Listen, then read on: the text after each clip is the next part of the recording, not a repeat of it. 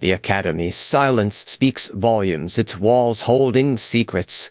God be dead. Humanity engineered worship of gold and revered arcane power, until finally, they turned themselves into slaves. How is this fair sense? How does this make any sense? The tension builds as the consequences of humanity's actions loom large, casting a dark shadow over their future. The game, modern fantasy best apocalyptic, these words hint at a dire future. Game, arcane soul. Oh, fucking Paterwin garbage. Fair question. Student, how did you manage this? You stutter, clearly embarrassed by your admission. The other student watches with raised eyebrows, expecting more to come. You stumble over your words, clearly trying to defend yourself. The other student raises an eyebrow, waiting for more. He sighs heavily, clearly frustrated by his situation. The homework looms large, a stark contrast to his passion for gaming. Free play mode finally unlocked. His expression shifts from frustration to relief. Cheer up, what did you expect after all that effort? The screen displays a rare SSR character, Heavenly Demon. The player's jaw drops in disbelief. He contemplates using the Heavenly Demon, clearly excited but unsure. His friends seem equally taken aback by the opportunity. He'll use his warrior kins to raise his Heavenly Demon, showing clear determination. He'll bid farewell to his warrior Kims, preparing for a new challenge. Heavenly Demon owner, he can hardly contain his excitement. Event, is this familiar? Huh, what's going on? Why am I in a hospital? Why am I here again?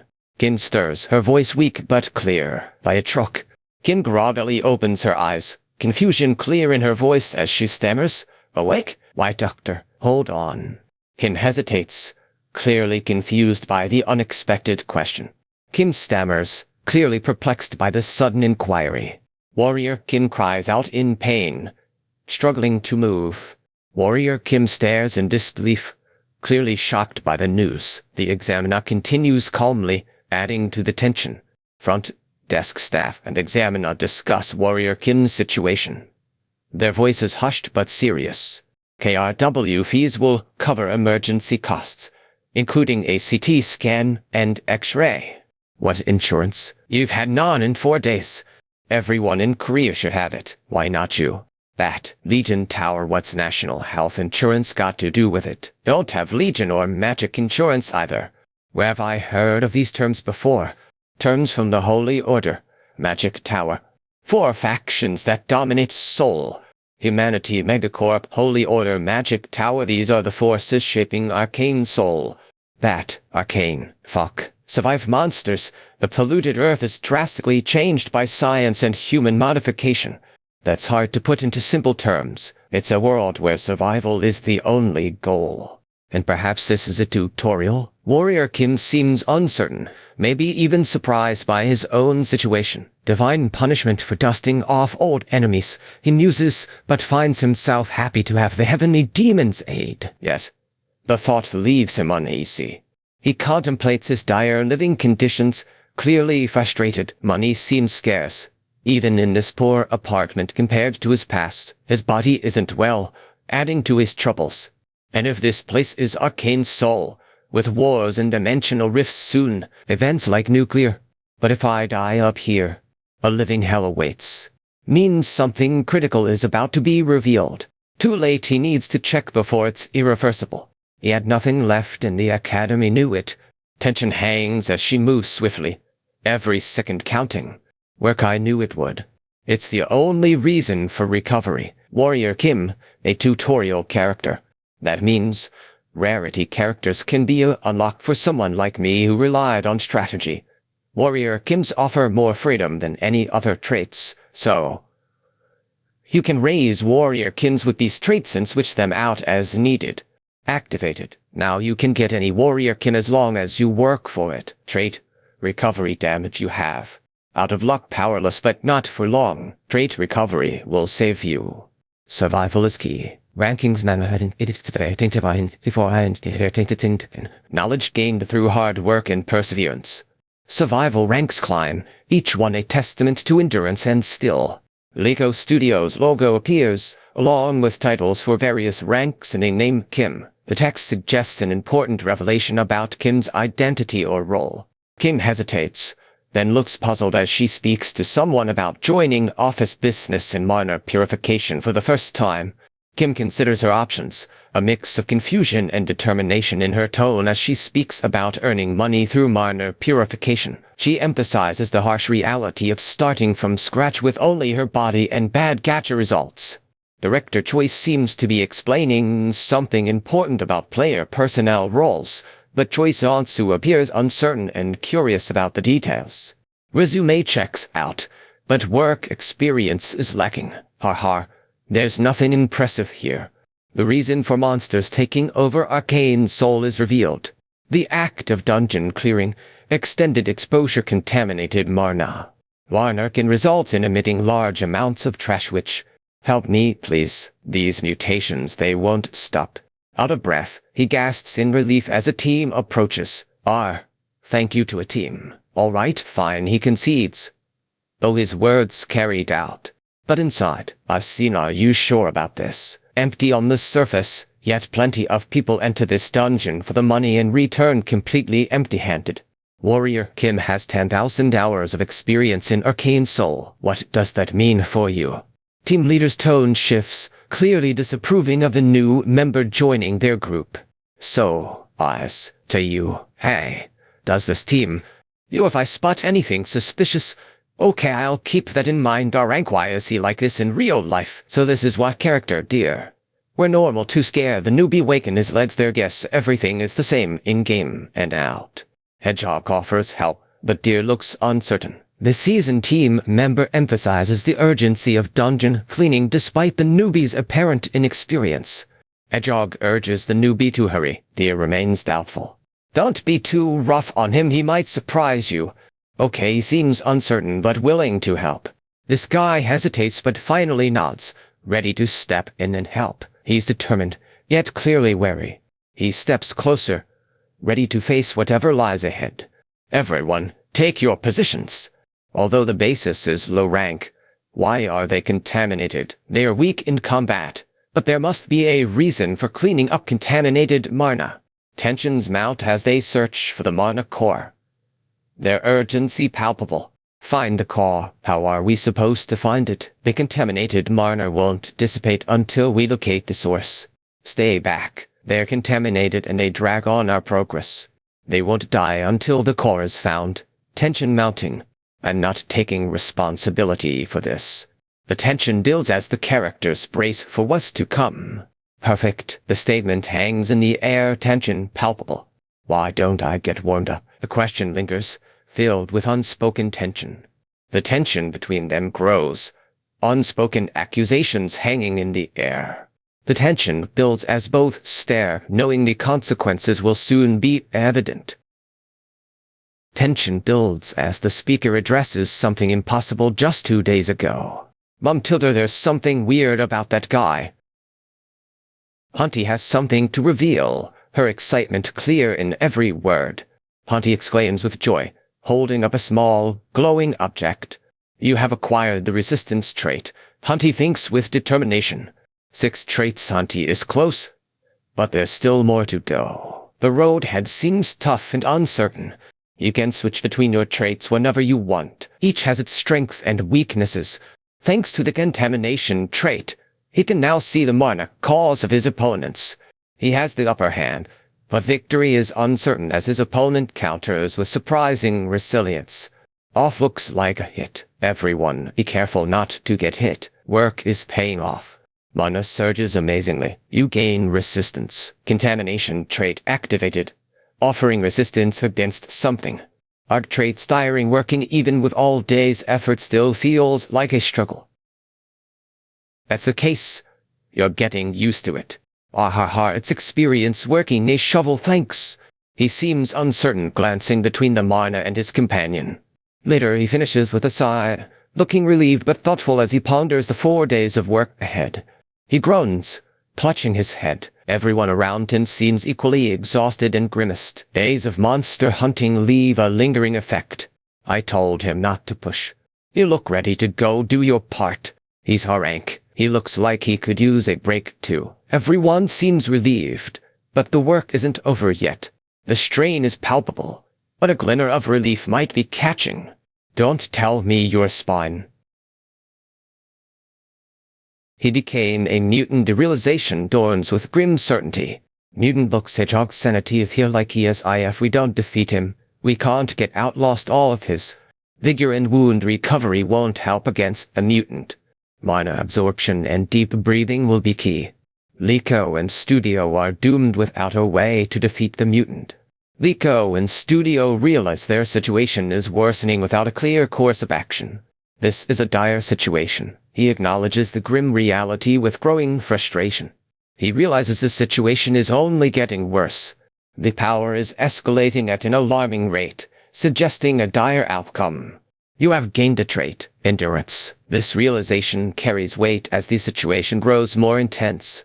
He clutches his side, clearly in pain. Too early to give up, I must think. His determination flickers uncertainly. Lastly, the final piece, mana absorption, will help me control mana and reduce all damage taken. Higher mana regeneration allows me to absorb the mana more effectively. Deep respiration grants. All right. I've gotten the basics in place. Come at me, you bastard. The challenge ignites his resolve. Tenfold amplifies his strength. Trait activated. Power surging by over. He clenches his fist, ready for whatever comes next. This nice. It's working. What's going on now? The tension builds as the character contemplates a surprising development. What in the world is going on? Something unexpected and worrying has appeared. For fuck's sake. This can't be happening. He's clearly in pain, struggling to form coherent sounds. The pain intensifies, his resolve waning as the struggle continues. Tenfold amplifies. Even with defense by over, it still hurts. Trait activated. Endurance pushed to limits. But she'll perish if she stops now. Attacking is her only choice. Though it brings great pain. Attacking continues, each strike driven by sheer willpower. Just a little more. The tension builds as the characters push beyond their limits, unsure what lies ahead. But what's happening now?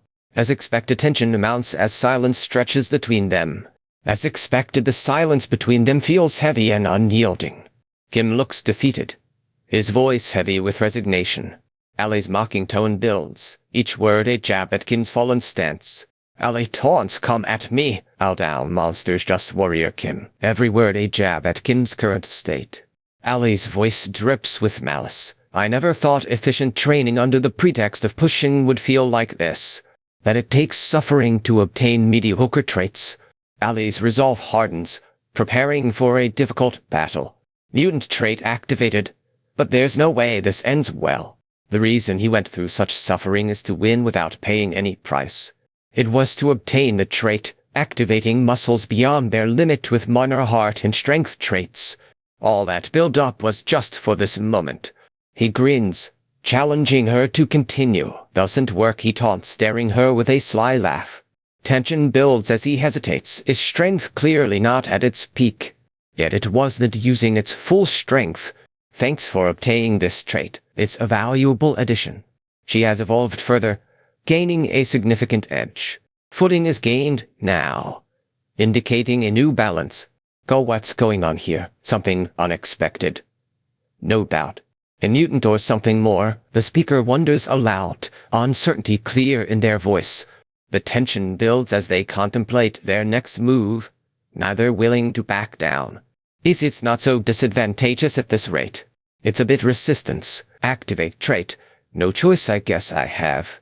Delete. I have myself resistance to believe in contamination. Trait activated develops resistance to contaminated mana. The uncertainty of her fate looms, resistance building with each passing moment. Resistance continues to build, her resolve hardening with each moment. Resistance deepens, her determination unshaken. Resistance builds as the tension remains unresolved. The question lingers, unanswerable in this tense moment. What is that? A monster appears, catching everyone off guard. He has a monster. Warrior Kim expresses disbelief at the situation, his voice tinged with shock and concern. What do I need that for? Warrior Kim struggles, realizing he has no choice but to act quickly. He pants heavily, exertion evident in his breaths. He finally utters it, a mix of relief and disbelief clear in his voice. Trait defense, the last line of corruption resistance. And you delete mutant muscles if you're in possession of mutant form and corruption resistance. Once you turn into a mutant, there's no going back. He hesitates, then stammers out a plea. The uncertainty in his voice builds tension. That's how your trait is defined. Resistance was key as Mutant 1 switched out for corruption. She hesitates, clearly torn between two paths. Her determination wavers as she faces a difficult decision. Level 1 Marna core obtained. She lets out a relieved sigh, though doubt lingers in her eyes. She seems satisfied, though her relief is tempered by something more. She seems uncertain, her expression a mix of shock and curiosity. He asks if she's all right, concern evident in his tone. She hesitates, clearly troubled by something he mentioned. He persists gently, trying to reassure her. She sighs in relief, looking around as if checking for danger. He smiles warmly, offering her a reassuring pat on the back. This must be a significant number of minor calls, safe to handle, right? Seonsu is forcing someone to work hard, seemingly against their will. The person appears uncomfortable and reluctant. You should have been told if your cleanup work. Well, by T makes sense that a superhuman awakens an authority where strength is power and ability. He'll need to play along, pretending he's a superhuman, for now. Let him believe it worked. If we divide it up, you'll get 50 million won. You take 5 million up to 5 regions. You clean them up this time. But we'll do it differently. Let's split the total by how many people were in the group. And 12 million, that's a substantial bonus. We'll take only 5% fees to work with you. You look like you're in a good mood, spending all that money. How should I use this newfound wealth? You must have paid a lot, gotten into quite a bit of debt. Well, a favor last time. He didn't finish well. Sorry to ask. But in this world, a little money might help someone. Not a good idea, but wondering if you'd be willing for this kind of favor. Support just isn't easy enough for a man. Don't do this. You're older than me. Though hesitant, he reluctantly uses a piece of paper, despite his reservations. It's not much. Is he new to this type of stuff? He bets the newcomer was sick too, suggesting they share more than their troubles. His tone mocks and belittles, hinting at her power struggle. He hesitates, then seems to make a decision. Tell him, he asks doubtfully. He seems conflicted, weighing his options silently. Teach him, he murmurs uncertainly. He contemplates the frightening reality, his expression grim. Artillery reality can be harsh. Money sure can't buy this kind of relief. She reflects on her recovery, noting it's still painful despite the time passed. She'll need to be more cautious with her abilities henceforth. As she continues to reflect, she acknowledges that her body changes are not as omnipotent as she thought, with side effects worsening depending on the traits used. Wait. On fist gang trait usage, their iron grip is a problem after limiting my ability to survive in this neighborhood. I guess Arcane Soul is dominated by local gangs rather than law. They still strut around with an air of arrogance. I did manage to survive, but it would be foolish to depend solely on superhuman traits in such a dangerous place. There are simply too many monsters around, doesn't it? It all comes down to items. He explains, you're here to sell some byproducts from monsters. He looks uncertain, weighing his words carefully. The prospect of selling a level 2 minor core seems to burden him. This item is unexpected and valuable. He struggles to believe his eyes. It feels good to finally get some recognition for his efforts. On the level 2 minor core, he's achieved something significant and is preparing to sell it for top dollar. Of course. Here's the 1,000,001 for the core. This way. Let me show you some weapons and armor as well. Your weapons on display will be hers soon. Soul. Excuse me, Heartilder, now that I have weapons, I'm playing Arcane. IT finally feels like I need some help. You can look for someone to go with me. Danger looms, but she seems uncertain about accepting protection. The offer of 500,000 speaks volumes. She hesitates, then smiles weakly. He watches warily, unsure if she means it. She points down the alley, her voice steady but unsure. This way, she says, almost to herself. Almost there. Why is she staying in such a shady place? She points towards an alley, her voice steady yet urgent. This way, she says, almost there. Come quickly. She stammers. Oh, it's too dark. Before a trait pops up, a night vision trait obtain. She hesitates, struggling to see in the darkness. She had underestimated the situation, finding herself in an unexpected light. Where is Junior? Wait, a gun. Trap. Is this a woman? He seems uncertain but composed, despite a tension in his voice. You gullible scoundrel. There's no other reason for this. You started a conversation. Him. Prepare to face consequences, you fool. The tension hangs heavy as neither agrees. Their faces set in determined silence. What is he doing? His legs are twitching, as if in pain or fear. The tension is palpable. Alive. For now we would have gotten more money if we had let him become a mage. Let's loot his bag and equipment. He groans in pain, clearly injured but still alive. He stutters, clearly shaken. Don't tell me he's still alive. Damn. I can't die with betrayal on my mind. To someone who repays kindness with trait. Bulletproof vest. I exited the store before this. Good thing. He broke the silence, his voice low and dangerous. You have a thing. Where are you looking exactly? I saved your life, so I'm taking something in return. Liko, you son of a bitch. This now. You bastard. He's taking your life back, worded with icy finality. You seem ungrateful, considering what I've done for you. Careless. I was too trusting. That's you okay, dear? Are you all right? Isn't soul the scariest thing? Mutants or monsters, too easily trusted people turn into something worse. I won't make that same mistake. That's enough. Arg. Right. I should be safe. Kill the deer just to be sure. His legs have transformed. Deer level 1 pauses, seemingly surprised as it completes its transformation. Superhuman awakening momentarily stunned. They did game awakening, making this warrior Kim a shitty job. Superhuman awakening, indeed. Awakening of this game's superhuman state is a fundamental part of the gameplay. Words in other A-level superhumans are strong enough to threaten ordinary civilians within Arcane Soul.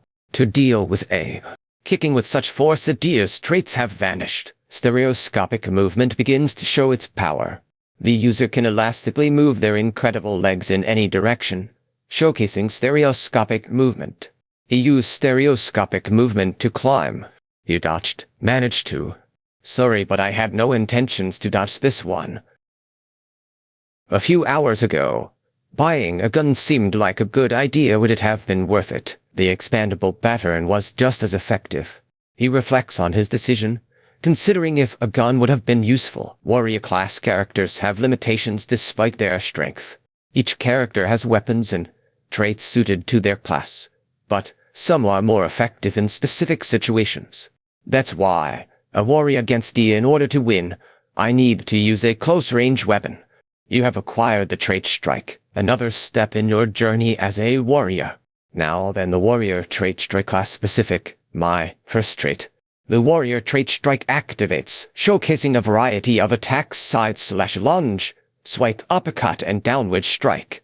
Coming so far, I can't stop now after this opening. Should I dodge this? Even if it means injury, she won't back down. She won't let up, pushing harder with each strike. You have obtained the trait combo. The best warrior class trait build for early stages awaits you. The warrior prepares for the next attack, determination in every muscle. She pleads weakly, her voice barely above a whisper. She defeats her opponent, but at great cost. My entire body is filled with pain. Liko appears, revealing his identity as a superhuman warrior Kim from Arcane Soul. The text awakened looms large, hinting at a profound realization or transformation. Warrior Kim stands, now marked level Roman 2 superhuman. The transformation is palpable. Superhuman status continues to be established, leaving the audience in suspense about its implications. Loans come with more than just high-paying jobs. Will he accept? Huh, you've done it, Iron Fist Kim, Warrior Kim. This guy's Iron Fist Kim, Warrior Kim. He is the second basic character given in Arcane Soul after. The problem is a prosthetic arm, their primary weapon specializing in shooting using... Huh, you've done it. Within their territory, Iron Fist Gang's feared boss, Iron Fist Kim, is the one who provoked this conflict. Suddenly, you say, are you okay? The threat from Iron Fist Kim looms large. Bloody, you made one hell of a choice. You defile our territory, he declares with fury. Easily, is that all you've got? But you miss one thing. I'm not the type to die so easily. Or what is this? This bastard just pulled the trigger.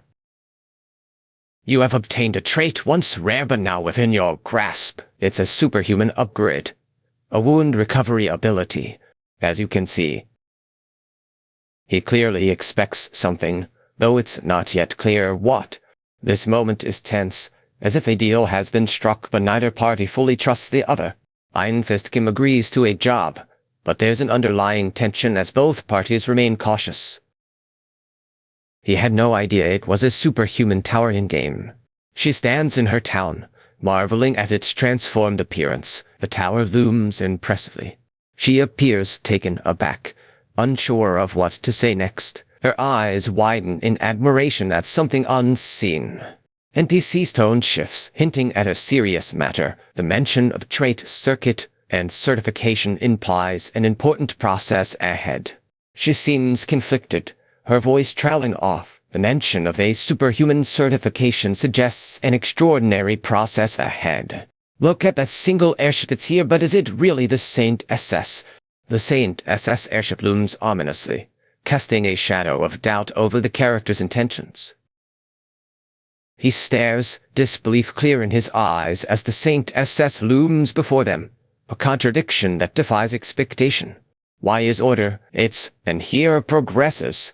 Honor, Father Saint SS of the old, but, as the story tutor, revelation strikes, startling the listener. The order is actually the Saint SS here for Marna. Indiscriminate attacks on citizens by a cult disguised as something more sinister than expected. Well, the revelation hangs in the air, stark and surprising. That loud Marna measurement, it's disrupting everything. Tension builds as the Saint S's arrival shakes the very fabric of the measurement readings. Saint S questions the world, her level and traits defying expectations. That squadron's superpower, this isn't just cheering for an aircraft carrier. A level 8 superhuman can compare to a walking national level threat. Will wipe out Soul and a superhuman with such strength. At you, 3 for now, my Marna. Throw rocks. It'd gather too much attention if they treat me like a madman. Let's just measure. There seems to be an uncommon ability. Your Eminence, what's the matter? You seem to have an intriguing ability. But wait a minute. You surprised me, Master, just now. What did this boss say? Rico Studio mentioned the traits. He seemed to sense a change. Did she just? She seems uncertain, her voice trembling slightly as she continues to question the unexpected revelation. Why would she talk to him? It seems like the Saintess is treating a mere ordinary warrior with unexpected respect. Kim hesitates, clearly uncomfortable. The priest questions his name with a mix of curiosity and formality. The old father's tone is commanding, leaving no room for Chinese letter. The old father's tone hardens, leaving no doubt about his demand. Drake's face shows a mix of frustration and resignation. He must submit to baptism or face the consequences. Soul stands starkly, the arcane world at odds with the mundane. The old father's demand looms, leaving no room for negotiation. This is like being forced to bet everything on a losing hand. I refuse to be baptized. I must have heard you incorrectly. You stand before an authority figure, silence heavy between you. He speaks with a stern tone, his gaze unwavering. Inside you, free will does not forget, has taken root, your feeble mote. That holy spark. If you cannot overcome such trivial trials, but a studio and his words carry no weight here.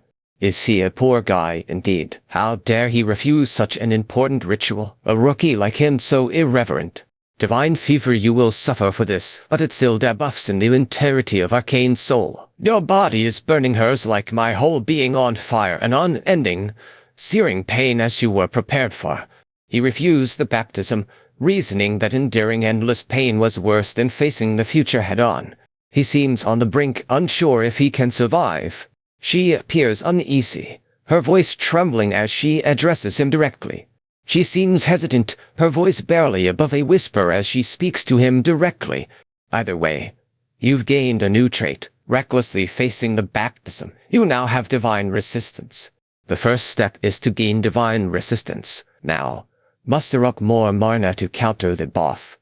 She strikes, but hesitates mid-action. A shocked expression on her face as she cries out.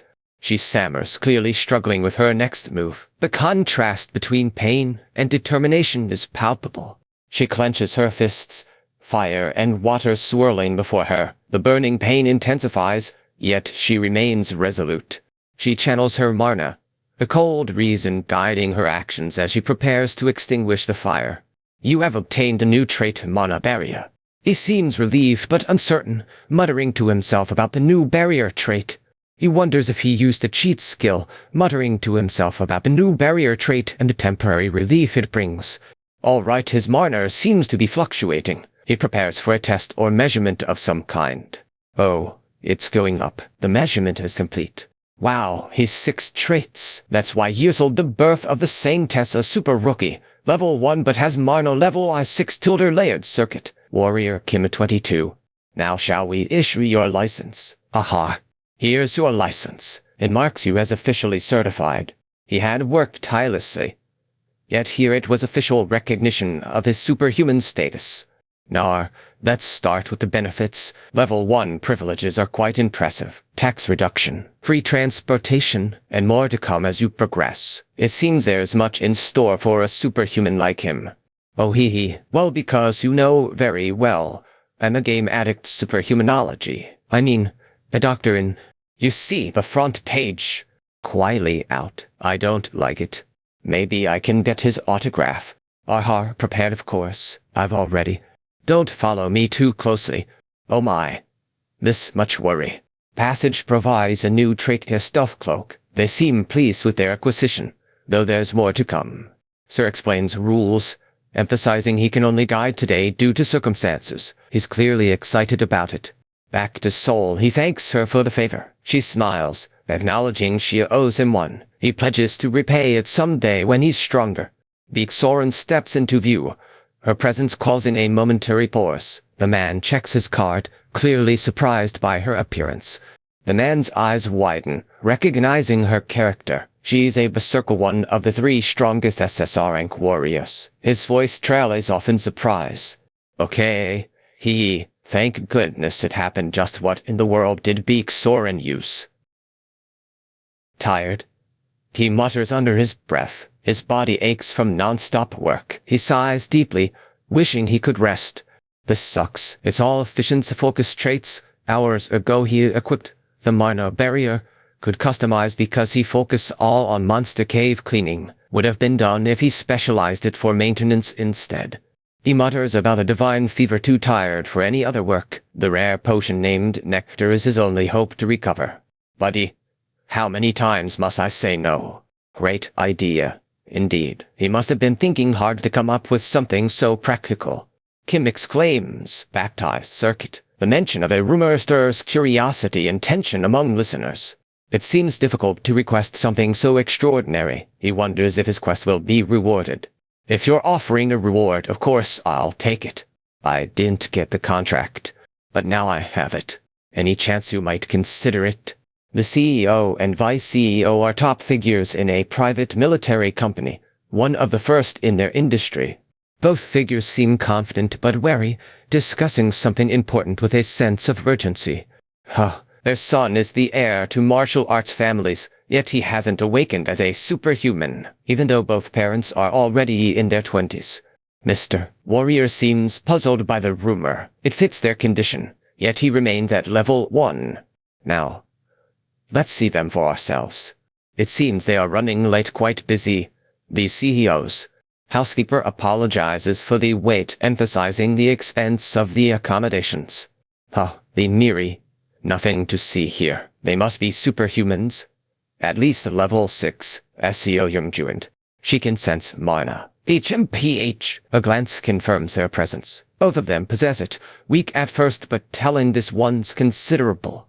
That's the guest seat. Don't sit there. Can't do it. Talking like that here. Seeing you in your room. If you're serious, yes, ma'am. Thank you for coming all this way. Correct. Awakenings require acceptance. But first, I must check your son's condition due to a special reason preventing him from... Honey's expression shifts to confusion, her tone softening as she reassures someone. It's not an outsider. I'm sure you're aware of the situation. A fainter? No. If you accept our request, we'll also be in dire need. Something that can only be told to someone directly involved. Certain, and I'm becoming more confident. Exactly what I need. More and more needs to be kept confidential with their son that there's a problem.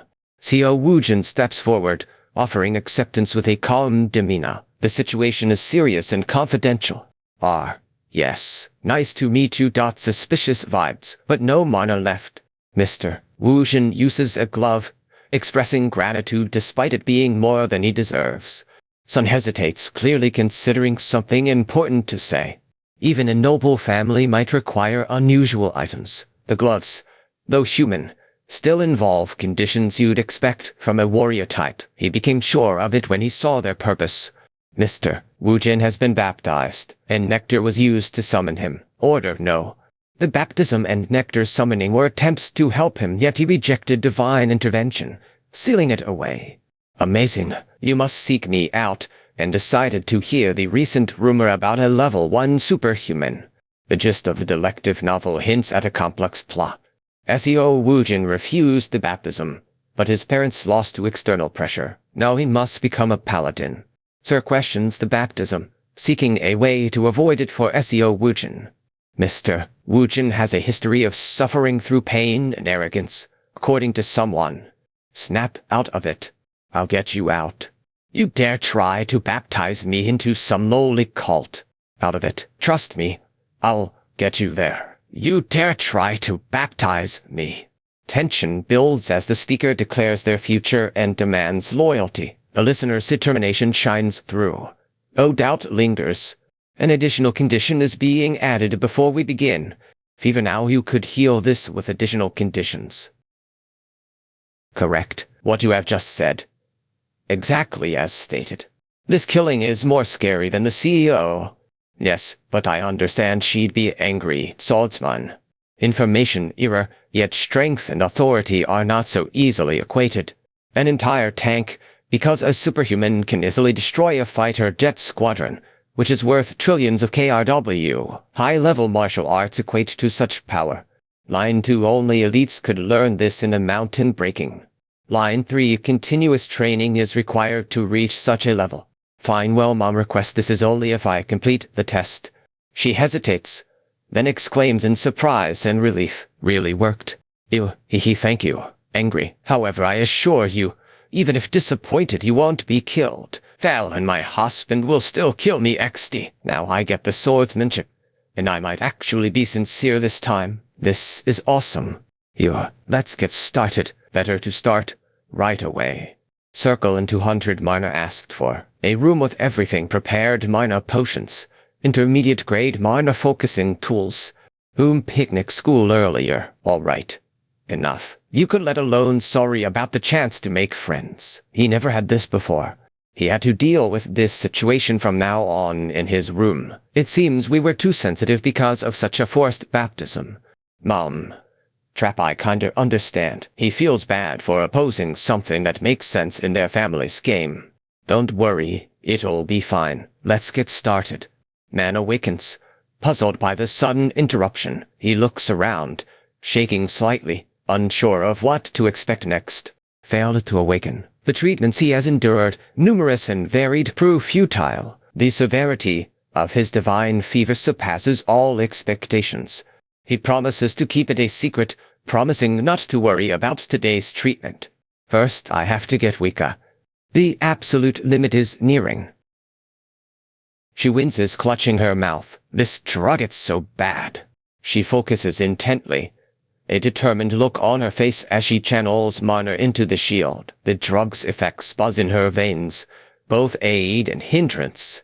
Amazing barrier has been completely pushed out. The divine fever's effects are undeniable. You have to take off your glove and push your hand out. It's too early for mana sealing, don't be surprised. Then you just have to grab the divine fervor's will. The barrier will be bearable since you'll be inside. Orders to follow. The glove will be baptized. This is just the beginning. Just how much mana he must have, an incredible amount inside his body. This is scary. But she must grasp his hand. It hurts more than when the saintess baptized me. Fever grips him, a burning sensation overwhelming his mind. Whoa, what just happened? It's a success. The user can absorb damage others take. Crap, damn right, but it's bearable through that. I took off some of his divine fever. Stop, stage. This is not over. Do not weaken. The final divine fever is severely damaged. Okay. Awaken and attack. Until you weaken me, revisit your childhood struggles. The years of practice define this moment. The tension builds as the wooden sword clatters to the ground. Its impact a stark contrast to the severe divine fever still visible in Seo Wujin's eyes. He gestures protectively, his voice firm and resolute. You stare in surprise at the broken wooden sword in your hand. Even with that trait, of all things, I'll be in critical condition from just one strike. Quite the lesson, indeed. To think that she teaches swordsmanship of such quality. Evasion is his only hope against such relentless strikes. He begins to awaken, steam rising from his form as he prepares for a critical moment. What is this sword? SSR rank, and Seo Wujin is shining too. Guy class that sword at reaching a state where it becomes the person. He's in a complete trance, sword and self merging into one. He grips the sword tighter, the merging of man and weapon intensifying. She swings her sword, the impact sending shockwaves through both weapon and wielder. He remains in a complete trance, lost to the world around him. I'll die if I get hit. Possible first. I need a defensive trait to bring out every protect mana barrier, strength and endurance, perseverance, mana hearing. To arms, and focus the barriers onto my mana focusing circle with the help of tension builds as the figure concentrates. Mana energy swirling around the mana focusing circle. Tension pulses as the figure's concentration intensifies. Mana energy swirling closer to the mana focusing circle. She did it. She successfully created a mana shield trait. She combined the traits, creating a mana shield, but at what cost? What unexpected turn of events has occurred? Oh, he's asleep. How dare he rest after nearly killing me? His actions are unforgivable. Seo awakened his character, boosting his rank to SSR. He seems conflicted about Wujin's new form. Perhaps a warrior, not a paladin. He acquired one with the sword as his starting trait. Seo Wujin is now a paladin, owing favors to someone. This change will affect their future story. Seo Wujin isn't upset about his change to a paladin. Sir, thank it's nothing. Tutor Seo Wujin really overcame the divine fever. He's finally awake, though how long he was asleep is unclear. I'll have to provide additional support. Oh no, it seems he must. You don't seem convinced, sir. My offer is too good to refuse. Goodness, it hurt my heart to reject such a deal twice.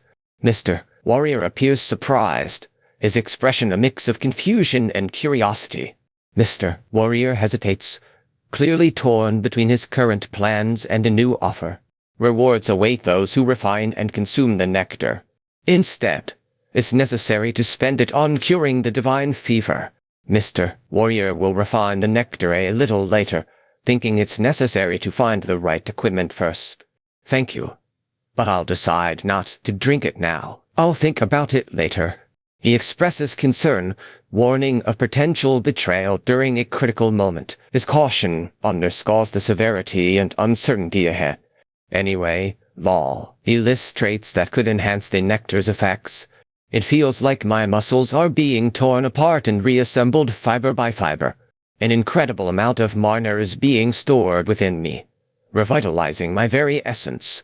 Warder has obtained a trait, signaling potential changes ahead. Game, you have obtained the Black Flame trait, signaling a significant upgrade. Notifications pop up. He'll text back later. Training those two traits should focus his mind. Problems will wait. Ugh, so noisy. What's going on? Gang, the dagger is away from usual positions. Doesn't even text first. Is this nonsense? He's certain you will need assistance. Yet understands your hesitation. Ignore them all and steal your resolve. It's likely because of those in the sect who respect reaching out by message first. Time to re-examine yourself once you learn that other members may complain as well. Fist Gang, the Dagger Gang. They are one of the opposing gangs of the Iron Sect. He hid this within his text secret message indeed. He seems to be piecing together Director Choi's message, considering its implications carefully. The equipment information was likely leaked as a ploy to stall for time. Nectar needed for the equipment refinement. He must decide carefully. Arcane Soul. Oh, everyone's responsible for their own life in this city. He trusted in me that whole night, signing the contract because of you. A rookie superhuman isn't telling us where it is. He has no choice but to comply, despite his reluctance. The situation leaves him with little recourse. No answer, right hand. JS Jolly. It's the same hand. Boss appears, sending shock through the room. The speaker's voice trembles with fear and anger, launching grenades at our position. The wrong guy gang picked a fight with the wrong guy.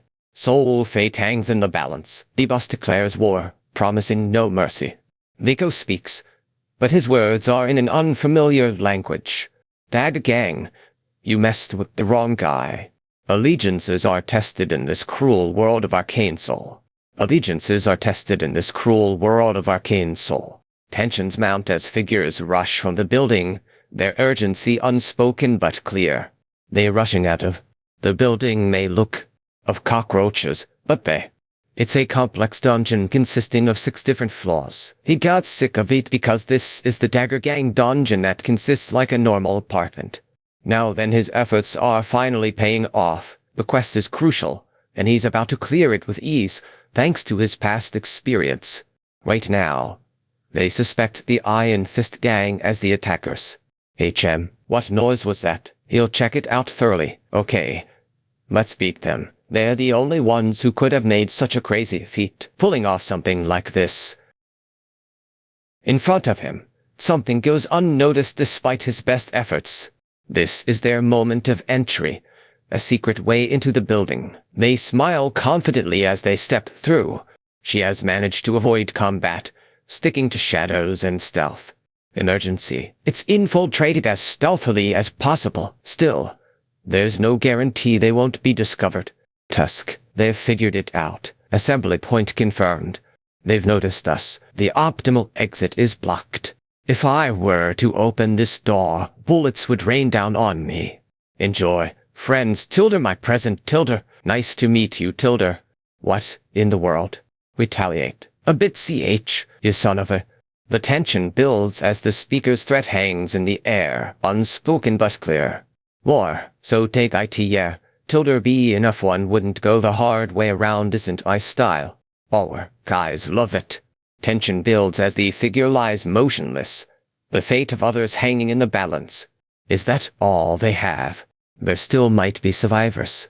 Trait obtain. The sensitive trait from this dungeon will be useful. Now happens, but the real danger starts in the boss's room, right before the 5th floor, where nothing remains from the 4th. Members wait there, ready to gang up. Something feels off in this room. Here something's not right. The room is empty, yet. Wait, I can hear something. A drone hums silently through the air. Its presence a mysterious intrusion. Tension builds as the drone's hum grows louder. Its presence more insistent. Damn it, the tension is palpable, every moment stretching thin. I gotcha, you little rat! Assassin. Got who you say, level 2 superhuman boss of the Dagger Gang. Strange alliance indeed. Didn't go the knife through like a rat. Aren't you dressed up? Who's on the 4th floor? Didn't expect a rat now. The boss room triggers a linked attack. Sensitive and focus traits activate upon player entry. Must equip the pattern to proceed. Already. Don't be so surprised your 5 senses. Ha, you blocked my ambush, an assassin. Indeed, I have to feel where his attack will come from. Liko targets you with confidence, ready to make you regret your surprise tactics. Damn already, don't be surprised. You blocked my ambush. Me, I'll make you regret this ambush. He moves slowly, exuding calm despite his urgency. He is fast. As expected, poison dagger at the ready. Longer the fight, more dangerous I'll be. Stop with the bullshit. Aren't you? Come at me if you dare. That's sort of the situation for someone who's been holding it poorly. You can tell he's got a big mouth. A gunner from your ranks can't even assess the battlefield properly with firearms until now. She aims with determination, her voice echoing the resolve in her single chance to strike. Kekek, too slow. And that's now. Guard down while he has his. The gunner's guard is down, and the swordsman readies his attack. Sorry, gunner using a what kind of attack is this? Strike combo. But now gunner trait switched. Once I change my abilities, I'm no longer vulnerable. First style swordsmanship, a mountain-breaking warrior armed with something unseen yet powerful. Kukuku, the crusher mountain begins to tremble. You let your guard down. Is not done yet. This isn't over. The struggle continues. He's pushed to his limits, yet still fighting. At the end, my guard down. Hurry to her aid. The intruder is nearby. No time to waste. She must leave this building swiftly. Carve quickly to the 5th floor. The Dagger Gang HQ is this way. Hurry. Just. Mister, you're caught. How did you? Aren't you superhuman? End up getting quite a handful. Indeed. Coming up. Save me, of course. You came all this way for me. Let's get out of here first. They're still around. Those bastards. Look what they did. Hop on my back. Pardon. Spot first. Thank you. No need. Well, then there's no time to ask more from you, just this once. In a hurry. So let's go. Soul arcane loyalty. He kept his even while enduring such brutal torture. Gosh, I'm so sorry. You have obtained a trait of poison resistance.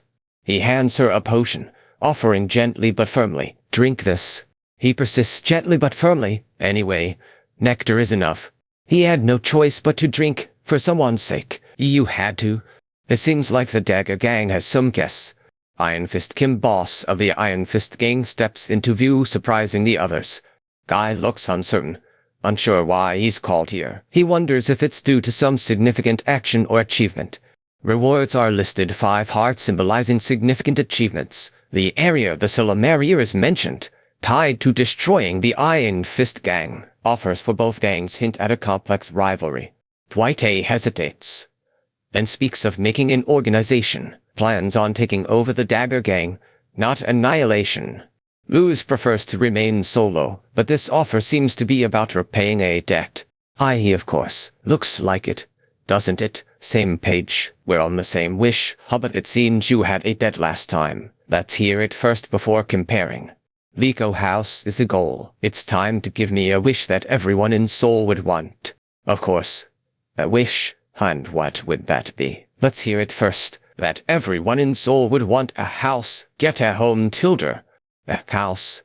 Get a home, Tilder. You say since I work alone. A proper base is needed in this harsh world. You are considering a villa or an apartment, but prefer a standalone house, one with guaranteed security and soundproofing. None of those will do. You need a house in the countryside. And additionally, there must be a training facility in the basement. You say, well, Silum, HM. There is one that I know of. Janubong on the outskirts of Silum, along the ridge of the hill. It's a standalone house located there. Seoul is indeed the base for arcane studies. This house at Janubong Ridge seems fitting. Love the air and the view. Indeed, the fight inside is refreshing too. So, this is what having a proper home feels like. Such a magnificent house. What I'd do to have this. Even when hospital bills were like 20 million. First, no idea I'd end up in Arcane Seoul. Director reveals more about their status and future. Progress in the city alters the game's plot, hinting at upcoming challenges. Alright then. Choosing this house marks a new chapter. Time to uncover the real reason behind it all. Alright. He heads towards the underground training room. Time to get to work. Wow, it seems something is at work. I thought, kekek, I might be able to finish this faster than expected. Deep, my ass, I thought faster than I didn't know. But was it always this easy when I played the game? Spring brimming with Marna, she exclaims in delight. The Marna Spring's healing power is palpable, making her feel restored. Even characters soak in its healing properties, their debuffs fading rapidly. The Marna Spring offers a miraculous recovery, attracting all who seek relief. He had to go through a lot of trouble to reach this place, unlike in the game where it was easier.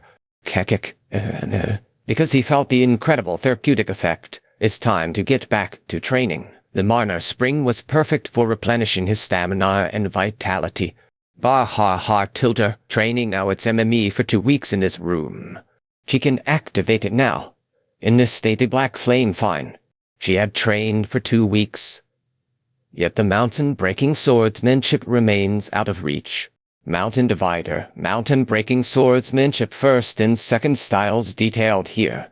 Now focusing on the third style of mountain-breaking swordsmanship using the black flame TECHNIQUE Chinese letter Chinese letter Chinese letter Chinese letter Chinese letter Chinese letter Chinese letter Chinese letter Chinese letter Chinese letter Chinese letter Chinese letter Chinese letter Chinese letter Chinese letter Chinese letter Chinese letter Chinese letter Chinese letter. Fire and mana ready. He focuses on stabilization. Notion of single-point technique strengthens his resolve. He muses on refining his technique to reach a superhuman level, yet acknowledges his current limitations. He needs a specific technique to fully absorb nectar mana and advance to level 3. Of course, it's not easy to obtain given. I'd like to purchase it, kekek.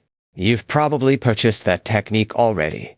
Kim Chunbok's antique shop is located here in Shinwon Marketplace, but now it seems to be closed. Kim Chunbok's shop is closed. It's still locked shut. It doesn't sell anything today. Kim Chunbok's shop remains closed, its door securely locked. The sign indicates it's not just empty but officially shut for now. Kim Chunbok's shop is one of many closed in Shinwon Marketplace. The others have also shut down for now. Studio Liko knows something different about Arcane Soul. While Stace, the market seems to be doing better even with the owner present. Something is not right here. Thug's Iron Fist gang has taken over. Customers can't avoid their fights. This must be what it means to own territory. So, in the original gang's story, they fight each other, destroying the Dagger Gang. What do you mean by naturally the Dagger Gang? But this time, you're trying to claim it for yourself, under their control, indeed. Because of Thal, this marketplace became a battlefield as other gangs fought over territory. Out. Task first, idiocy. Wipe them out. Look at these fools. Go again. I'll handle those thugs myself. Take a look at this mess they've created. The tension builds as the poison gang's underboss watches from the shadows, his eyes narrowing on the Iron Fist and Steel Scorpion gangs.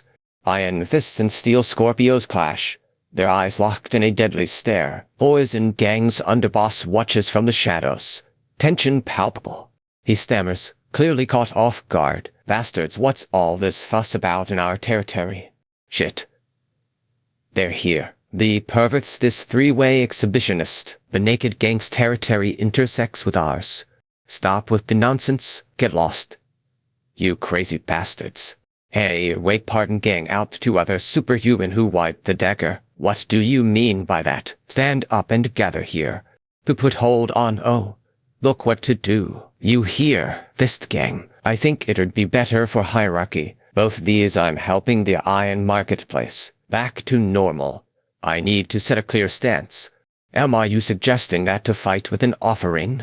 You want to make everything unnecessary damage avoidable. Are you alone in this divine fever?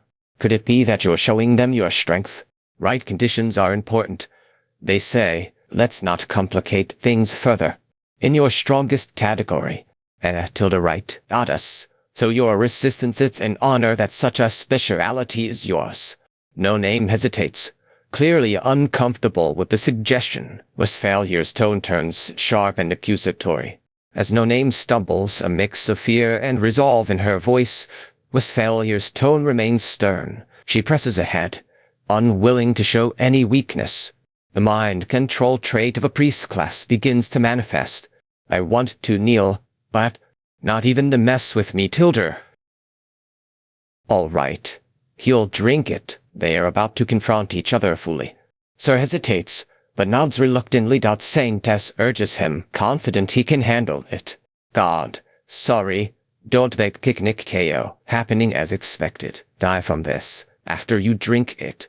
But that's not for the antidote. It smells awful, they're poisons. A punch if I don't. It's the poison she gave me that causes the most pain among theirs. Be prepared to take it. Shit, he swallows, feeling the bitterness burn his throat. He feels his blood boiling, a mix of fear and determination. His friend's desperate plea echoes in his mind. Vigo initiates a meditation.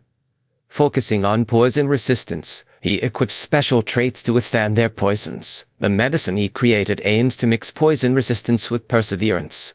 He focuses intently on his arm, the drug resistance trait clearly visible as he struggles against the poison energy. Done with the focus, he thanks his ally. Now for the final step.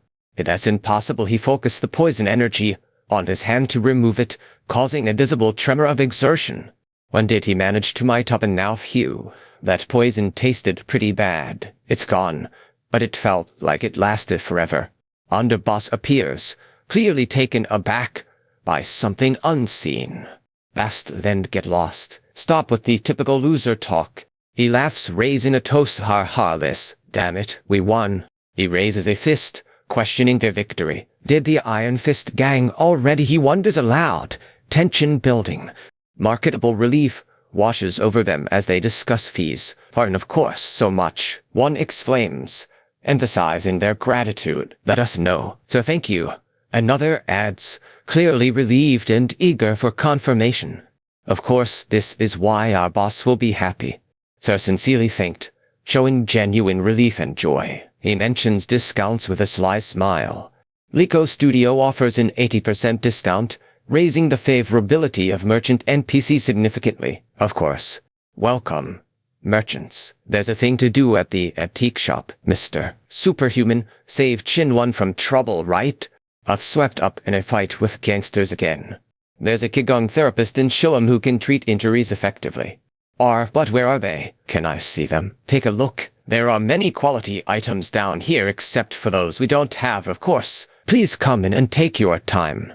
He hesitates, then speaks nervously. How did you know? He cites you. Thank you, Tilder, only showing what I usually reserve for regular customers. But since this is a first time, all right, you'd like to see more unique items in the game. But above all, Kim Chan-bak had a lot of magical products here. This is just a collection for you to look around as much as you want. This item is secured now.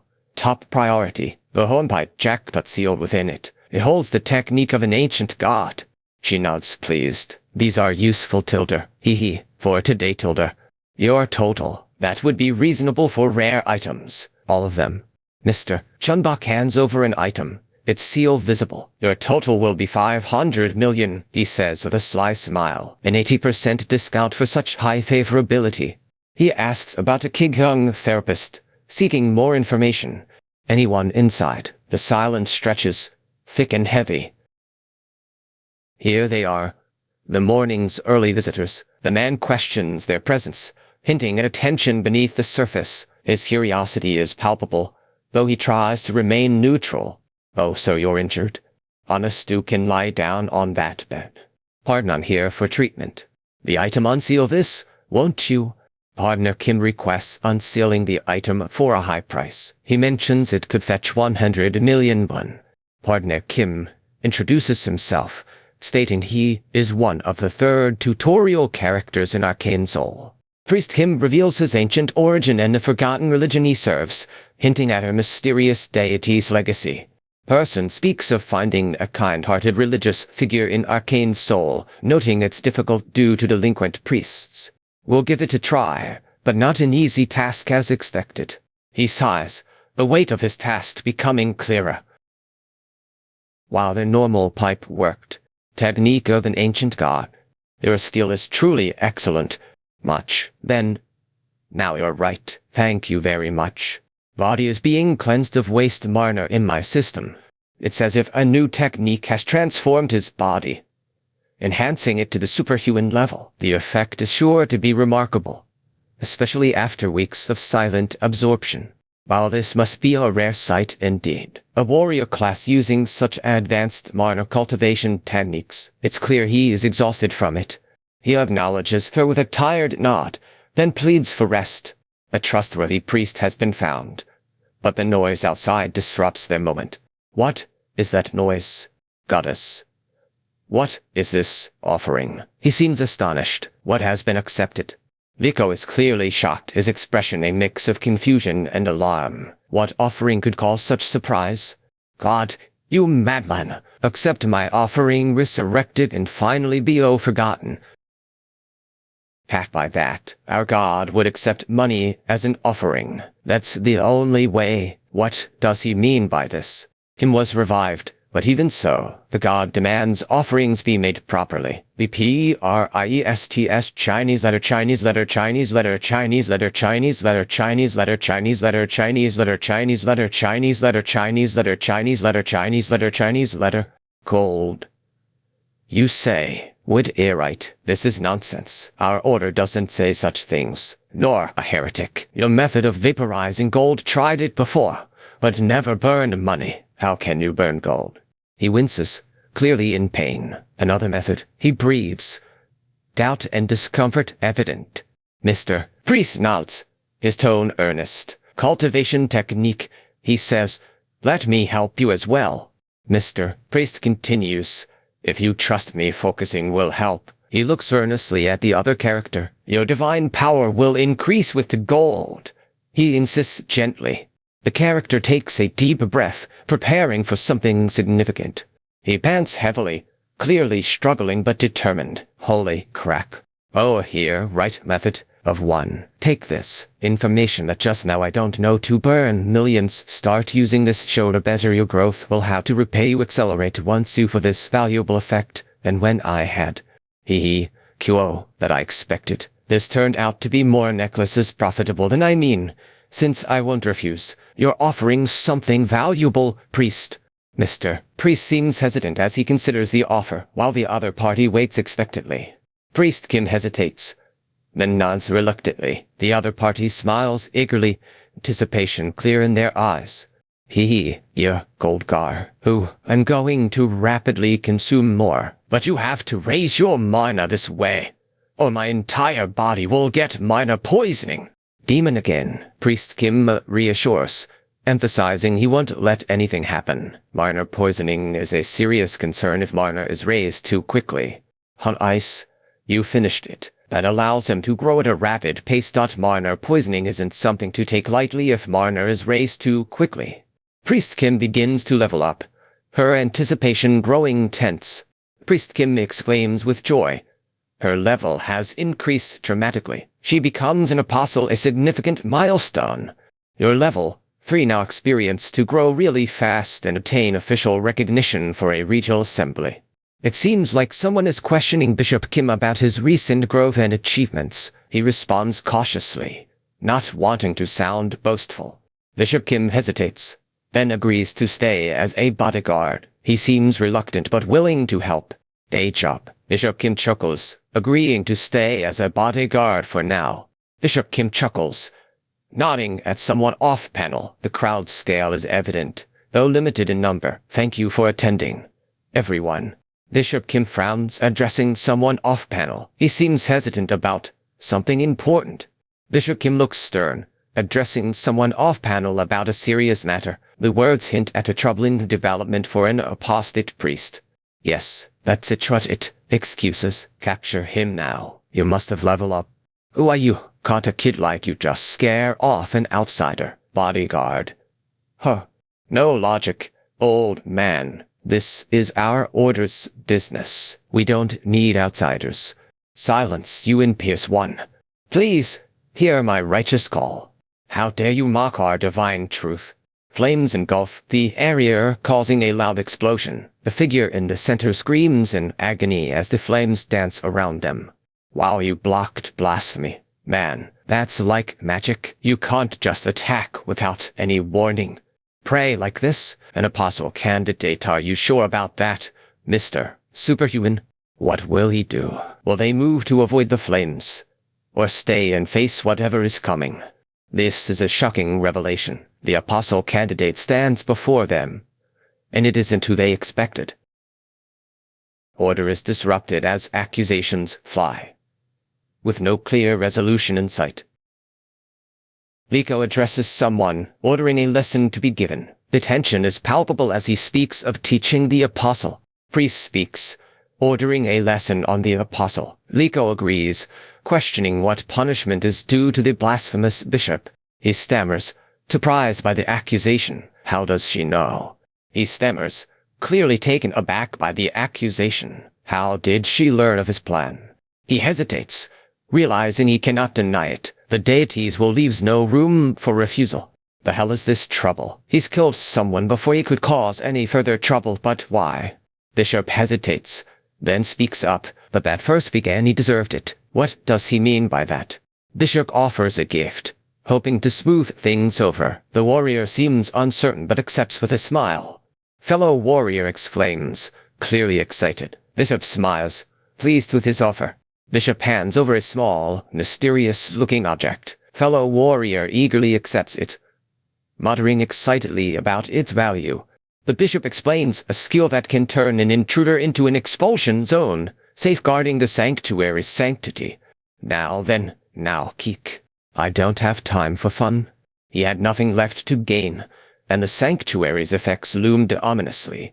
He coughs weakly, his voice strained. Maybe he overtrained and pushed himself too hard. But even my mana and skills have increased. Indeed, work well. It's been a while up a little. Hello, Director Tilder. With a hint of irritation, Director asks, do you have any requests that need addressing? Director raises an eyebrow, clearly intrigued by the new information. An entire cleaning team. That's quite a task. Director raises an eyebrow, intrigued by the mention of a reward for completing a task. Debuff, an arcane rifle. You have a request. An arcane rifle involved. The director appears intrigued but hesitant. Debuff, an arcane rifle. He questions, raising an eyebrow. Director hesitates, eye narrowing at the mention of an arcane rifle and debuff. Flame 1. He questions, skeptical. Director's tension mounts as he considers the strange orders and warnings from before. It hasn't been cleaned properly, yet it feels off. Something contaminated. Damn, the monster is coming from multiple directions. Noises are getting louder. Shit, it's behind. He can't tell where they're coming from. He unleashes a fierce attack, his anger and determination clear. The tension builds as whispers of impending danger fill the air. Wait, its wings are bulletproof. This is unexpected. Holy shit, if I didn't switch out to a bulletproof rip apart. In that case, getting longer wings will be disadvantageous for me in the fight. He'll have to end this fight with precision. Aiming carefully. A new trait appears as it prepares for the next shot. He made it. But at a cost. The laugher hints at victory tinged with desperation. Wait, maybe one skekek. I can't face all of them. Feigning stealth, he contemplates his next move, weighing his options silently. He chuckles darkly, addressing invisible companions. At once, he declares his intent to white out his foes. There they come, more where they came from. Kekek, tactics are key. Use these smart girls wisely.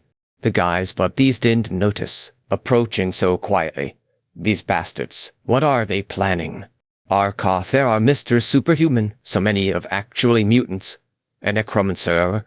A spectre initiates a conversation, surprising everyone present. The spectre's voice crackles through, surprising all present. The necromancer must be nearby, unseen. The Janitor Association calls for meeting on contaminated mana. Territory issues spark curiosity and concern. Mr. Superhuman listens intently, clearly troubled by the information. Mr. Superhuman considers the information. his expression growing more serious. Mr. Superhuman contemplates, his expression firm. He considers the Janitor Association's offer, intrigued by the potential. Fine. If you want me to join now. A formal address. Demanding attention. Kekek. Sit down, buddy, and listen up. Spectres. Oh right, firearms are useless against them. TCH.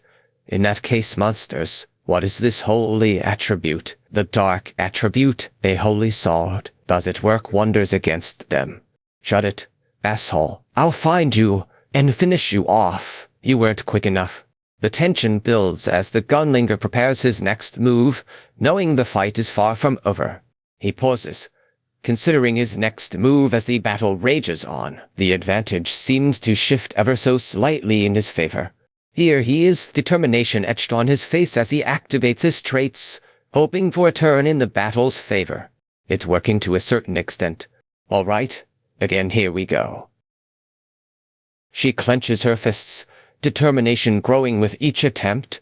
Trait revealed, a rush of power and determination.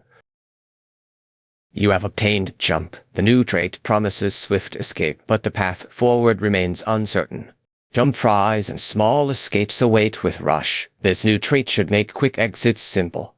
He can slash right through them with ease. Cleared out time exhausted. That's most wow. Amazing. A confident declaration echoes, challenging the unseen. If you're that, show yourself. The air hums with anticipation. Kekek. Charon's Corruptor struggles to heal, accepting a level 2 undead servant's gift. Charon's Corruptor visibly struggles, unable to heal fully despite the gift. Ha ha ha, what? The tension builds as the knight prepares for an unseen threat, his stance rigid and focused. Right on cue. He dashes past them with a quick step. There he stands, the moment they've been waiting for. You coward, prepare to face my wrath, little necromancer. A rank necromancer. You did expect this encounter, didn't you?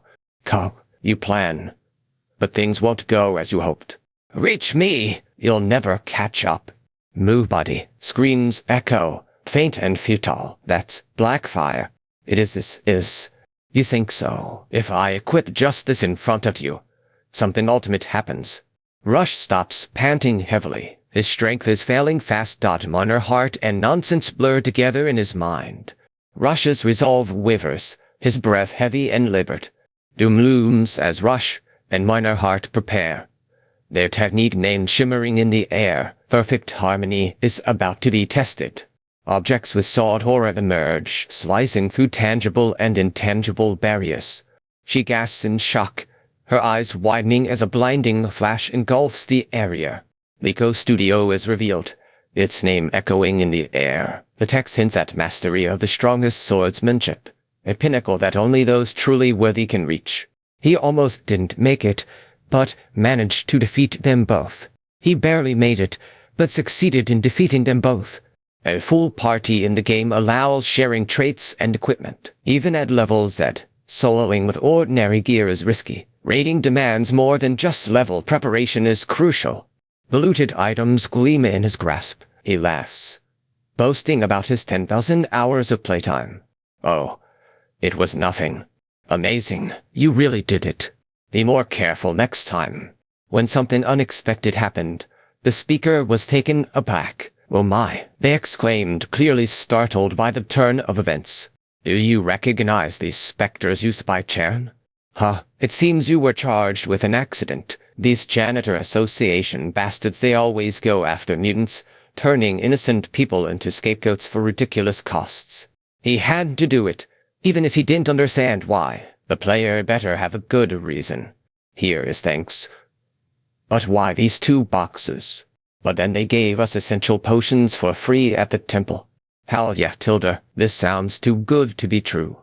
They will survive against me, but we can't just let them retaliate with something of this scale. Sail pass, find a way to defend ourselves. Well, it might be wise to avoid the Janitor Association for now. Mr. Superhuman advises staying low to prevent retaliation. Best idea. Indeed, linked quests await after clearing the Janitor Association. Hiding might buy some time, but conflict is inevitable. Sharon's route is fraught with trouble and wasted time. The Janitor Association quest looms as the worst option, with direct confrontation inevitable. Director's challenge seems dire, involving superhumans. Janubon wonders if they've heard of a conflict with the association. That place is Silim, right? It's owned by the Janitor Association, so you'd get in trouble if you went there. Janubon seems concerned about the Janitor Association's motives, suggesting they're more than just criminals. Director lists items needed, including EMP bombs and claymores, indicating a serious plan. Janubon appears uneasy about the scale of their preparation. An amateur's cost estimate. The landfall should suffice. President Janubon declares his confidence, leading an implied challenge.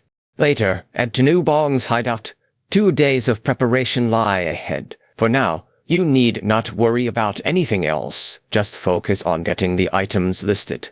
This sudden noise startles him. Who or what could it be? The president's warning lingers, creating an uneasy tension as he prepares for the infiltration. Man, often I do. I just love time to check infiltrating. That should, no matter how security guards the underground do with the outer. Kim steps forward, his voice firm and resolute. Yes, Kim, gang boss of Warrior Iron Fist. But thanks, villains. That's right. They deserve to be wiped out. The underground trafficking and body modification for clearways they sure are despicable. Police, did you check the workshop? Yes. This is modification, your men's power. You can have it once we're done with this. It would be wise to address their source of income, yet the security concerns remain. Reckless actions could bring trouble. Kekek. So then the next morning marks a new beginning for the downfall of the association. News has arrived. The president is alerted urgently. What do you mean? The hideout has been attacked. Parker's voice trembles with indignation as he confronts the president. Chinese letter, Chinese letter, Chinese letter, Chinese letter, Chinese letter, Chinese letter, Chinese letter, Chinese letter, Chinese letter, Chinese letter, Chinese letter, Chinese letter, Chinese letter. That bastard burned it down. Warrior Kim, this studio will be shattered. He will pay dearly for destroying our farm. He really must be a lunatic. The Poppy affairs will show him. Let's show him what burning down our farm means. There's a gun on that window. Nice. He was right. Well done. My prediction proved accurate. Captain's amused tone suggests he anticipated something. The other character appears surprised and slightly panicked, unsure of what to say next. Captain's tone is light-hearted, but the other character looks worried, unsure of how to respond. Good thing I worked overnight to install bombs in mines. Too many mines here. I'll kill all of you. Leaving thoroughly, he had prepared as expected of a man who outright lies, despite how it looked. Cyborg possible. Bring him alive. Vice President of R rank level 3 tactics. Must kill him. Analyzing his movements. Finished. Slowly approaching. The corridor is clear. Keep throwing grenades to check for traps and proceed cautiously. The Vice President's plan to capture or kill the cyborg moves forward, tension building as grenades continue to explode. Yes, did you get the position? The rooftop is crucial, right side essential. Or he might as well be in hell. It's right here. No doubt. Let us show. As expected. Really inhumane of cyborgs. They are ruthless. They got here faster than expected. The newbie lives up to its reputation as a sure killer. Here, with us, association, come play like a rat. Why are you hiding underground, executives of the janitor? R rank level 3 superhumans. Did we expect this? War of attrition plays out at the association's front. Take this. That's quickly soon enough. He must move, or the assassins will catch up. Them. First, he has to defend already. Shoot me as much as you want, cause I'll block them all, he declares confidently. Think so, our bullets. Do you really mean that? Think so. The defender prepares for an unknown assault, tension building as bullets seem ready to breach their defenses. Magic bullets imbued with an explosion that tastes damn strange. Order side 2. Desserts on the house. The offer seems too good to be true. As if, this is nothing compared to what you're just making me feel. Fix your latex suits, they ought to be more comfortable. What did you say? You think some villains in shitty costumes can make me feel pain? The president's expression darkens, hinting at growing tension. President's expression grows more intense. He stammers, clearly alarmed. No, like what? A giant time bomb. He seems to hear something ticking in the distance. All right, I can't hold on much longer. Stay here and act natural, Sharon. Stay alert. Ebony and Viper are in a fierce battle. This guarantees my victory. Inside will be a trap with white phosphorus munitions. This should cost me over 1 billion. Har har. Nico Studio is distracted. The health bar steadily decreases, indicating a tense confrontation is underway. Will they recover in time? Especially the executive's tension mounts. Yikes, speak of the devil. Viper approaches. Uninvited. You Viper defeated Ebony and don't you dare think of fleeing for death. Here, next time. Indeed, be a bit more humane. Try to be more efficient. Continue talking. It's a waste of time. Thanks, Viper, but you know, I love the fact that you've modified your bodies beyond recognition, imagination at its finest. Grar, the screen displays a large sum of USD $685K, about 1 billion EMPs and EMP bombs. Machines worth more than shotguns are his best friends now. Other screen displays a confusing message, leaving the character puzzled.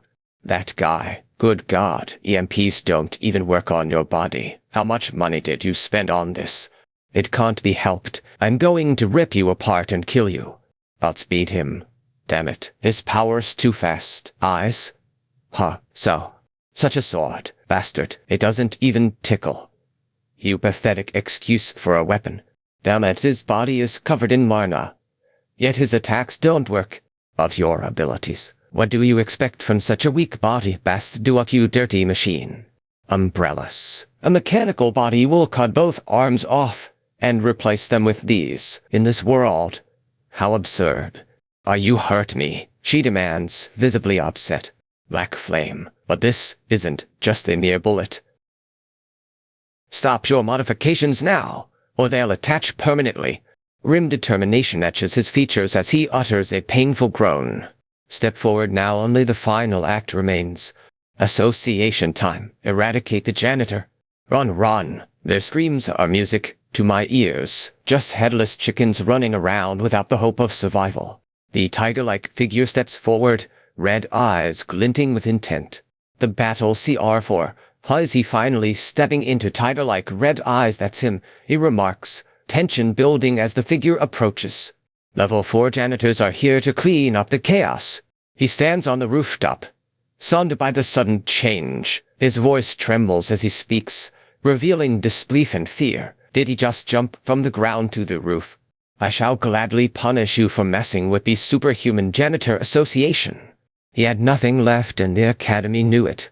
You use interesting defensive skills, but I can't defeat him if I fight aggressively. He likes it, but the outcome is uncertain. Flame spells easily thwarted, showing his skill is formidable. He must be incredibly strong, living up to expectations from the start. This was beyond impossible.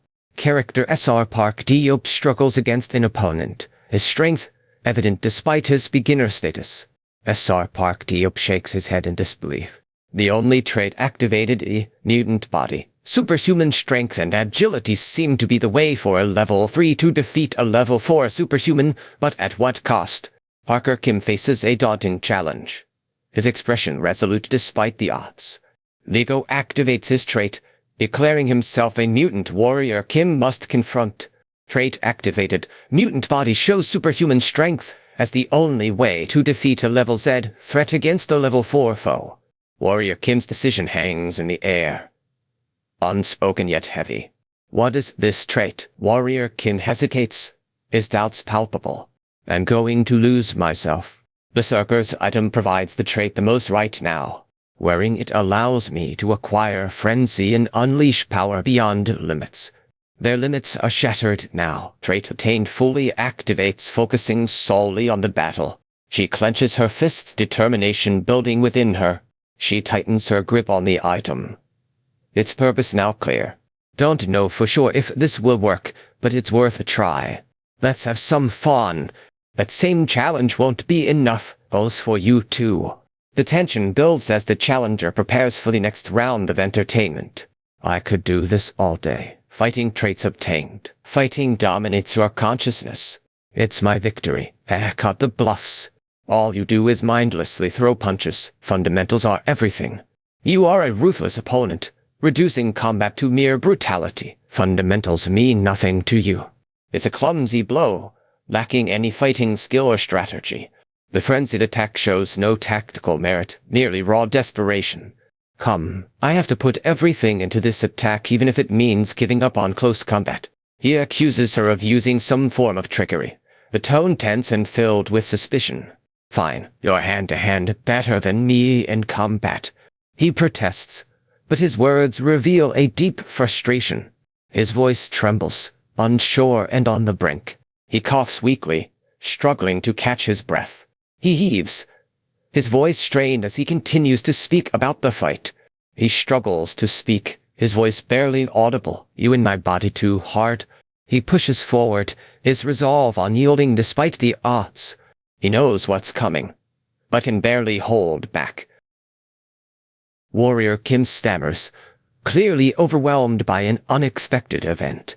He sure is, but why? The good fortune seems almost unnatural. Warrior Kim stands at a crossroads, the magnitude of his newfound power barely beginning to sink in. Mr. Kim looks around, his eyes wide with astonishment and relief as he stumbles towards home. Joyce steps forward, surprise and relief evident in his tone as he addresses Mr. Kim directly. The office has changed dramatically since he was unconscious. Everyone seems genuinely impressed by what he endured. Whoa now, Tilder, else you're something else. Oh, you friggin' amazing.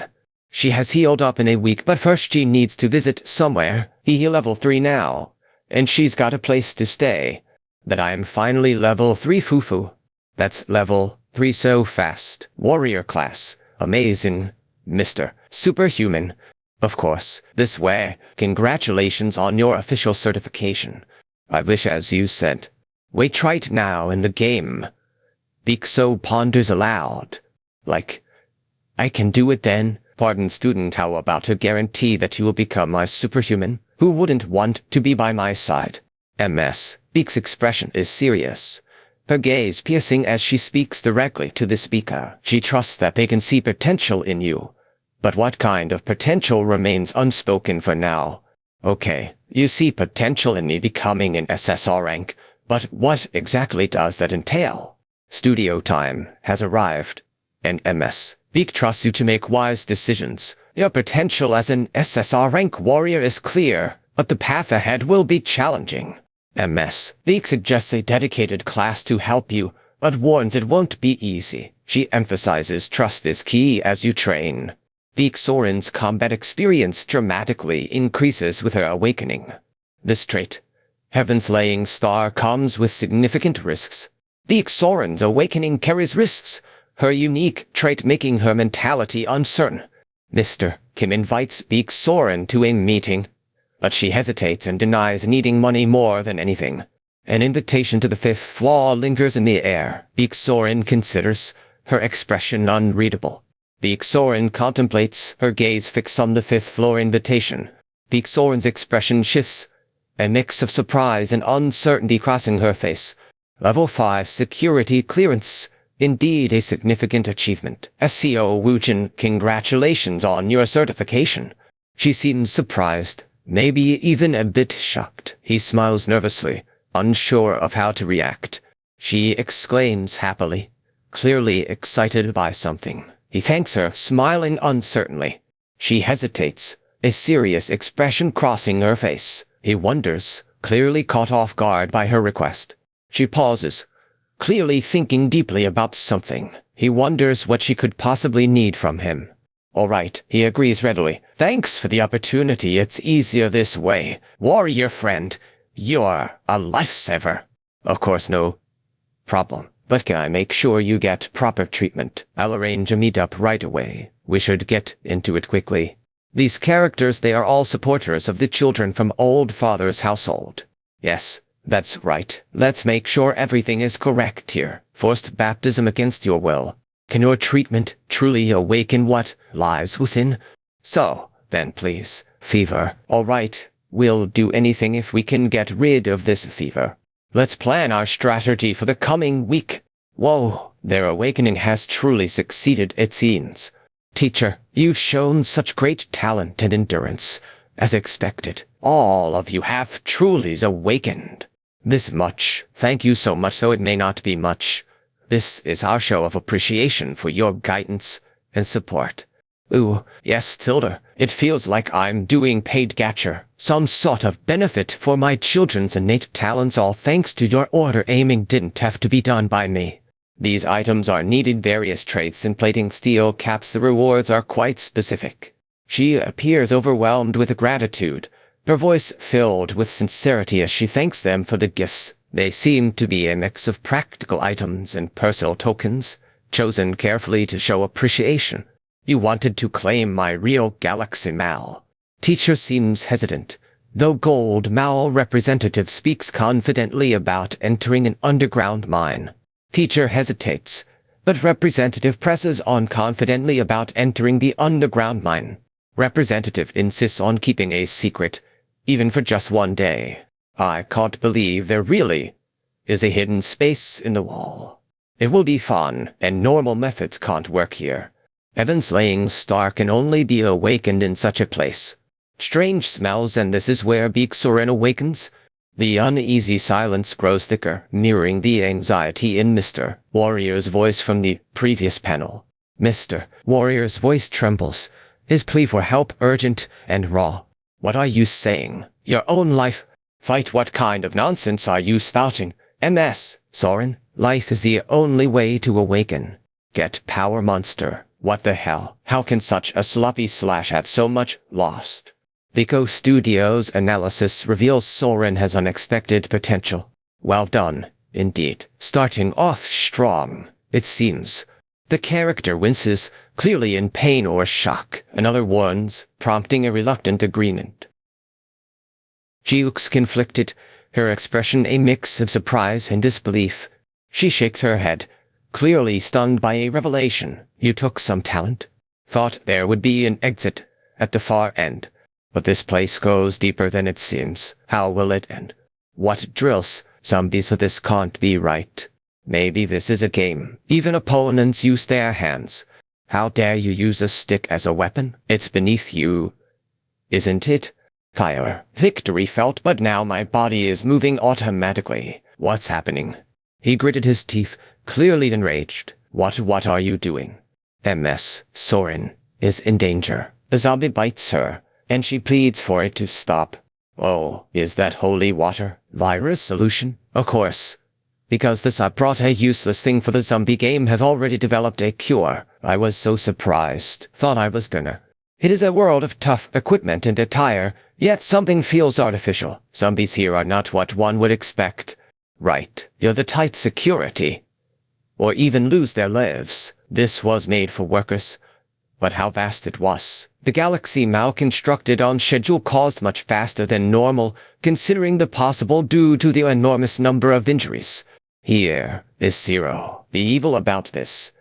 But the official construction representative heard companies just buried them later. But how did they maintain such a public image? Do have many loose ends to tie up. Peace can be fleeting. Death hasn't come yet. But the signs are there. The victims are still suffering, even after all this time. Oh, it seems Beak Soren was awakened here. An optimal place for her to find eternal peace. Indeed. Hey, fighting that and not bad. Let's go. I just have to start. This strange feeling that I should keep. The eerie atmosphere intensifies, making one wary of their surroundings. Is this place so eerie? Let's be careful. Scary nursery rhyme echoes through the house. 3 bears, a father, mother, and baby, appear in the shadows. Is this a house? The voice trembles, unsure. What kind of place is this? Coldness settles in. Mr. Warrior, are you all right? The situation grows tense. Ambush by conjugated ghosts who have to get out. The unexpected silence hangs in the air, leaving confusion in its wake. MS. Soren's sudden appearance creates a tense atmosphere, leaving everyone on edge. Mr. Gainsborough stumbles, looking both scared and desperate. Ms. Soren stands firmly in front of him, her presence imposing. Ms. Soren's voice is firm, leaving no room for doubt. The weight of her certainty hangs heavy in the air. Because you're with Bat, you'll be able to... And that marks the end of his lessons. She hesitates, her voice barely above a whisper. Could I? Ms. Soren's approach suggests a tense confrontation is imminent. Ms. Soren addresses someone directly, her tone cautious and serious. Ms. Soren and Mr. Warrior agree to trust each other, building a tentative bond. The awakening B. Soren feels a strange, powerful surge. B. Soren stands in shock, eyes wide as he reads the title in level details. Yes, he feels a powerful awakening within himself. Against your better judgment, you are now in grave danger. Risks to life and mind are high. Prepare for battle. Viko's words urge B. Soren onward, tension palpable as he prepares for the battle ahead. Heaven's laying star. Great job. Now, it's your turn to fight. You've struggled, but not perfectly yet. Level 1 abilities aren't easy to master. She likes it, though not perfectly yet. The indomitable trait grants strong resistance, fitting for an awakening. It's an insight trait. This is how to train your heaven-slaying star. Rush trait activates, granting sudden speed and agility in battle. Nice. Go fight in you already incredible. My body feels learned rush. Growth speed so light it could fly away. It makes me want to keep going. Her determination grows, evident in the set position before leaping. Fine with you. Trait will be there for you. She chuckles lightly, seemingly pleased with something. That's it. She sighs in relief. Phew, Tilda. All right. He's got to use his new skills quickly. She must be counting on him to act fast. She demands more, clearly displeased with his attack. He must respond swiftly to her challenge. She demands a swift conclusion, her tone mocking his previous efforts. He nods, determination clear in his resolve to meet her challenge. Flash of light erupts, momentarily blinding nearby figures. The anticipation builds as the battlefield remains silent, awaiting the outcome. How did this monster end up with one? I hope he will be at peace. I'm sure a worker there can ensure his death is swift. Up in here. The monarch core cherished who ended in Car House Tilder. Life before 3 bears. Peace now more than his resentment. Phone becoming the possessed smart. This is a crystal called equipment. It's amazing how you can use it and obtain nice rewards by defeating the boss in the Mao Dungeon's Galaxy reward system. What should we do next, given our victory? The forbidden area is now accessible. What's our move? Have you adapted to the movement traits? If not, time is running out. Run as fast as you can. It'll be over if you're not. Threatening portal looms ahead. She pushes beyond limits, barely able to keep up. She has fought hard, but the outcome is still uncertain. Soren stands next to a portal, looking relieved but cautious. Her portal abilities might finally allow her to aid her companion. Star trait revealed indomitable heavy slaying. This final trait will decide her fate. Tension builds as Star's resolve hardens, her future hanging in the balance. What she won't give up, no matter what. She activates the trait. Run away. I can't see her anymore. She didn't make it. Quick, let's go. The urgency is palpable, yet no one speaks as they race towards an unseen destination. Trait is muttered. A moment of silence following before another exclamation erupts. They're a mess. I knew you could do it. Beak looks shaken, clutching his chest as he stammers his gratitude. The mention of Beak Soren seems to have caught everyone off guard. He stammers, clearly struggling to stay on his feet. She queries him, concern evident in her voice. He seems dazed, struggling to find his words. She urges him gently but firmly to stay standing. Liko seems unsure, asking the warrior to hold her for a moment. Long could you hold me for a bit, Mr. Warrior? Surprise registers on her face as she pauses, looking down at something on her clothes. Surprise and gratitude are clear on her face as she thanks the other character. Mal, done for. She seems relieved and grateful, smiling despite herself. Taking your crystal, it's worth at least a couple billion, giving me the impression this is serious. Soren hands over a crystal, insisting it's worth much more than its weight in resources. Beak seems hesitant but accepts, understanding the significance. Beak nods, accepting Soren's memory chip. It is one of a kind. Soren smiles, adding once learned it's yours to grow faster. Beak thanks Soren. Showing no signs of worry, Soren smiles reassuringly. You managed to schedule it with the Armor Meister. This event is crucial for high-level items. The Master Craftsman is incredibly busy, making it hard to secure a meeting. All right, let's get it. The one who contacted us has a craft level of 7. This is no small feat. Is this for real? Wookjin's tone conveys a mix of disbelief and urgency. Wookjin's expression shifts, a mix of surprise and curiosity evident in his tone. He asks, "Religion? Why do you ask about religion?" Jojo is introduced as a devoted craftsman, bound by his father's order and faith. He stands for the future of war craftsmen, having suffered much for the old religion's cause. Hot, baptized, but he's refused to be identified. Still willing for me. What does he want from your hand for identification? What does this guy want? Let go of your reservations. We are here for a reason. He claims to be a level 6 master, yet he refuses. What kind of craftsman is this? You are a distinguished guest, recognized as a savior. The speaker scoffs, clearly agitated. What kind of equipment do you think you need? Request. Since it's clear, I can make plate armor in this style. I'll go with this. I've decided. Yep. That's the style. Really? It's very like that. Holy armor, I love the nonsense. Thanks for the thanks. But there's more to consider here. Holy armor, indeed, it seems to come with its own set of challenges. Jochul considers the holy armor. Weighing his options, the craftsman emphasizes the need for divine power to properly infuse it. Not at all holy armor. Shouldn't you have chosen the other one a little better? Jochul considers the options. His expression skeptical. She seems hesitant, questioning his request. He emphasizes his command with a stern tone. Her reply hints at disbelief and resistance. She demands confirmation, her tone skeptical. He insists, his gaze unwavering. You're here for a reason, she says, her tone challenging. She hands over a small package, smiling warmly. He takes it, surprise evident on his face. Sir seems uncertain, asking why he's been called. Fellow appears eager, checking his watch nervously. Sir examines the high-end bulletproof car with skepticism. Sure, mister, this gang's headquarters is always a bit sketchy. Especially when out of gas. They need to park carefully at this slum filling station. Then again, where would they find a better stop? Here, sir, a good rest might be hard to come by. Liko's studio is displayed, but the sign is distorted, hinting at a dangerous situation.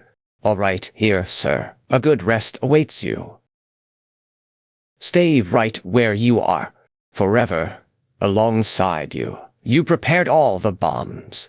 Dashed away, leaving behind a trail of suspicion. The car heads toward Miorim, stopped at a bulletproof gas station. Iron Fist Gang's traitor knows the reason why. There he is. In that picture, he's the traitor. That's for it. Of course, we need to make some bombs here. If we kill him, big money will follow. It won't end with just that car filled with explosives. We'll get $1 billion. He knows their plan won't go as they hope. He has been waiting, but the others are here first. The car offers no cover. Too many of them surround him. He is surprised, looking up to see something or someone above him. He didn't expect it. They probably did. Mine exclaims. They are humans that they can react this quickly. Him. Let's kill him. Everyone. Aim for his center. We'll step back for now. I have to think about accuracy. Is this insane? I really want to help them, but I can't risk it. I thought this was just a drill, didn't want to use real spells, but now I have to treat these as lightly as possible. He had nowhere to run, yet they pressed on. The demand for an antidote left him with no choice.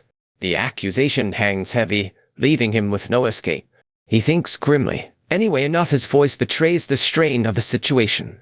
He utters, "Human hunter." The tension in his voice suggests a grave revelation. A bomb, third drugs, and the first sniping.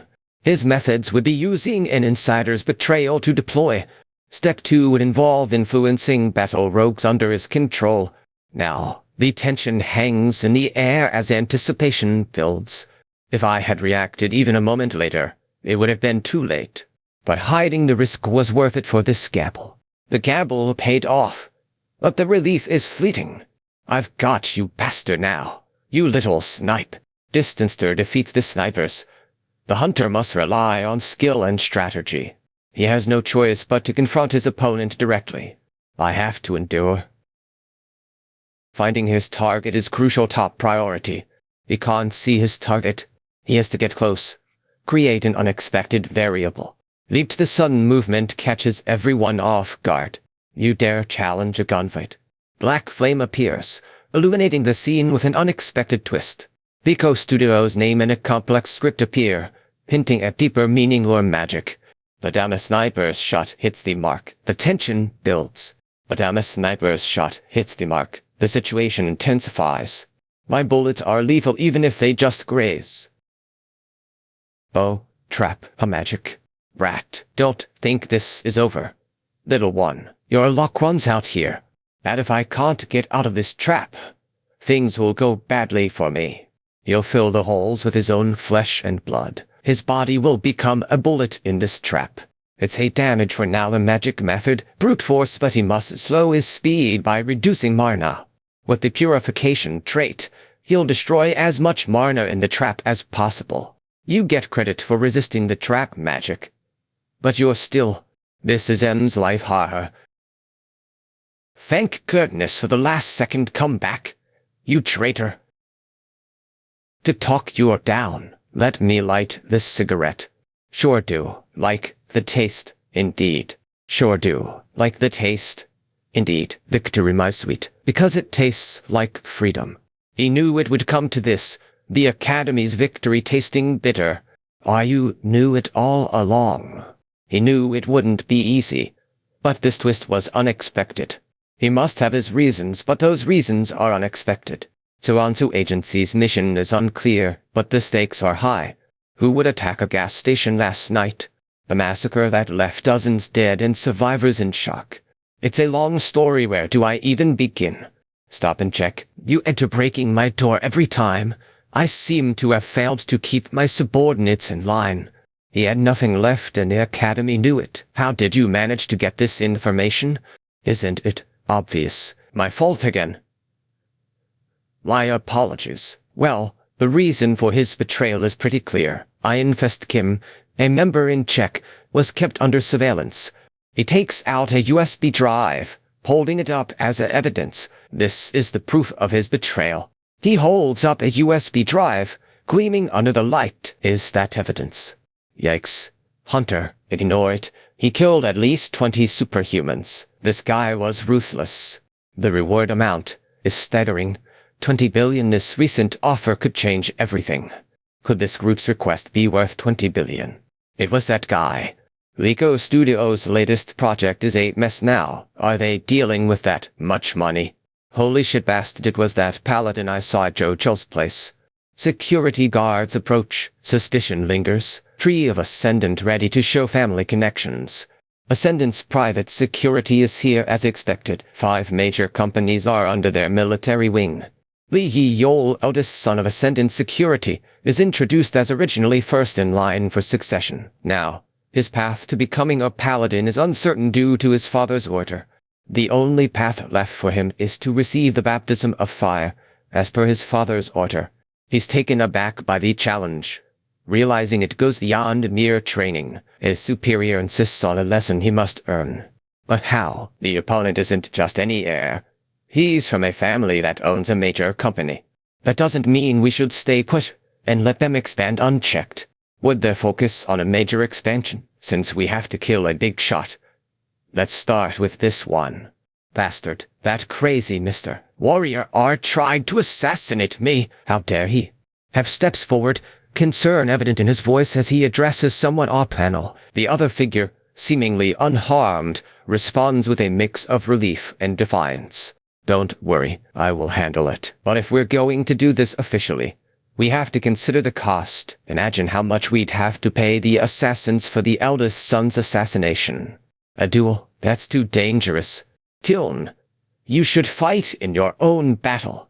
If I win, I'll receive compensation. This duel has more than just a clear right now. It's a realistic solution with enough justification. That will be formalized. Then, a judge and a notary will oversee. Let's proceed with legal precision. He wonders if anyone truly understands his resolve. Since he will face a level 4 enemy, winning the duel seems easy on paper. However, it won't be as simple in practice. His strength against such an opponent could be severely tested. He must anticipate who will be coming to challenge him. So you think you can handle my might? Woojin, can you help him out with that? Later, 3 days thanks. You almost died fighting. But we're ready, thanks. Maybe in you. So tied, we believe in you, Mr. Warrior. Oh, Dusik. The level 4 superhuman has arrived to face his opponent. Captain ordered this duel. It's been a while since he had to come all the way here. Captain addresses Li Yi-Yol, his tone tense and authoritative. He demands an explanation for acting presumptuous enough to speak in his presence. Mr. Warrior, it's a pleasure to meet you. Oh, Dusik hesitates, clearly uncomfortable with the apology. The esteemed Saintess maintains a composed stance, awaiting his explanation. The Saintess Warrior Kim declares that he will be the savior. So the Saintess proposes a condition for being the savior, that he must win in combat if he wants to join their order. Heist's order membership is now on the line, and he questions it harshly.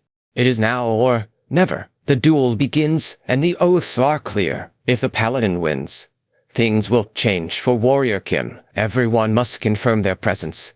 Yes, and if Kim wins, Li Yi-Yol will be forbidden from harming him directly or indirectly, correct? Now, let's review the duel rules. A breach will have severe consequences. In this chaotic world, breaking such an oath would be insane. Confirming the terms is crucial. On-site confirmation has begun. The duel rules will follow international standards, ensuring fairness and safety. Weapons must be personally crafted and no superpowers allowed. 10 minutes for preparation. Let the duel commence soon. I'm ready to begin crafting my elixir. The time limit is set at 10 minutes. Elixirs of steel body and magic flash, and basically an alchemist for that counter. These will surely give me an edge. These elixirs are crucial for PvP. Consumption is key. Now that the preparation is complete, the duel will commence soon. Both sides seem ready to begin. Mr. Warrior, it is an utmost honor and pleasure to join you in this duel. Through voluntary. How about you change your mind now and join us? She seems conflicted, torn between her current stance and a possible change in heart. He will not kill you, but there's more to come. He is such a formidable opponent, she can't risk it, no matter how hard she tries. She clenches her fist, visibly strained but determined to succeed. He's vanished, leaving only tension in the air. He's gone, the air hangs heavy with unease. He simply activated the rush trait. The room pulses with anticipation. Kim is named and hailed as a warrior god. Will he rise to the occasion or falter? Liko and others discuss Kim's sudden change, their expressions tense and curious. No, he simply activated the rush trait. Tension builds as the warrior's fate hangs in the balance.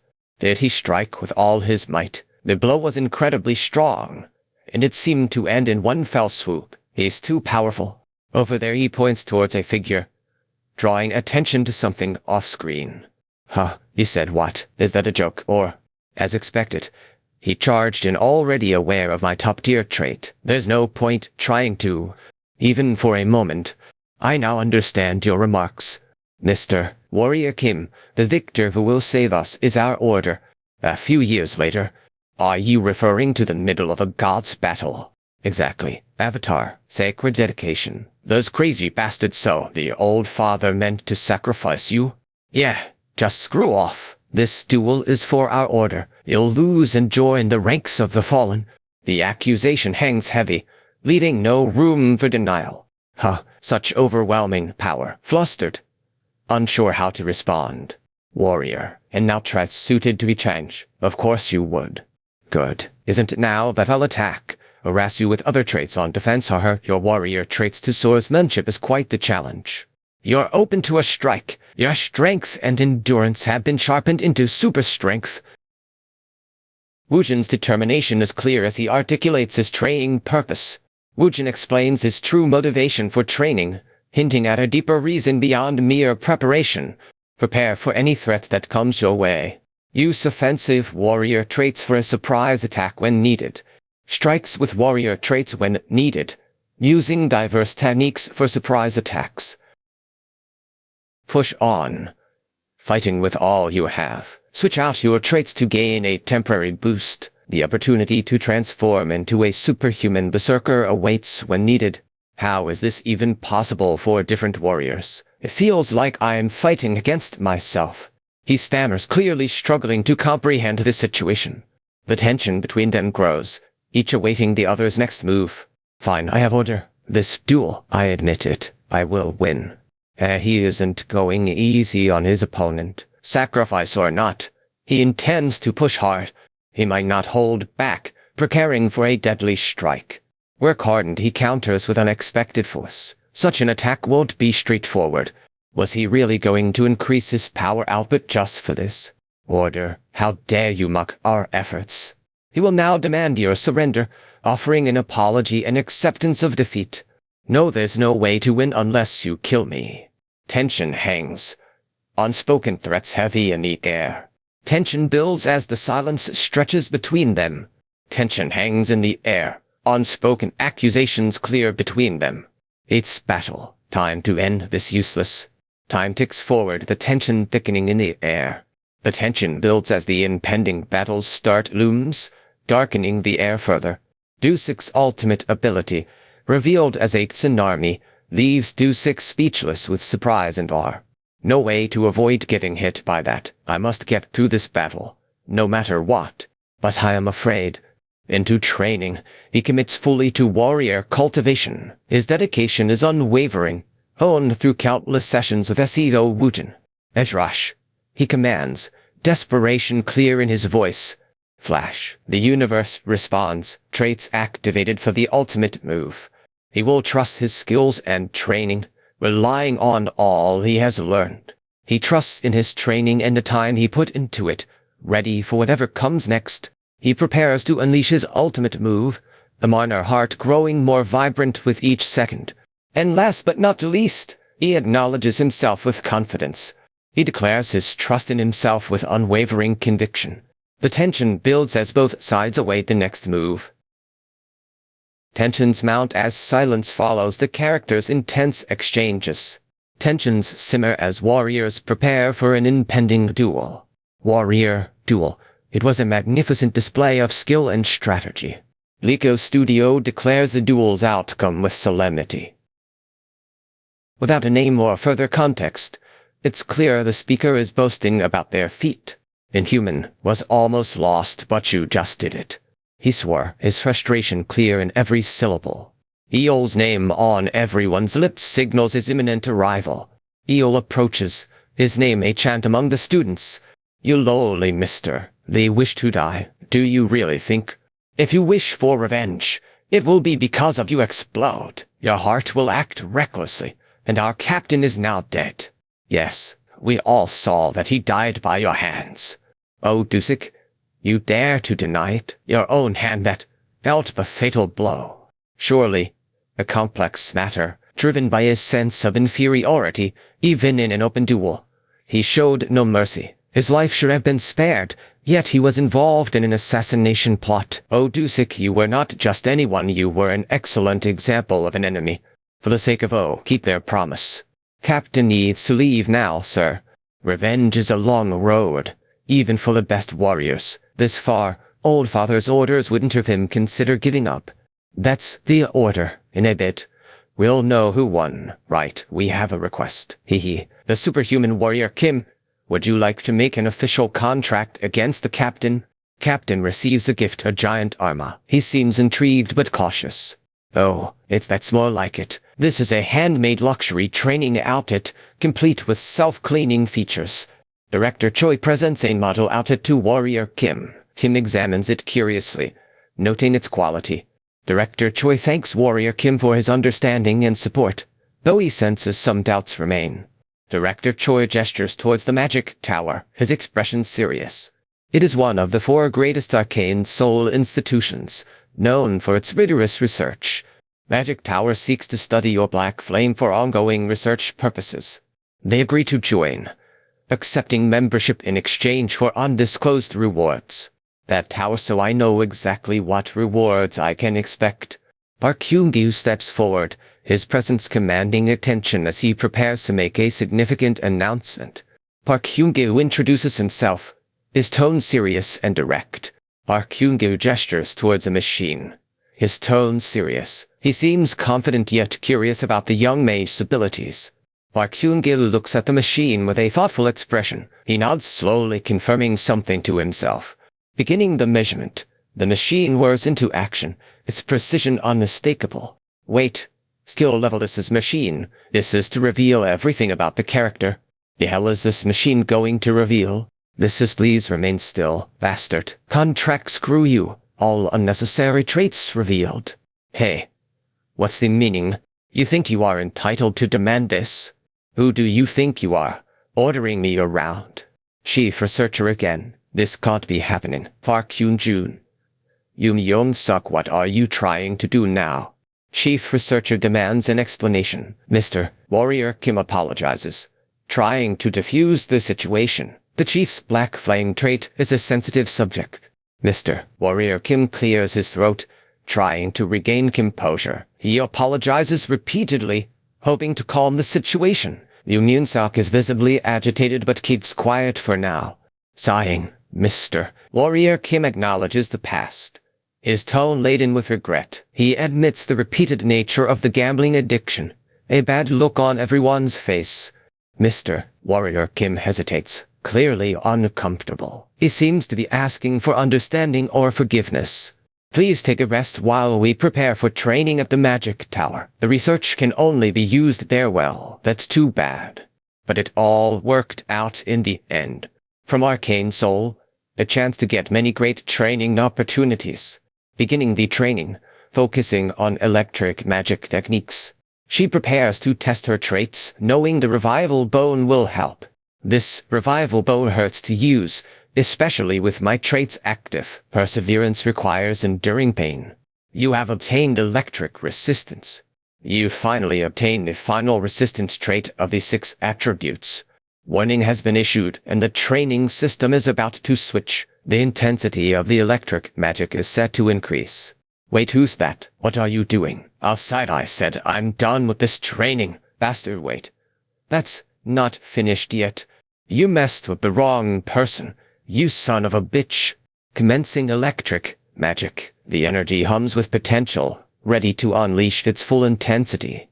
Tension crackles in the air as the threat of electric magic looms, leaving no doubt about what's to come. He's cornered, his fear evident in the tremble of his voice. The tension is palpable. His opponent's next move uncertain yet imminent. The accusation hangs in the air, unspoken yet heavy. Die, you bastard! The accusation cuts sharply, leaving no room for misunderstanding. If he's messing with me, what do you get for enduring this? He's mocking me, pushing my limits to the brink. Can't believe I'm dealing with this kind of BS. Charon continues. Darkness Marna Spring, divine resistance you have obtained. His tone is mocking, hinting at more to come. Charon lists the traits, each one more sarcastic than the last. Earth resistance, cold resistance, conjured ghosts. With all 6 traits combined, he reflects on his training just now, each resistance earned through trials both mundane and bizarre. He tightens his grip on the staff, ready for whatever comes next. He prepares his staff, dissipation building as he faces an uncertain challenge. How thrilling to gain magic resistance. You have obtained this trait. Human, this one's body. Warning, warning. What? How can he block Lee? The program is now out of control. Please cease all training and evacuate the facility immediately. The system's instability grows dangerous. This one is losing control. He'll evade every attack with his insight trait. Good. I'll use my seclusion trait too. At this rate, you might be out of luck. Rate. He clenches his fists, clearly upset. Damn it, he'd kill you. His voice is low but filled with anger and disbelief. You're doing what? Yes, sir, turn that off now. The training program is being readjusted to normalize the situation. How dare you? Chief's name omitted as it doesn't appear in this panel. You seem unhurt, that's for sure, Mr. Warrior. That was a good warm-up. Well, it did feel a little electrifying. Chief, please tower, he will be branded if kicked out magically. Don't kick me out of the tower. Chief, please don't kick me out of the tower, he will be magically branded if he's kicked out. What happens in the tower can't be learned outside. This is it may be over, a natural outcome. Served from us, his life as a mage will end here. This elixir, it's like an extra life in one shot. Ah yes, this tower has its price, but there's something missing. Let me know what you need. It is to pardon. I've kept this wish for a long time. Are you perhaps referring to solar flare? Tension builds as the character speaks of solar flare's power, yet remains uncertain if it can be endured for even a moment. But I'm not worried. That is, this isn't about strength alone. We'll see about that. But first, you must help me enter the magic tower. Second, dominance is key, but both of them can't do that. A one-on-one duel is only possible for the tower master in a mage-type superhuman. We will now see if this path leads to unlocking the solar flare.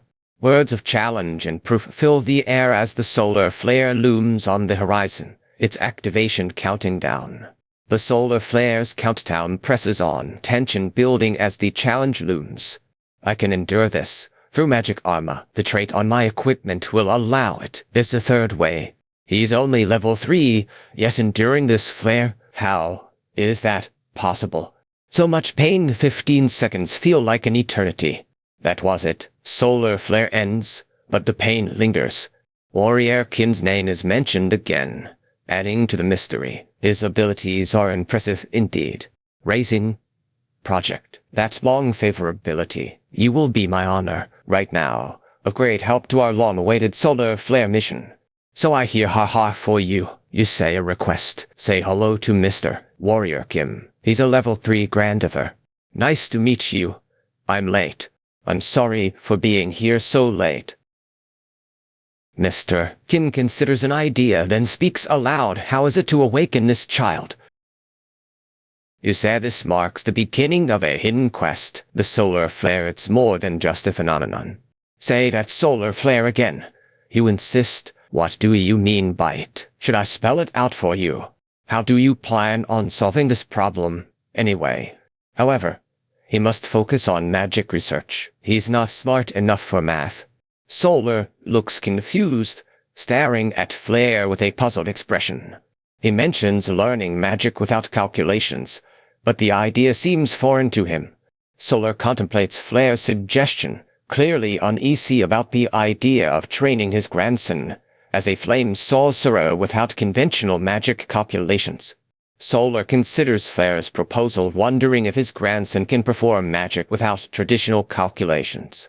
Solar contemplates Flare's suggestion, considering if his grandson can handle magic without relying on traditional calculations. Solar nods, contemplating Flare's idea. He will inscribe a minor circuit for his grandson. The circuit will handle the magic, allowing him to focus on handling mana directly. Solar chuckles, clearly impressed by Flare's innovative idea. Exactly this way, he exclaims, eyes wide with admiration. Solar continues, you think we can use any spirit animals, like a phoenix? Flare shrugs, just said not me. Animals, phoenix, problem. Solar suggests, how about finding a legendary creature?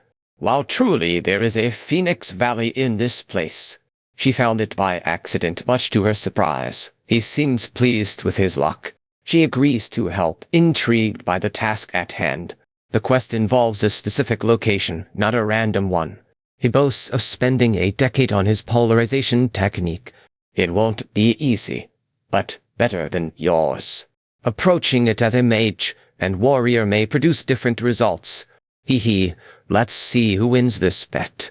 All right, I'll join the security team. Now then, Verification. It's time for. Kin enters the scene, addressing someone directly. The mention of the magic tower and flame sorcery hints at her significant discovery or breakthrough. Chief nods, acknowledging someone off-panel. The mention of a loser hints at a recent defeat or rivalry. It seems the Kuma Group is a major conglomerate, known for its aggressive business practices. Only they would try to recruit from our magic tower. Perhaps it's a problem they are trying to exploit, demanding information about you specifically. Kim is astounded by the news, thanking the speaker profusely. This revelation about his grandson's sudden power is incredible. Kim stares in disbelief, his mind reeling with the unexpected news. Strange elixirs allow you to use magic so easily. Thank you, your grandson will get stronger from now on. Kim hands something to Sir, who looks surprised. The flare of energy confirms Kim's promise has been fulfilled. He'll hand Sir a bag, who looks intrigued but uncertain. Director Choi's voice carries a hint of mockery as he continues the conversation, clearly not satisfied with the response. Director Choi's tone remains sharp as he questions the response, clearly seeking more information. He lists traits, searching for the perfect combination. The world tree's fruit and a horned tiger's heart, both rare ingredients, create conflict in his choices. Tiger, are you concerned about the horned tiger's heart being hard to obtain? Endangered species can be tricky to source. If that's the case, I'll get it myself. How do I find the horned tiger in such a remote place? He'd rather not deal with the smell of a durian, which is overwhelming and unpleasant. God, I mean, that smell. My lungs can't handle this much longer. He must catch his target before it's too late. Tiger, it's the Mountain King. His scar is no ordinary trait. 6 horns, and he's still alive. And yet, it possesses 6 full Joan traits. The Kokai's determination is clear, but his confidence wavers. Evasion techniques are useless here. I don't have the chance for evasive maneuvers. I need to end this in one shot, with no room for error. Rely on your senses, not skill or strategy. Instincts are all you have now. Equipped to trail, yet the situation calls for more than just preparation. But I'm not done yet. Oh, so you can dodge that with instincts. She is clearly proud of her shooting skills, confident in her abilities. The tension builds as he prepares his next move, knowing full well her skills are formidable. Gotcha. The adversary's strategy foils, leaving them momentarily stunned. It can still move. What kind of flame is this? If the black flames prove insufficient, he must engage in close combat. The situation grows dire. The tension builds as the figure readies for a fierce engagement, the weight of their task clear in every muscle strain. The king's strongest skill, in its entirety, accelerates his heavy body, which weighs over 1.5 tons, and pierces the target with terrifying force.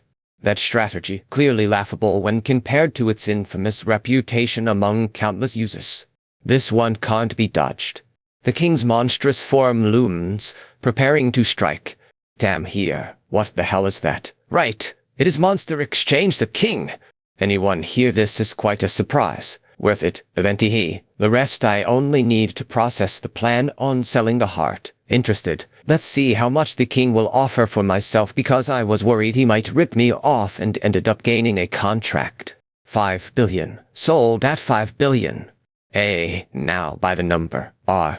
Yes, your deposit is here. It seems luck was on my side today.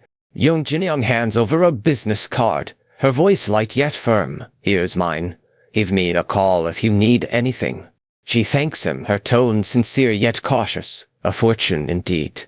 Director Choi seems confident, his tone steady as he speaks of well-processed effects and the king's heart nectar. He trusts his skills implicitly. Nervous, yet prepared to face whatever comes next, as if lava is pouring into their body. Is working. The effect on your body is clear. Evolution is underway. Your stats have increased significantly. Level 4 notably. I'm a trait. Level 4. It sure feels like ascension now. Pressed strength to its limits. Earned through these traits. Gained a diamond for super strength. If obtain more traits on my equipment. Reason why I ventured out there and hunted. The final step is completed. Trait notes with a sense of accomplishment. Significant changes detected in muscle fibers. Damage reported. Skeletal structure is undergoing adjustments, reshaping with precision. Strengthening resonates through the body, each fiber aligning for unprecedented power.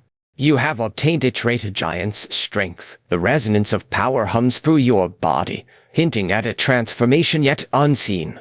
Holy crap trait. Giant Strength. I'm the mutant. I finally got top-tier warrior strength. It's incredible.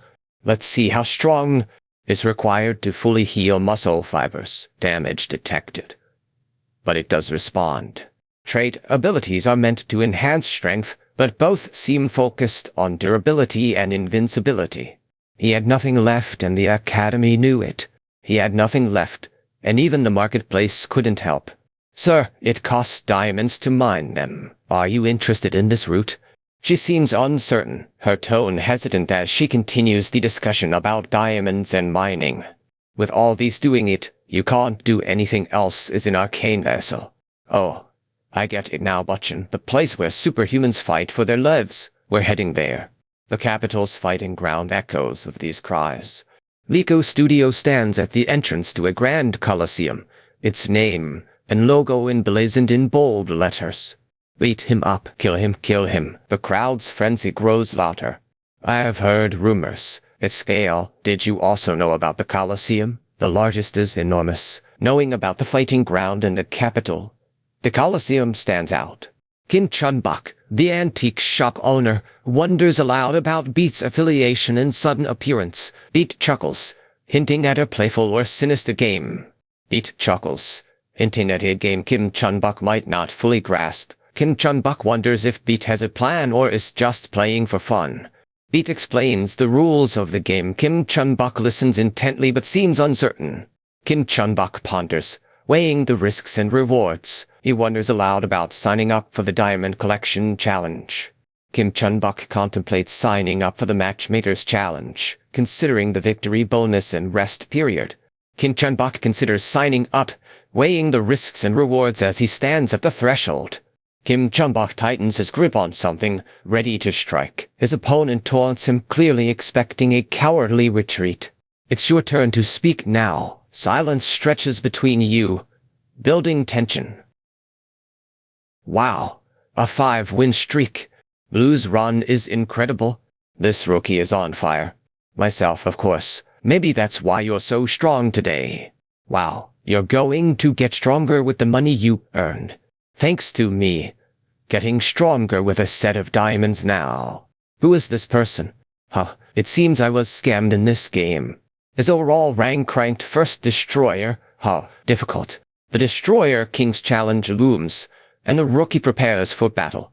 King, Destroyer, let's go and destroy that growing sprout.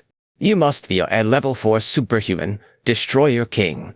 King, this opponent is formidable. An SR rank character with a giant's strength. His practical combat skills are impressive. Here, he is level 5, stronger than expected. However, it's possible to beat him with strategic fighting techniques. Starting to feel a good enough reward that diamonds weren't. He'll show her he means business. Prepare to see him unleash his full potential. As expected, he knew he'd target the joints first. Destroyer King lifts his enemy, ready to pin them down. The moment he lifts, a smirk forms on his face. But did you know, his smirk suggests he has something up his sleeve. He activates giant strength and counter-strike, enhancing his strength just in time. I can overcome that incredible technique. He holds his arm firmly, setting up for a takedown. Next move, he'll go for the submission. But he saw it coming from a mile away. How a trait move. Dodged your attack. You look like an unfortunate one. Strike. The 6 traits will combine combo counter-strike all 6 of the basic combat traits. TF collected. One single trait will evolve into something stronger. You all right? Let's put this bad boy to the test. What are you trying to do? He's a fighter, all right. Right now, he seems underestimated. Shall we put this trait to the test? Equipping allows basic attacks to have combo traits active at all times, adding bonuses to practical combat. Even time combat. and using practical traits against me. If I combine my remaining strength, won't stand a chance against Destroyer King traits. Other low-ranked opponents would fall easily. He yields, frustration clear in his voice as he taps out. Kim exclaims in surprise as he declares victory, catching everyone off guard. Kim and the Warrior King are being celebrated, with everyone shouting Warrior King. In disbelief, the victory is surprising, and the crowd is clearly taken aback by the outcome. Or will you process gathered? Now then, return all the strength you've absorbed. We will begin the diamond creation. Are you sure about using the special contract? Deal. If you consent, you'll receive diamonds from the Destroyer King's contract. However, only a rank 1 fighter can win against him. Think carefully before agreeing.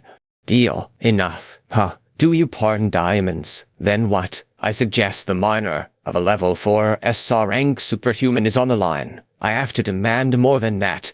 KY looks determined, holding up a contract document. Lico Studios' name is written prominently on it. The speaker requests something more substantial than diamonds. The speaker insists on more than just diamonds, leaving the other party to ponder their next move. Steel fists? What kind of magical weapon are those? You do know how to push, don't you? He hesitates, then nods reluctantly. With the steel fists he trowels off, considering his next move.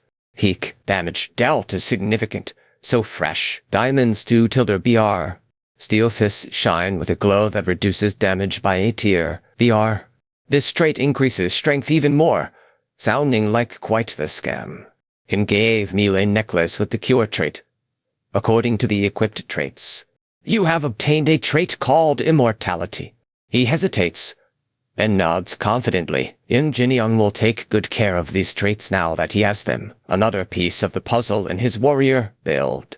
Oh yes, our guild leader really wanted to meet you and him. Thank you, Hunter Guild, for coming to meet us. Superhuman has arrived. Warrior Kim Yoon Byinjin. Nice to meet you, Hunter Guild leader. Leader is a known figure here. What, he's the boss organization's guild leader? This isn't the Assassin Guild. But it is mine. Why is this man here? The honor was vague. It's an honor, right? There to meet Warrior Kim of the Hunter Guild.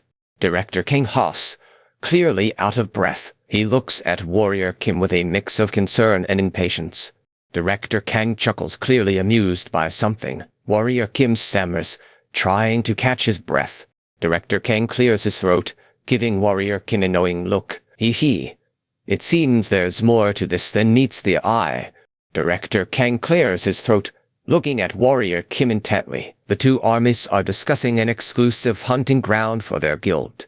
Director Kang continues, his tone serious yet contemplative. Warrior Kim listens intently, a thoughtful expression on his face.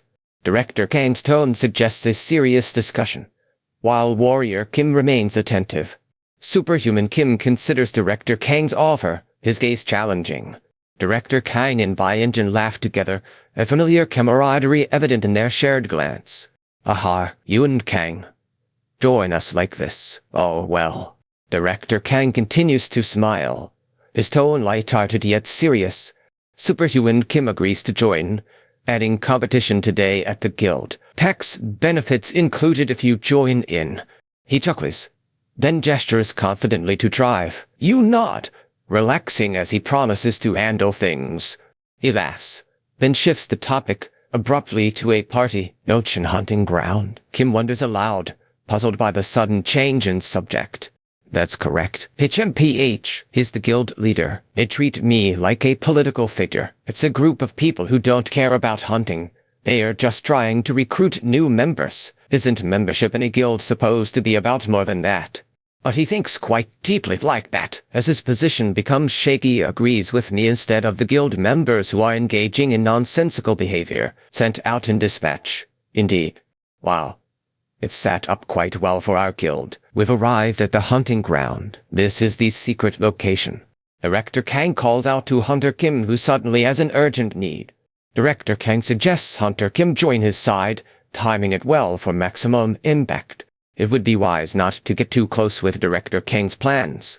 Director Kang seems to be making a point emphasizing small details within the guild. He implies Hunter Kim already had a rough idea about the factions and their differences. Yin Jinyoung acknowledges Director Kang's point, realizing the organization's complex structure and key figures. She understands that Bai Yinjin's assassin is a critical member of Yoon's faction, connecting to Yeonchen's past. Yin Jinyoung apologizes, unsure if her support for him is genuine or not. Director Kang wonders if she's truly on his side. Yin Jinyoung nods, seeming uncertain. Director Kang agrees, suggesting they move forward. She utters a pained sound, clearly uncomfortable. After buying cheap skincare and applying, she trails off, looking visibly distressed. She can sense something, a foreboding presence. Combine these traits into the absolute, she murmurs, her voice tense. She hesitates, her brow furrowed, the sixth sense harboring evil. She mutters, unsure if it's a boon or bane. She looks around, her expression shifting from confusion to concern. Don't tell me, are these people? She trails off, uneasy. Warner Kim finally has company, and seems pleased. The other individual is clearly a rival, ready for a competition. From this position, Kang seems to be making a point about Kim's capabilities. Kim appears uncertain but determined. I smell a betrayal. Something venomous stenches here. Kang looks infected as he ponders his next move. He is unsure whether to reveal the spy in their midst. Kang chuckles, seemingly in agreement. The atmosphere grows more relaxed. Kang downs the sake, a determined look on his face. Sake offers a shot of beer with a playful smile. Wait. What is this? He seemed nervous, hiding his malice. There must be a reason to call out now. Director Kang raises a suspicious cup, staring intently at Mr. Warrior. Mr. Warrior looks equally wary, his expression a mix of fear and defiance. Director Kang raises the cup, staring at Mr. Warrior. Mr. Warrior hesitates, then reluctantly picks up the cup.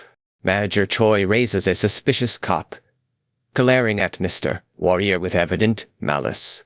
Manager Choi spits out, "Yes, you betrayed me about the president, my promotion." Manager Kang raises a cup, but Choi's desperate plea hangs in the air. Kang raises a cup, looking down at Choi with an unreadable expression. Choi pleads desperately, his voice breaking. "Foolish one, begin with a greedy heart. I knew you'd act out of self-interest, but I never thought you'd go so far as to kill me. We have a possible lead, so that's all we need. Sly bastard. If they find out whom Bai Yinjin might try to get out of here as soon as possible. Why would he send everyone away with this? Out that we killed him. That bastard thinks he can get away with it." Director Kang catches Director Choi off guard, prompting a quick response about finding something special. Director Choi shakes his head, surprised by the accusation. Damn it. He clenches his fist, clearly frustrated. Yeonchen storms in, her voice dripping with anger and betrayal. "How dare you shoot at us, party? You bastards." The IT's words trail off as he struggles to focus his aim, frustration evident in his tone. He frowns, clearly surprised by something Yeonchen shows him. Trait effect activated. He mutters. Intuition guides his aim as he watches their movements closely. What on earth is happening? "Stop, holy aren't you?" Shooter exclamation. "Crap, he's a god-level Hunter Kim, you're a monster." Hunter Kim's threat hangs in the air, leaving no room for error. Hunter Kim's threat looms, leaving everyone on edge. Damn it, he's really pushing everyone to their limits. Chase them. They've gained something you didn't know about. God, his skills are impressive. Back there. And what happened here? Warrior Kim, level 4 superhuman affiliated with the Hunter Association, reporting. Leave inside. Authority, the guns in this area will cause disruptions. If you cause any, consider it a challenge to the Corps Commander's authority. A man calls out, urgency in his voice. The Eastern Army, a symbol of authority, Commander Kim, level 4 is here to report. King Kaisak is being mocked for his poor driving skills and hunting abilities. His daughter, mentioned in a previous panel, is not faring well either. Disruptions. Don't forget, any blood being spilled here isn't your concern. Kang, come here. We don't want to see you siding with a guy like this. The Human, level 7 warrior division commander of the Eastern Army. steps forward with a stern expression. Division Commander steps forward, his expression serious. Eastern Army's Division Commander is here. This place isn't a playground. Gu Hyun, level 7 warriors shouldn't be fighting here. Time if I see one more incident like this, things will get worse. Commander steps in, voice steady yet firm. Fine, he says, looking at both parties with resolve. What? One responds, clearly taken aback. Eastern Army Commander asserts his authority, preparing to mediate the dispute. Commander raises his voice, addressing the crowd. An honor duel in the Central Hall at noon tomorrow. He declares, I stern. Fight at your place. Why only one volunteer? You, Hunter Kim, will face this challenge alone. The studio condemns those who refuse. Don't worry, Hunter Kim, but this duel is more than just a test. Are you sure about your decision? He must be a level 8 superhuman behind this sudden duel. The stakes are high, and no one knows who is challenging Hunter Kim. Kujigum steps forward, addressing the Tiger King commander of the Eastern Army directly. Kujigum challenges Warrior Kim to prove his worth. Nar, if only you'd taken me seriously. Such a shame. You dirty lot. You sided with him, had something to gain. We could have worked together, instead of against each other. Then, well, kill you. He was a choice. I shall just a vampire, if that's your fourth option. But I already knew his true identity. Vampires are known as extinct monsters, yet they are all surprised. Vark handed over documents. Last night, we gathered more information. This might help you understand the vampire situation better. Acropolis, resolute, iron armor, perseverance, and endurance. 5 traits he had now, each a step closer to his goal. You will find out soon enough. The manager's determination is unwavering, yet doubt lingers in the air. Power, how can you block my attack so easily? Did you fake your level? The immortal diamond body, with the superhuman strength to support such power. My steel claws help now that it has come to this. It can't be denied. Director Kang is surprised, looking at someone new. Goodness. Director Kang looks at her new arrival, clearly taken aback by the situation unfolding. That's why top priority, it must be subdued before it fully grows. He could grow to level 7 if he withstood the Black Flame, probably reaching completion soon. Such power, this adversary is no ordinary foe. I find it unfortunate that such a talented individual has to face certain death. The tension builds as he narrowly avoids a dangerous situation. Pew told her he narrowly escaped a sticky situation. His growth has been halted. This could be fatal. Now that his growth has stopped, there's only one thing left to do. What growth? The monster's time is up. His mockery turns to dread as he prepares for the inevitable end. The monster's defeat is certain. His time running out. Battle ended in surprise. He won against a close-level opponent. President Yoon's victory is shocking, leaving others speechless. Hunter Kim suggests taking over the association, but Hunter Yoon declines politely. Commander Cuticle watches as expected, with a serious expression.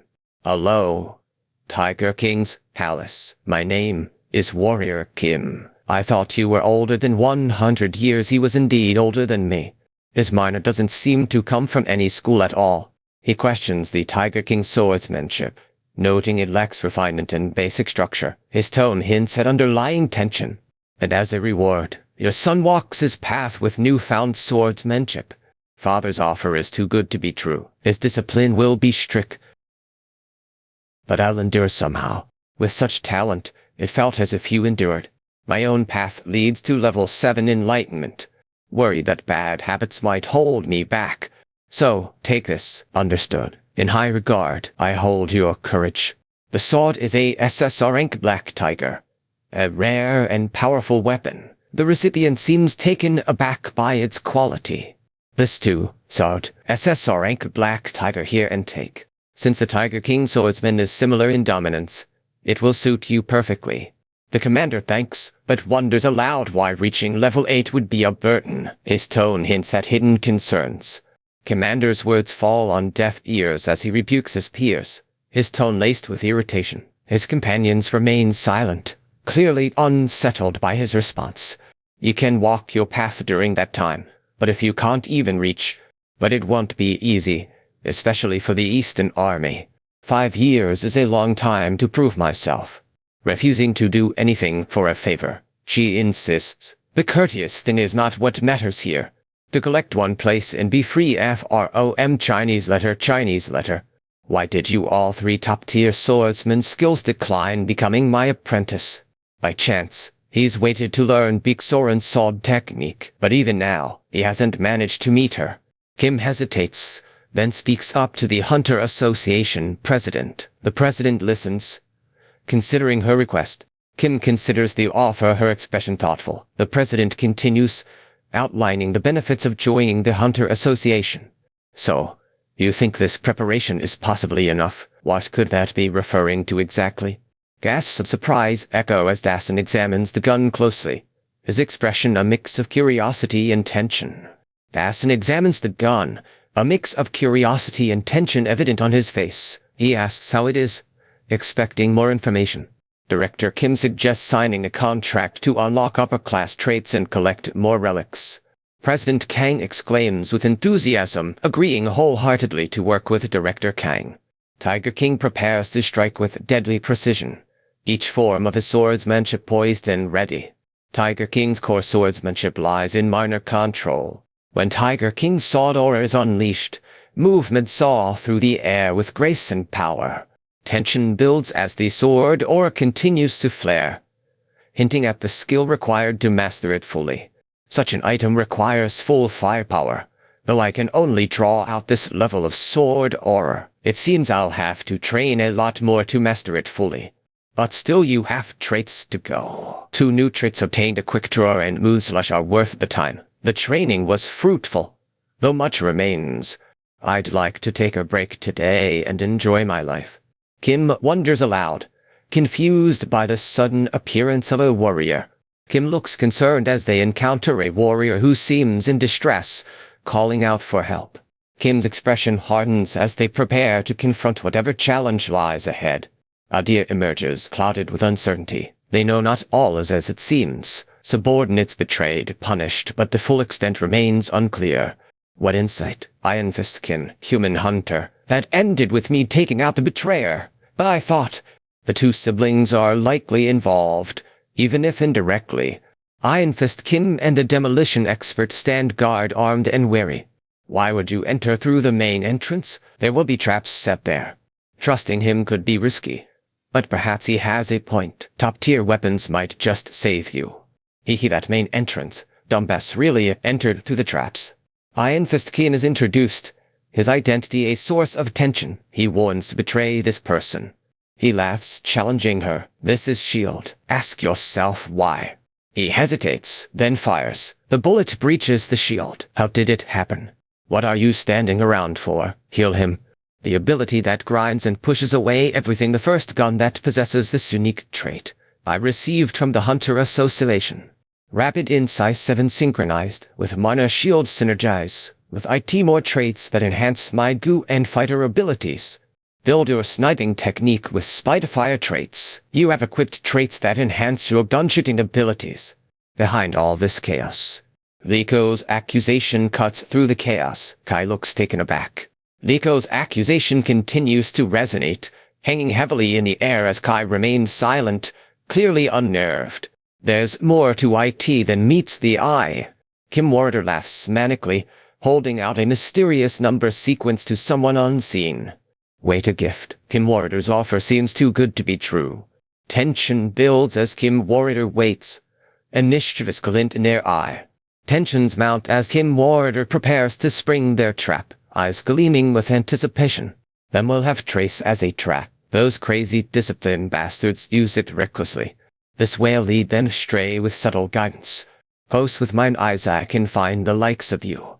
Fine, today. All right, so I'll end this play. How long-standing grudge these bastards wanted for good. Having fun. Let's see how you like this .fps game indeed. This trait's visual effect makes it feel real. Brother appeared, startling the speaker. How did he hid well between buildings? Purposefully. Firing right by the walls, but they block my bullets. Bullets strike the soul, not the body. He couldn't finish them because these bullets target essence, not flesh. brother needs rest. The situation is serious, but he must recover. Boss, you've been alive all this time. Your absence worried us, but where are the other members? We have no idea how they are protecting your younger brother. But now, what will become of them? The traitors have escaped safely, but how long can we keep them imprisoned? I'll punish the organization. Those who dared mess with our business will face consequences.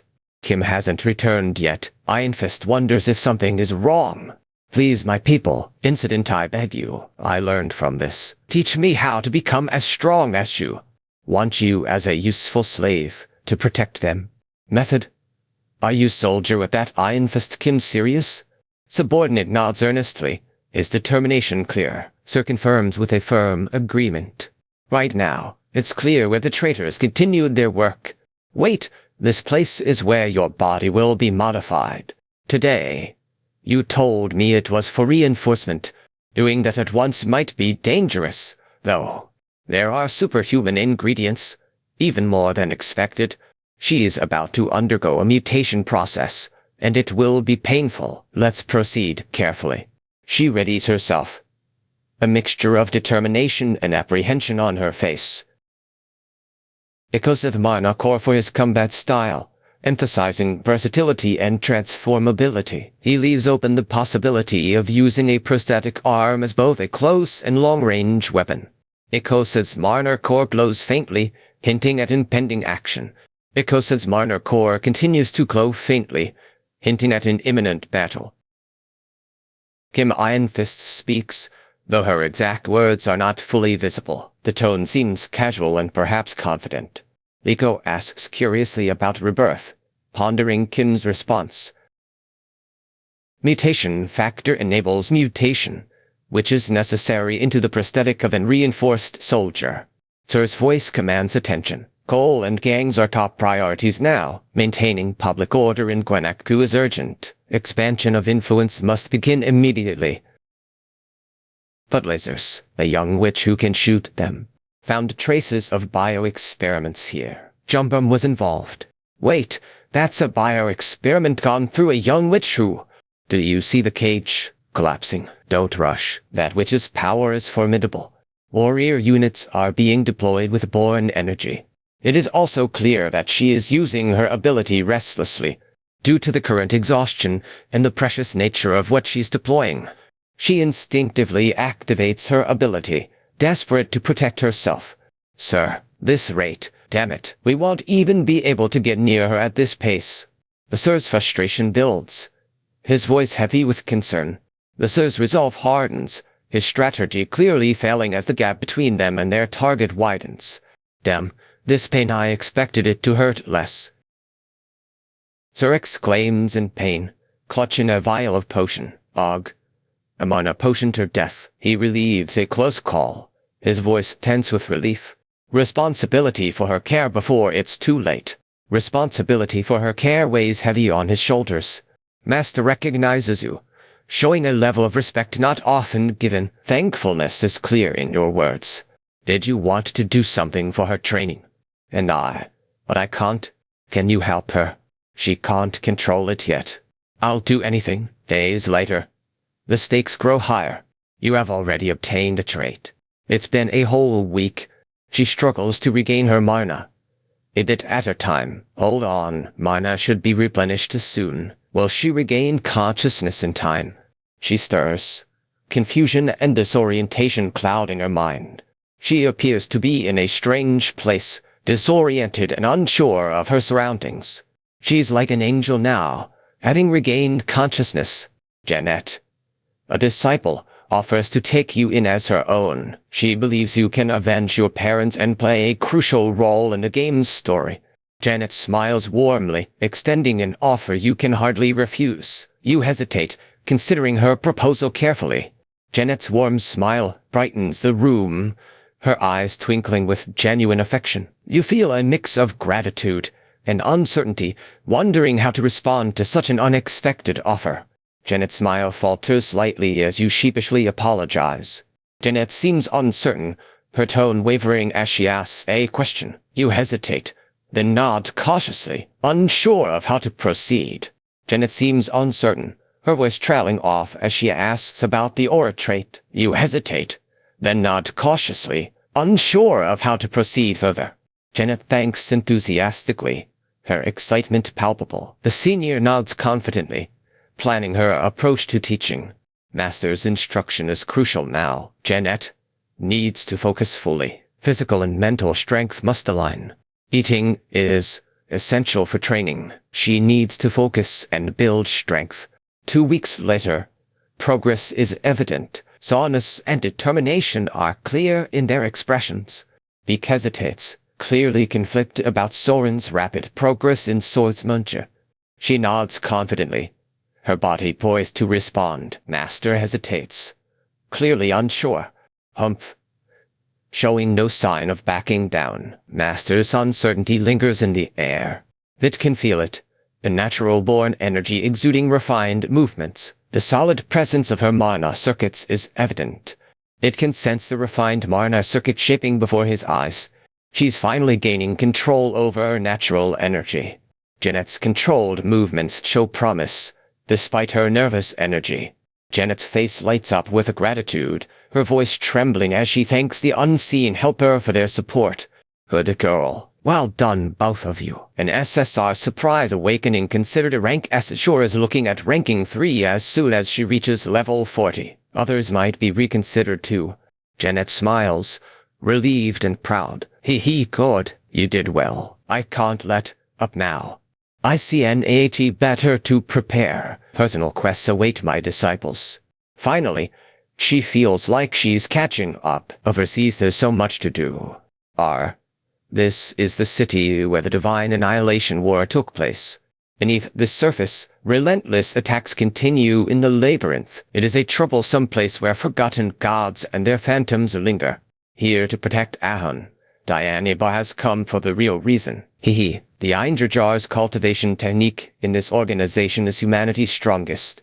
For what reason? You're here for drinks or information. What kind of information are you seeking?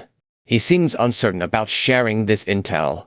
Muttering to himself, his concern for his wife's condition is palpable. He'll need payment that's substantial enough to cover her illness. Sigurdson is mentioned, but his role remains unclear. Madam inquires about his wife. Surprising him, he responds cautiously, knowing the stakes are high. Madam informs him of a guest named Sigmund, who has arrived unexpectedly. She advises caution, noting Sigmund's sensitivity regarding his wife's illness. Maybe we should leave them alone for a while. The archbishops are going to cure her, it seems. Geyer struggles against unseen forces, her face contorted in pain. Someone orders her to stop, but she fights back fiercely. Pardon your interruptions, but this treatment is pointless. The clergy's method will only worsen her condition. Sigurdsson insists on treating H-shorties, despite skepticism from others. His knowledge and method remain unclear for now. H-shorties is in critical condition, yet Sigmund insists on his treatment method. His approach seems misguided, though no one dares interrupt him now. H-shorties' condition worsens despite Sigmund's treatment, alarming those around her. Resumption of treatment is met with fierce opposition. What harm could light do? It's too late to change course. The truth from Sinner is of pitch black, correct. He vows to do anything for his wife, swearing upon his name. She demands a promise. He agrees with resolve. It is a soul-draining labyrinth. The stigma is more than just a mark. It signifies one of the worst diseases, a decayed divinity's scar that gradually consumes the victim's life force. Her seizures with my mana. Let's get started. Put her to sleep. The materials you need are here. The materials are prepared, but no one speaks. Tension builds. Sure we can, but this treatment is more about overcoming the debuff rather than curing it. Lit up all the candles, sir, hoping she can overcome that thing's vitality with more healing poured in only to cause it. Sir must summon a hidden sprout to address the debuff, causing tension and uncertainty. This treatment is proceeding into something dangerous, right? Honey tries to comfort, but the situation remains tense. Honey tries to comfort Sigmund, but he pulls away. Tension palpable between them. Honey's attempt at comfort falls flat as Sigmund remains distant, his expression closed off. It's your turn now, Sigmund. The treatment awaits. Mr. Kim's words carry weight as Sigmund considers their implications. He wonders why such a technique would be so valuable. The Sigurd mythology is a superior cultivation technique, passed down through his traitorous Einherjar bloodline for generations. Sigmund's ancestor was a mortal hero named Norse Sigurd, the most famous. Every cell in his body is awakening, his minor attribute is transforming. You have obtained the Sigurd cultivation technique. Your body's transforming, growing sturdier and stronger. Really, she should heal up any time now without treatment. With this, my total mana growth is 30% or more. Sigmund, we've just completed 8 shorties' learning. Have you had any problem with the cultivation technique? Obviously, my goodness. Stigma, sir. Hee. 2 orders? Really? I can't see anything but light. Will this knowledge come for free? Course. You should heal up anytime now with this treatment. Mr. Kim seems amused by something, raising a glass towards Hero. Honeyed words suggest a playful challenge. But can he really handle more? The demon's blood seems to be taking its toll. This is the moment to act. Entite must strike now or be overwhelmed. With that, Entite strikes. The stake pierces the demon with a superhuman force. A miracle unfolds before their eyes. Right now, they are throwing such love to party. Director of the Guardians League has arrived to check on Sir, who seems tired but grateful for the visit. Actually, to see you next time would be better. The youngest president strides confidently, leading the disciple of the Guardians League in ore. He knows the League's power but remains undeterred. SSR the Blood King has arrived, his presence commanding attention. Nice to meet you, Warrior Kim. It's an honor to meet you. My name is Chen Y, president of the Blood King League. Welly Labyrinth has taken a seat and seems eager to share his thoughts. Yet Chen Y appears surprised by something Welly mentioned. Welly seems taken aback by Chen Y's comment, his expression a mix of surprise and curiosity. Welly's gaze locks onto Chen Y, his tone filled with respect and a hint of disbelief. Welly's eyes widen as he listens, clearly impressed by Chen Y's abilities. Holy sh*T, this technique it's real. Even at Tier 1, his disciple already reached such heights. Disciple declines the offer. Master asks why. Honor and duty weigh heavy. Master speaks of an old, respected martial artist. Disciple acknowledges but seems reluctant. Master insists, showing no other choice. You're a token of respect, he says, handing over something. He hands over a sword, its weight trembling in his grasp. His tone is serious yet uncertain. President speaks, his voice firm yet restrained. He looks at the sword, then back to the recipient. Hidden mission revealed. For completing a task, Mr. Superhuman will receive a present. The president smiles enigmatically. Oh, you did not expect this, did you? This is / line break for clarity * a gift from us. The Enjalnir order. It's more than just a hammer. That is Aegis. It's more than just a shield, of course. Sir, give me more. Are you serious now? You like it, don't you? It'd be a bit underwhelming if this is all you've got. Sure about this gift? Though, the angel isn't it? This is wild Tilder. 10 and even diamonds Tilder. The tier of demon heart. Nectars and 7 more. Nectar by any other name. Master of the Inferno. To earn fire attribute mastery. I see if that's gratitude. I understand the case. Will give it to you with pleasure. This is a significant gift indeed. Sir, our final quest reward. Declared with gratitude. Thank you very much. Order to fight against the old father's honor. The honorary paladin wishes to become your disciple. Is it already 2 orders later? The festival seems like it won't end anytime soon. The power of these ongoing events might be exhausting. A familiar voice. It could be someone important. Sage Kim, something urgent is happening. Let's go. Happened. The treasure there gone thanks to the order. I have to keep going anyway. Could this labyrinth be important? There's more to discover here. Yes, Sage Kim's order to delve into the great labyrinth. Starting from the 10th floor, this is serious business. That's why he's choosing to hide until he accumulates enough power. Halt, visitor to the great labyrinth. Why have you entered? Because we're in a zone where laws of the surface don't hold, Sage Kim confirms, but hints at danger lurking. That guy, the seal of the fallen gods. Though you would have recognized you at back there, didn't you say you were? This place is dangerous, quieter than it seems. Demon creatures, actually. They are lurking out there. Let me correct that. New weapons, Sage. Bless my weapons. It was just about how good my timing is. The old Sage's powerful blessing has transformed ordinary weapons into formidable tools, ready to face a horde of demons. As expected from a level 5 Sage. The blessing has transformed your weapons into formidable tools. Relax now. You hoped things wouldn't be this way. What's wrong? You've taken longer than expected, Savior. They're here in droves. How did we get chased by so many Inquisitors? And you? Our order finally trace be over. Your order's nonsense. Saintess, what kind of holy promise do you mean? Are you truly alive now, Father's order? They would consume both your body and soul. Blatant lies. Because your ascension is assured. There's no need to worry. The process will be prepared for you. PFFT, I'm in no position to take orders from them. If you act now, they want to subdue and sacrifice me. Sure, you already know that. Here to bring an end to this place.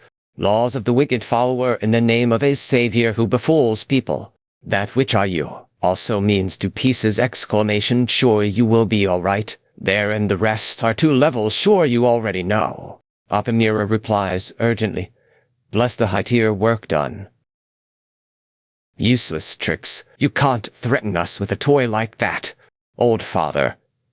Your resistance is futile. Protect your children with all you have. Savior. Old father. This is the power of the cultivation technique. Sigurd Cultivatio raises his hand, about to cast a spell. His head pulses with a searing white pain. Mine are surging beyond his control, with absolute clarity. Every detail of the world sharpens. The formation has collapsed. Panic begins to rise as the structure disintegrates. Wait, return to positions. Line 1 of the command is clear, but tense anticipation lingers. Line 2 of formation reconfiguration is imperative. Every second counts. Tiger slash. The command echoes through the formation. Sharp and urgent. Stay line. Sword over us. Shadows ready. Stand firm. Tychep Esti Pikegower. Not a chance. Heralded by death. The command is accepted, yet still he hesitates, wondering if this can truly be their path forward.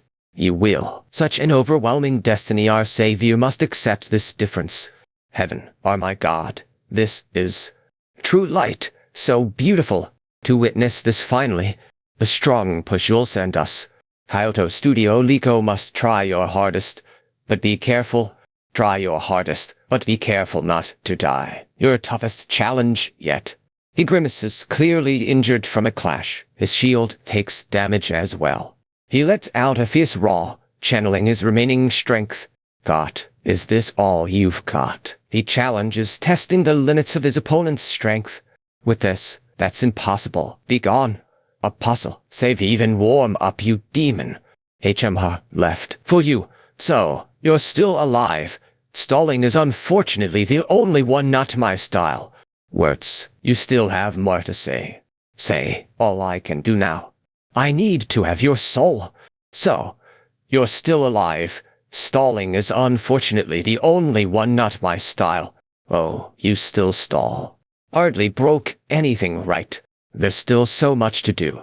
Now their loot's been acquired through destruction, massacre. There was a fierce assault. A battle just for it. He got the materials needed to make a high-tier trader, but thanks to that, he'll have the means to advance further. Great Labyrinth's 10th floor entrance to the Fortress of Beginnings, where challenges await. Hee. Why so serious? Finally some relief. At least you see the funny side now. So that's therapy. I'd still do much worse if needed. He knows I wouldn't be stuck in this place without your help, brother. Increase all stats. That artifact suits you well. Such a sweet reward. Now he has a level 5 artifact. Greer thanks him. But there's more to come. Time to find the final piece. He thinks maybe he should delve deeper into Gangwon-do, South Korea. His homeland calls to him. The air there holds memories and mysteries yet untold. What's this guy doing here, hiding his body, bringing an outsider? He seems suspicious, muttering about mutants and an off-limits area. But wait, how do you know about Hope Village? Hee, skeleton snake. Good thing it's like this, because he's a mutant. Someone there knows the password to enter Hope Village. Why is he here? A human in Monster Village. This place is where they keep the item. Snake asks, why did you bring a human to our village? He explains his ostracized status, seeking a mutant for society's request. Is it really okay to bring humans here? The village is closed off. Hostile toward outsiders. Ew, rage. I'll kill. Not bad, in fact, because wait, why are you doing this to a dead body? Crushed past out unreasonable. Good. Now, from a mutant's traits, I would have something minor calls come from poaching these people. I'm not here to... For a moment, you seem serious. Would you really sell your family's body for a few bucks? Uses an aura blade. Are you joking? Just calm down. This is the fastest way to earn their trust. He holds out a small, strange object. The other character looks confused and slightly alarmed. Are you serious now? What is this supposed to be? Why are you offering this? There's no way a bear can resist this smell. No way you're getting out of this now, bear. Love noodles in Hope Village. They have hard times like this too. Serving proper food. Knowing why humans value it. Chief of Hope Village speaks passionately about the importance of proper food culture. While the hot broth fills my stomach to the brim, this taste is one. Everyone seems eager to try more, curious about what the chief has prepared. Wow, slurp, slurk, har. Human, do you look at yourself? So sweet. Have you tried other flavors? Where did that come from? Everything by the ever-serious chief eating an animal. Wait, are we allowed to eat this powder? Has my friend really prepared something for us?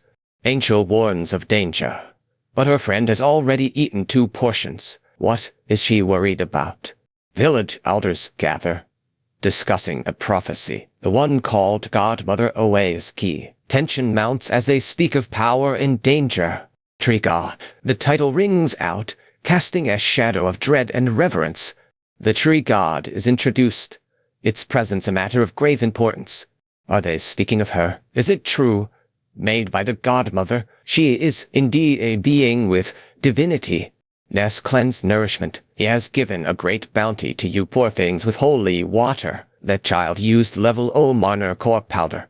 Really? So with this, we can eat more. The godmother has permitted it. Thank you so much for lending your wisdom. Why party? It's fine. Sorry. Now that the misunderstanding seems to be resolved, Fufu's sound hints at something soft and comforting, yet carries an air of mystery.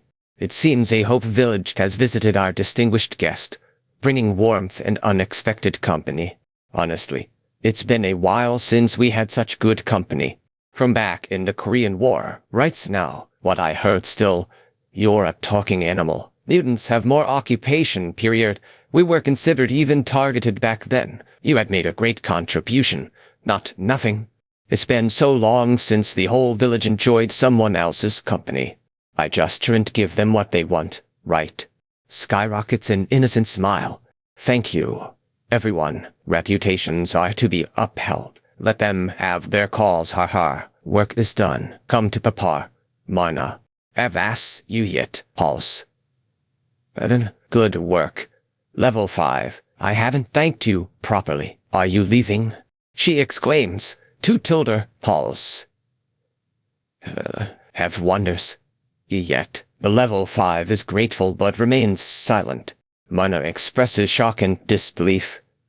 Her tone urgent. Tell me still alive. She pleads. Mana's voice trembles with urgency. That much. You can trust me.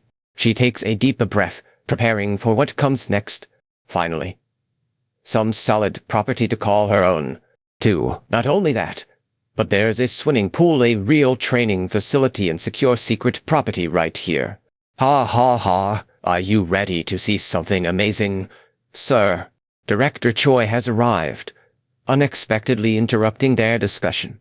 She also acknowledges the facility's potential, suggesting it's well prepared for advanced use. He agrees, emphasizing its level and readiness. Master, to support you, a magic spirit born. Commencing from now on, precise measurements will yield the best results. Sigurd, a level 4 soul warrior and Tiger King immortal, lists his various classes and minor classifications with meticulous detail. Error messages flash on the screen, alarming the viewer. Master circuit seems to have malfunctioned.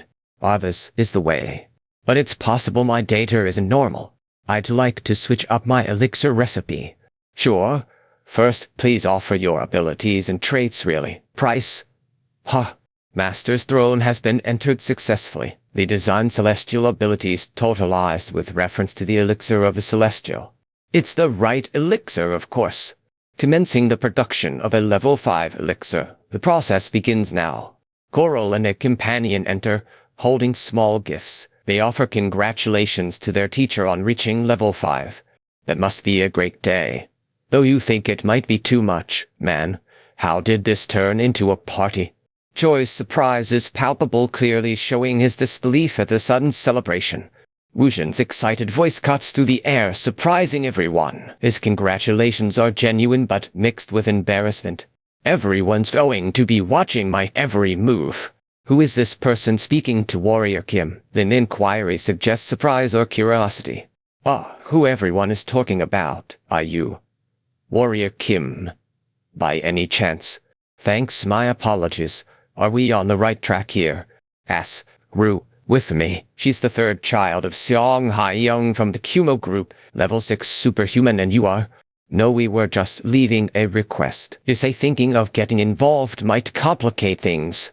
How much? This participation will be worth more than just compensation. Warrior Kim, that changes everything. Pistols among the Dasan that possesses the Liko demands items now. The situation has shifted abruptly. How generous of you to offer the Dasan gun. Fees apply, yet you are not eager to haggle. What incentives will make you agree? Time to level up, but on my terms. She steps forward, her presence undeniable in the silence that follows the offer and refusal. Sister steps forward, her presence a stark contrast to the previous tense exchange. How rude. The eldest son of the Kumo group declares with a sneer, level 6 superhuman indeed. The second son of champions between you steps forward, making a point, level 6 superhuman threat or not. He's confident in his ability to handle it. Soldiers are described as armored and pyromaniac, both very strong opponents. Kim, leader hired by a level 6 cyborg, is present at the battle. Reinforced soldiers are here to watch. This tournament is crucial, with him regarded as a key figure to watch. Fire erupts from the opponent's hand. A solar flare of flames. Wait. Something's amiss. The tension hangs heavy in the air. Tension builds as he stands alone, a stark contrast to the chaos hinted at in the tournament's opening moments. But murder is forbidden with an enhanced soldier. But a mage who can? But what can a mage do when forbidden magic is the only way? Seong, prepare yourself. That's a victory. But I can't believe it's level 6. Are you sure about this information? Is the mage who was banished from the Sun Magic Tower working for the Kumo Group? Kumo Group, a name shrouded in mystery and controversy. Phew, I wonder if the pyromaniac can beat the person our youngest brought. Flare carelessly tosses a sword onto the ground, only to be met with skeptical silence. Another's voice cuts through the tension, challenging Flare directly. He challenges her mimicry, disbelief clear in his voice. Choi's teacher seems unaware or perhaps reluctant to share details. Other chairman of the Kumo group was suddenly murdered, his elder Joe involved in this deliberate act, but his heart remained intact, certain someone could do such a thing during the succession war. First, it is a matter of urgency. I must confirm this after the meeting. Nevertheless, it is possible. Indeed. But, anywhere, consider my revenge. So it's true that you endured. Good thing I died there. Almost actually. Well, let me blast. Flames for a solar magic? You'll find I'll throw. Moments of tension hang between the defeated figure and his opponent. One down, the victor strides forward, eyeing his fallen opponent with a cold stare. Now, shall we move on to the next battle? We prepare for the challenge ahead. Victory is within reach. Just one more battle to go. Thank you, fourth member. Your reward for completion awaits. Oh, these shoes really isn't much, you say? Rich people do deserve it, I guess. Indeed, and resigned. After that, E1 consecutive wins. The other champions were impressive too. 3 more times consecutively, wrapping up the tournament with Seong Hyung as the victor. National Council endorsed the tournament's conclusion. Succession debates rage on behind closed doors. However, their strength is undeniable. Youngest among them, yet they managed to win. It seems my brothers won't give up easily. The odds are overwhelming. But the group believes in something not based on morality or law. You might be at a disadvantage, but you've earned your place. She firmly states her refusal, leaving no room for misinterpretation. Her tone conveys a sense of determination and finality. She strongly refuses, her voice leaving no doubt about her stance. This chip contains a mutated gene that can reach level 7. If we secure it, we can overturn the situation. Sure, she agrees to try the chip despite its dangers. He seems surprised and relieved. She sighs. Considering the risk, he stares back, confusion clear on his face. Liko looks relieved, but her tone carries a hint of urgency. Suong exclaims, clearly excited about the discovery.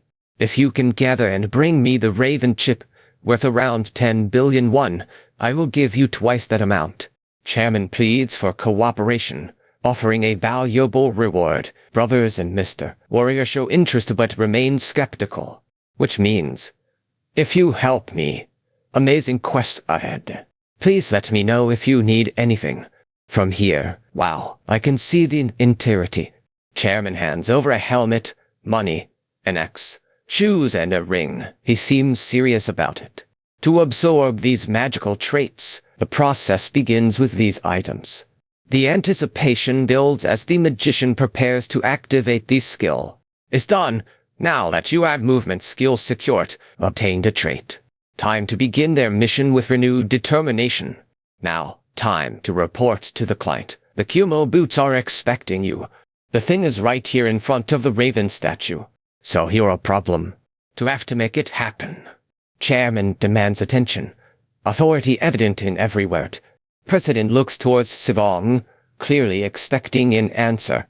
President urges Song not to worry, emphasizing their determination to handle things swiftly. Youngest sibling brought here at this late hour. What's going on, President? Boot it up now.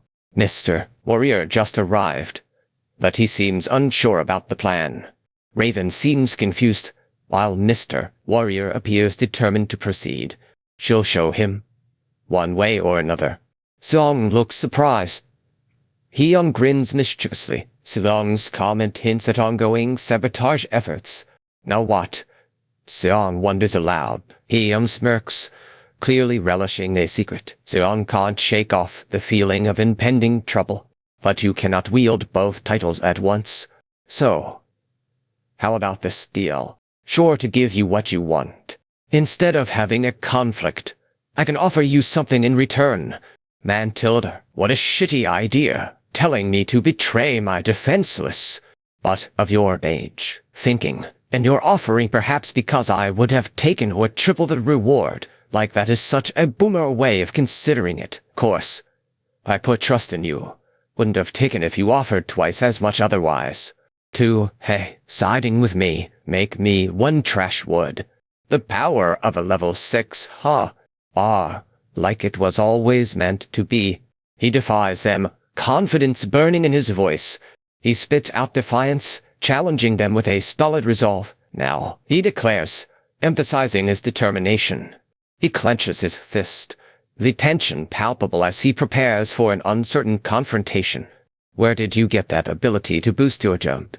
Focus gunner, airstrike, reloading in an instant, and raining down attacks like an unrelenting storm. Heejun, Mr. Song, considering giving you a chance now. You think such a small advantage will see you through. The darkness seems to respond, a foreboding presence ready to strike. Even he can't guarantee safety, damn it. This isn't over yet. Stop, everyone. He commands with a steady voice. Alias, this time the third child of Kumo Group, steps forward, their presence tense and ominous. Liko and Kai appear, Solar Raven's presence heavy with tension. You are late, Liko states, emphasizing each word. Alias speaks, repeating the introduction, this time third child of Kumo Group. You are late, my brothers, Solar Raven. Solar Raven challenges you to a fight. You stammer in surprise and disbelief. Kumo Group Director Jum pauses Solar Raven's challenge, his tone serious. Hyun-ji extends congratulations to Song, hinting at a significant change in leadership. A few days later, Hyun-ji offers congratulations to Seong on his upcoming role as the next chairperson of the Kumo Group. Ah yes, call me, of course, Tilder. Now that you have the Kumo set, more requests will come your way in the future. Mr. Warrior receives an unusual request, a ring intended for something more than just friendship. I'm sorry to decline, but then I have reasons. She is beauty itself. Yet, quite a power play, indeed. Absurd to think of such matters here. Affection or power both seem out of place in this setting. Yes, in that case you're truly unpredictable. Would it be alright if we add in cooperative relationship where we can help each other out? Welcome to our cooperative relationship, where we can support each other in unexpected ways. She speaks of her fiery 20s, yet still finds herself considering luxury and chance. Our Elder Joe suggests a dating relationship, not marriage, to clarify her intentions. The situation seems to differ from expectations. Magic Kim appears doubtful and uneasy, her expression suggesting she is reconsidering something. Magic Kim's expression shifts, her doubt palpable as she acknowledges the timing. Magic Kim looks around, confusion clear on her face as she speaks aloud. Kim looks surprised, her expression a mix of confusion and realization. She seems to be addressing someone unseen, perhaps her grandfather or mentor. Kim looks surprised, her gaze shifting as she formulates a response. She seems uncertain about the unexpected request. Kim hesitates, her expression a mix of surprise and concern as she ponders the unspoken question. Kim frowns, clearly troubled by the accusation. The unknown figure remains stern, pointing towards a culprit with a sword of truth. But you have to promise me a culprit's identity. He seems surprised, perhaps even embarrassed. His tone suggests a mix of disbelief and urgency as he stammers out his words quickly. He seems flustered, quickly trying to explain as he gestures toward the speeding car. So what is this Phoenix-made vehicle? You recognize it, right? You can save Mr. Magic with this quality craftwork. Phoenix suggests using blood and wire to create something artificial. Phoenix suggests using blood and instinct to find where the Phoenix essence resides, hinting at a risky and delicate process. But all I know condition where, so this is where they are kept. They don't look like they're in good condition. Ah yes, they should have lived for more than 20 years. Yet they seem out of energy. Magic Kim stole this. Wait. Their minor trace is smart indeed. The School of Eclipse must be involved right away. They should contact Elder Joe Akkan, the Tower Master. Bitch, at Crazy J.O. Akkan. Grandfather, please relax.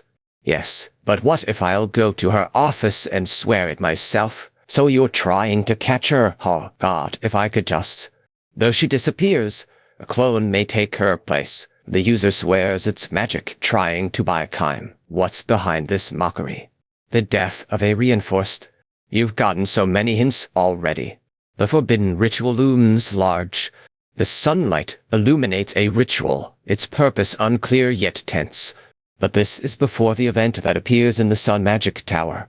She's using the Phoenix's power for an evil ritual, eroding the sky and land. What kind of madness is this?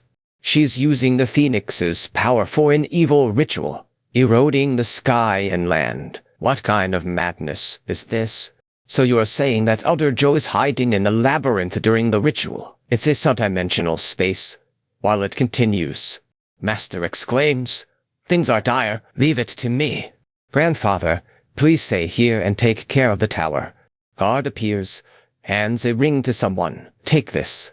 Exasperated, the receiver thanks the guard, then risks their life for the magic tower's sake. The ring of great escape is crucial for survival within the labyrinth. The receiver looks bewildered at the items handed over, clearly unsure of their purpose or significance. More than one way to solve this problem, if you ran into an enemy subdimension. Eked out a narrow escape. Now in darker magic waters, the school of eclipses rooted here. Stick to my back.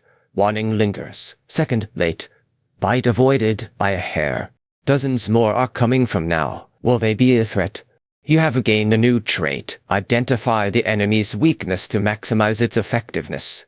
All those attacks will deal extra damage to the enemy's weakness. What is it exactly? How dare you obstruct such an important cause? Hold tight. Elder Joe is dying in a minigame indeed. A difficult one, no doubt. Elder Joe is in peril. The situation dire indeed. Hold tight. This minigame is no trivial matter. Insight reveals multiple threats. Intuition detects them all. Already experienced this pattern before. Insight and intuition heighten, signaling a critical moment. It's the only way to stabilize Elder Joe.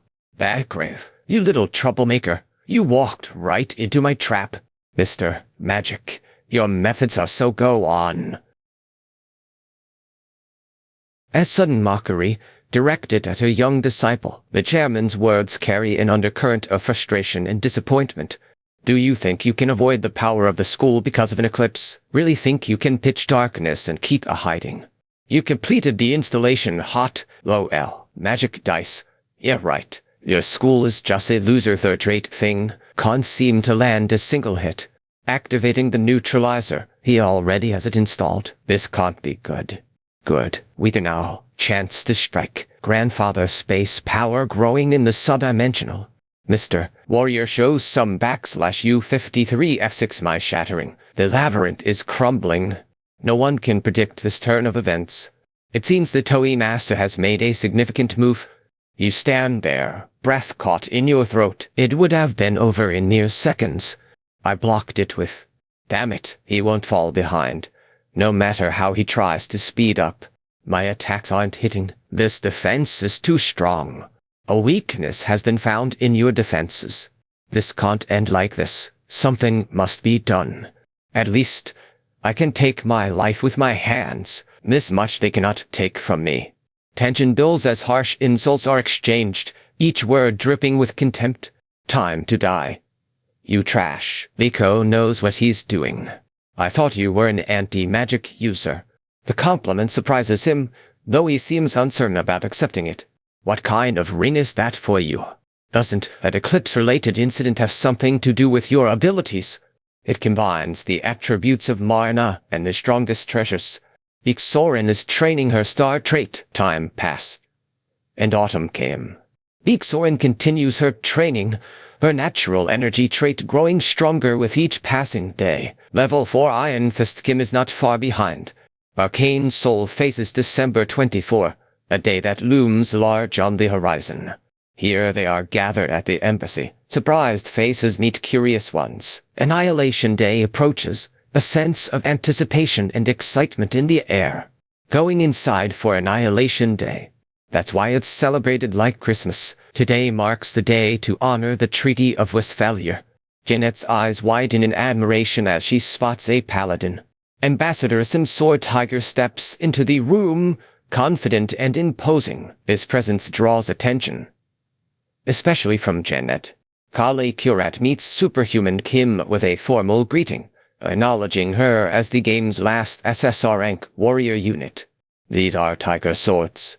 Fanatical support meets a surprised reaction. The exclamation FAN echoes as genuine enthusiasm clashes with stunned disbelief. But at least I got out of there alive. I couldn't talk with Carly for even a second, so I guess it's better this way. Forever gives off that end-of-the-year vibe. And then, Kim agrees to a private talk, puzzled by the request. You here are, yes of course, it's Revival Day. Not just any day. What brings you here today? Killed one of our... She had nothing left. And they knew it. Why did you do that? It's not like... She means the me in the real world, the savior of their order. For your great soul, she was just one among many. She questions his achievements, mocking his failures in both love and life. Why is she targeting him so? She mockingly declares his strength, yet hints at a greater purpose. He responds defiantly, refusing to take her words at face value.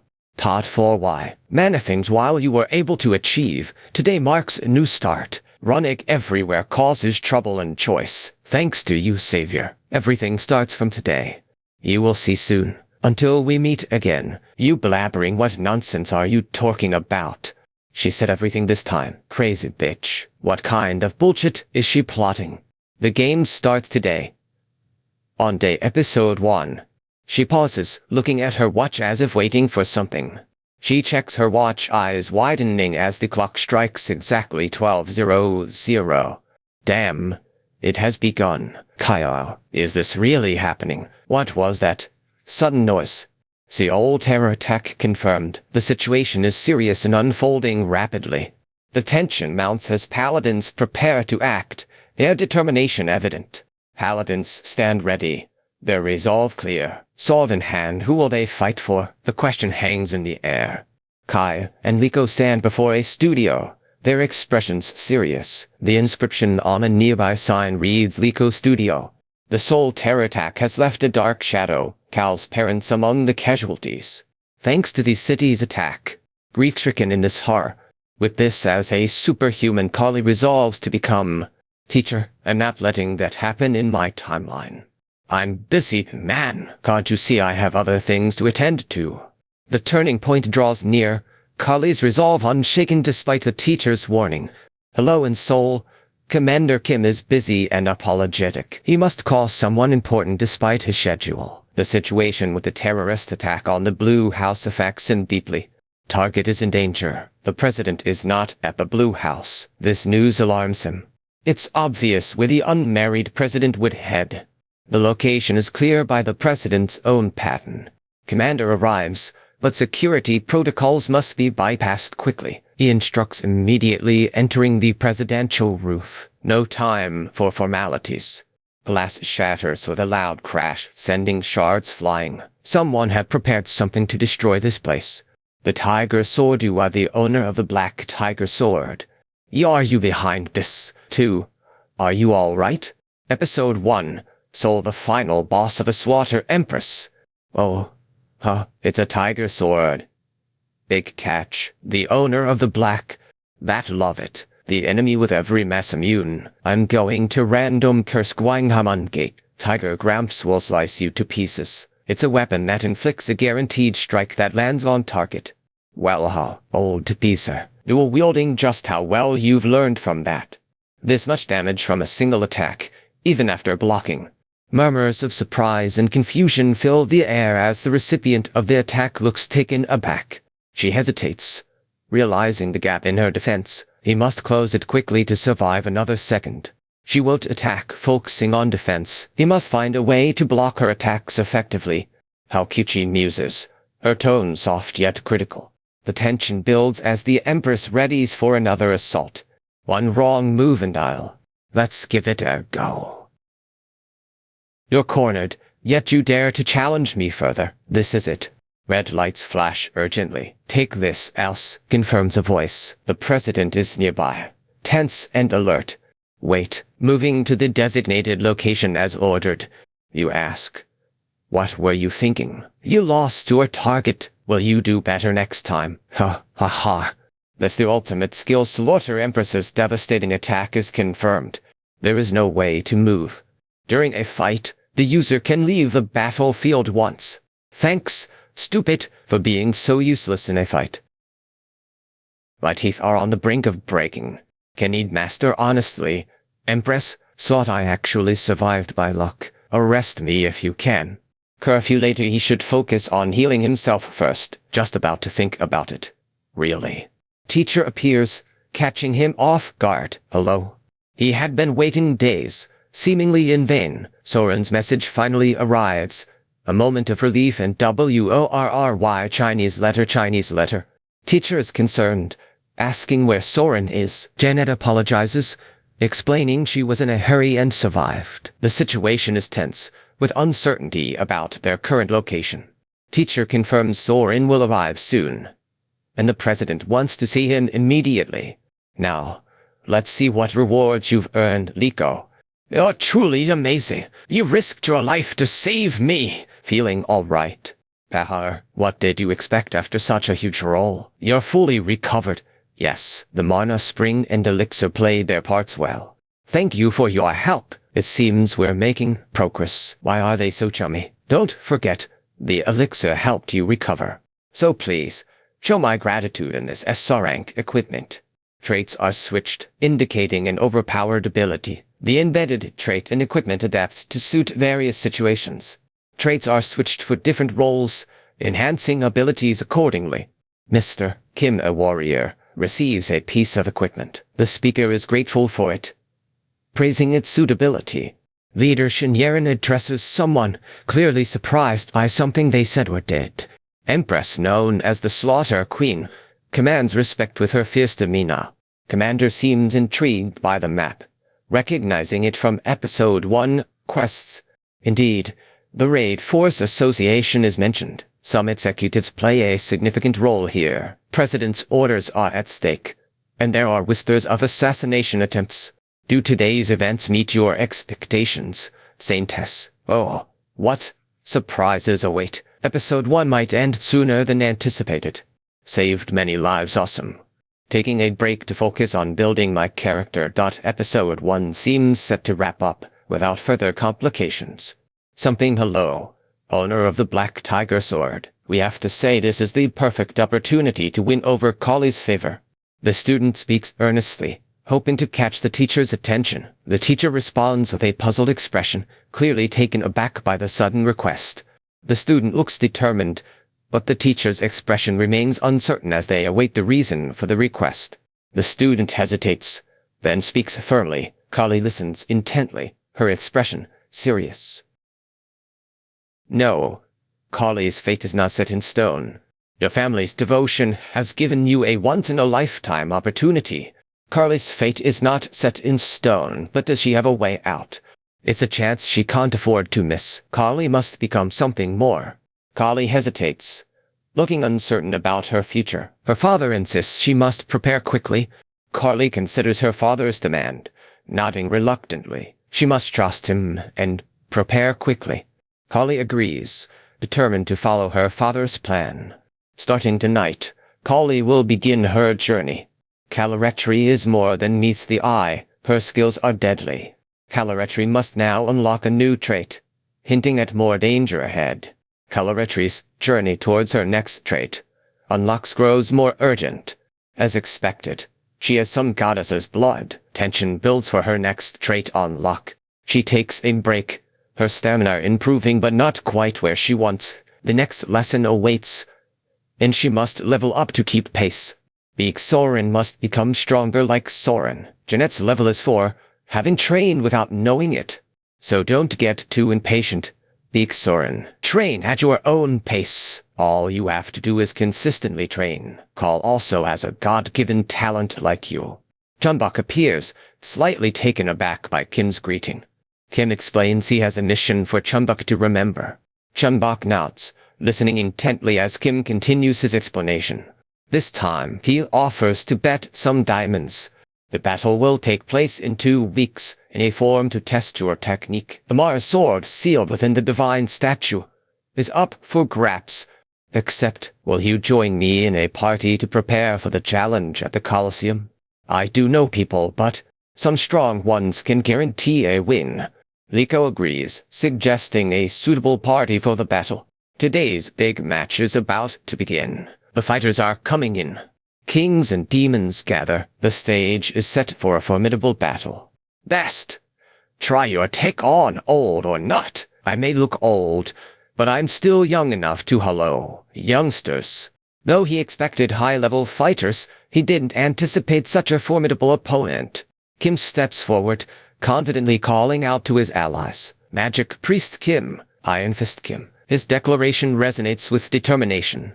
Kim declares, in advance, with a confident tone. Kim speaks confidently, addressing the gathered fighters. The opportunity to repurpose something is at hand. Kim addresses the group, emphasizing the importance of their defensive abilities and his familiarity with the support role. He mentions a downside to using this party formation. He contemplates their strategy, then mulls over their chances against the impending challenge. Prepare to brawl. Charge first. The battle is about to begin. HMPH special abilities to disrupt, like dogs. Please. They dare mock us with such a lowly tactic. They underestimated us and let their formation collapse. Fire. But I have a method, too. Aerial battle is the Wyvern King's specialty. He asserts with confidence. AIR raid signals an impending attack from above. Tide is flying. The king's soaring technique revealed. The king curses, clearly upset. Wyvern they got, uncle. She stares, clearly annoyed. You looking away from me? Mage exclaims, alarmed. A mage, next up king at all. They are fighting I directed. Pardon and I forbid you from using any magic. As we supposed to do well, as directed. Then how are you two still holding back? Eventually, you'll see an opening. Just stick to your opponent and start brawling. Now, die. The challenge is clear, yet the outcome hangs in the balance. Okay, priest, brother, bestow blessings now. Use your powers wisely. You have youngsters. Their shields are formidable indeed. Wait, Dark Demon King, I feel something to keep blocking it. Let's end this. Yes, we should wrap it up. The Dark Demon King's presence looms ominously, ready to block any attacks. This is a win. Family party for the Kim clan.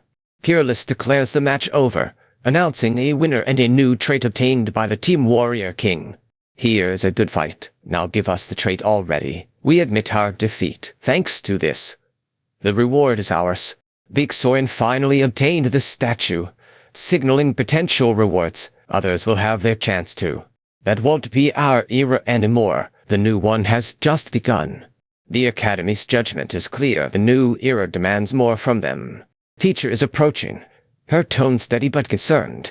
So the speller, it seems significant, yet vague.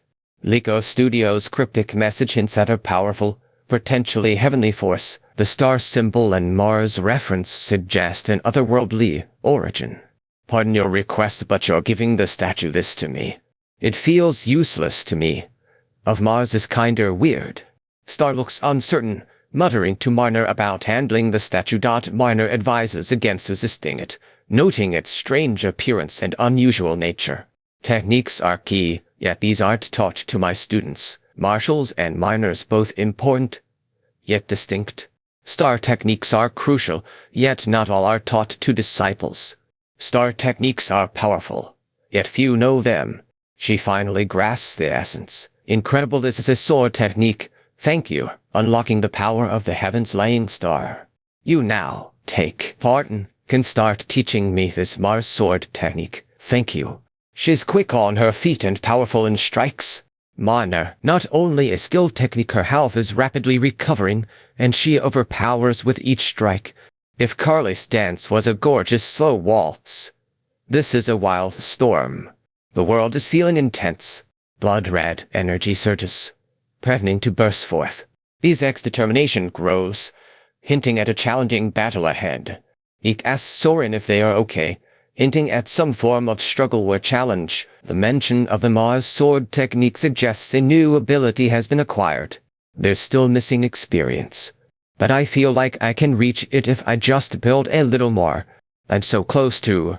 If it isn't Soren here, like this, look who we have.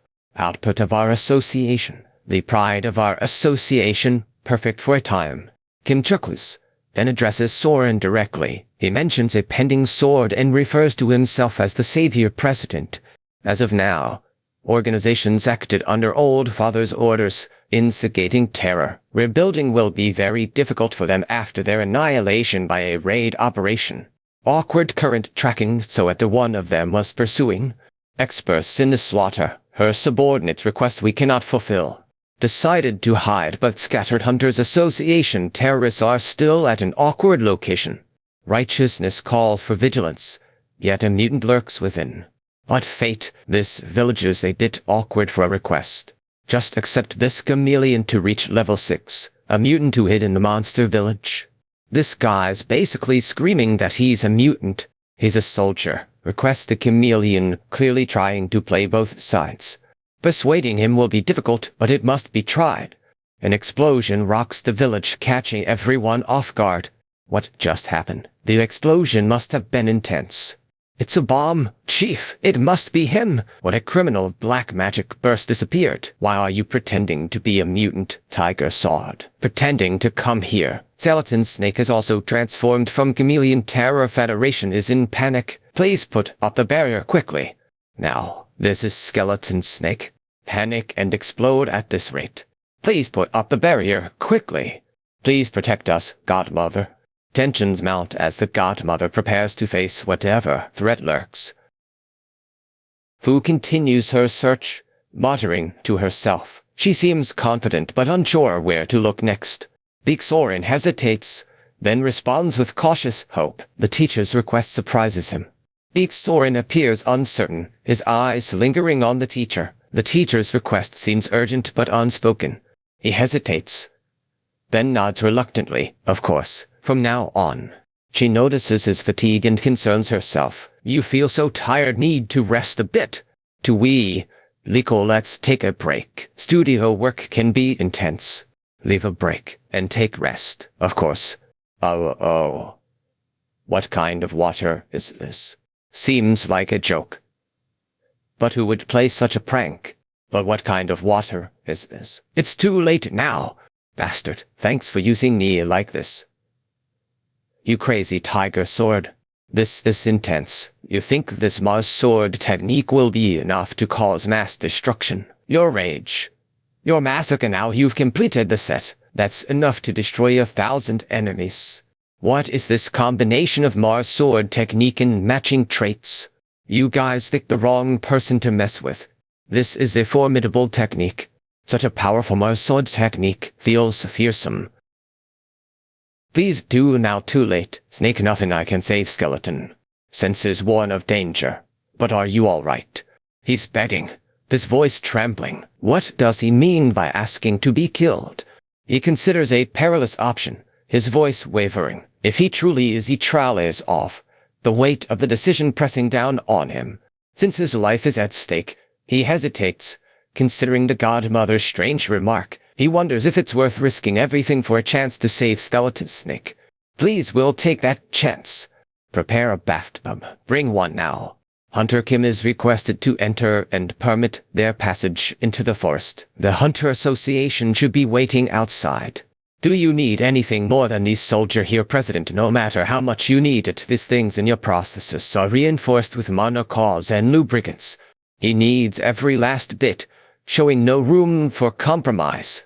She hesitates, clearly uncomfortable with his demand. He CONTINUES Chinese letter Chinese letter Chinese letter Chinese letter Chinese letter Chinese letter Chinese letter Chinese letter Chinese letter Chinese letter Chinese letter Chinese letter Chinese letter Chinese letter Chinese letter Chinese letter. He persists, showing no signs of backing down. Snake offers a vial. Hesitantly, the receiver takes a sip, visibly wincing but seemingly determined. A trait has been granted. 3 at once. These abilities are yours now. Permission granted. Enter the space with the Godmother's blessing. 2 deities are present, responding to an invitation. Their items are communicating something too insignificant to matter. With the blessing of Gaia and Thaw, these 3 deities gather under the tree Godmother's guidance. System, I can even pierce through this probability. A bolt of lightning strikes a skeleton, causing it to convulse violently. Now what is happening right here, right now? It's time for the skeleton to wake up. Human appears. Success was achieved. Snake form takes shape. She wakes to a world of sensations, long forgotten. Thanks, it's been a dream so long. Now you are an owner. Wrong. I really have a body now. Something went wrong. I'm sure. Tiger Sword, did this succeed? Wait, so that's about that's the SSR Ring of the Prophet. Where did it come from? This prophecy was for my Godmother's personal quest. The treasure you receive after finishing what? She wonders aloud about her destiny, the prophecy that seems to define her return. What was it again? Liko Studios body to give a part of my own. What does that mean?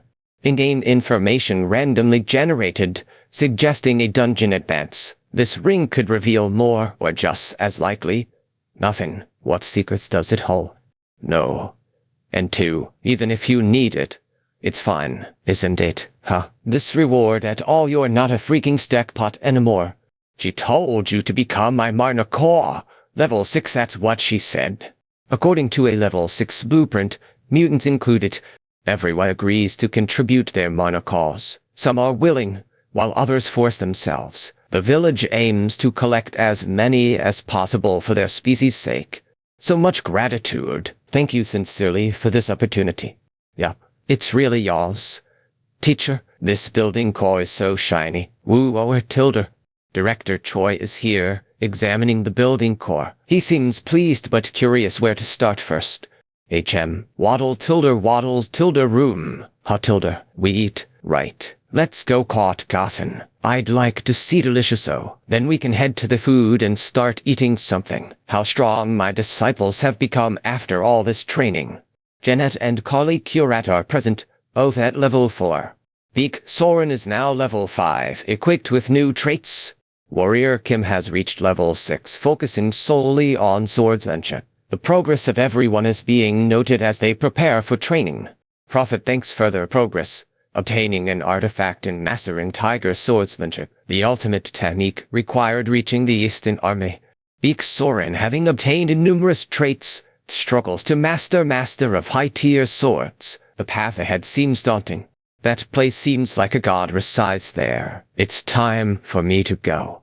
Mr. Warrior may not enter. Kim, I'm afraid you won't be able to go in. Yeah.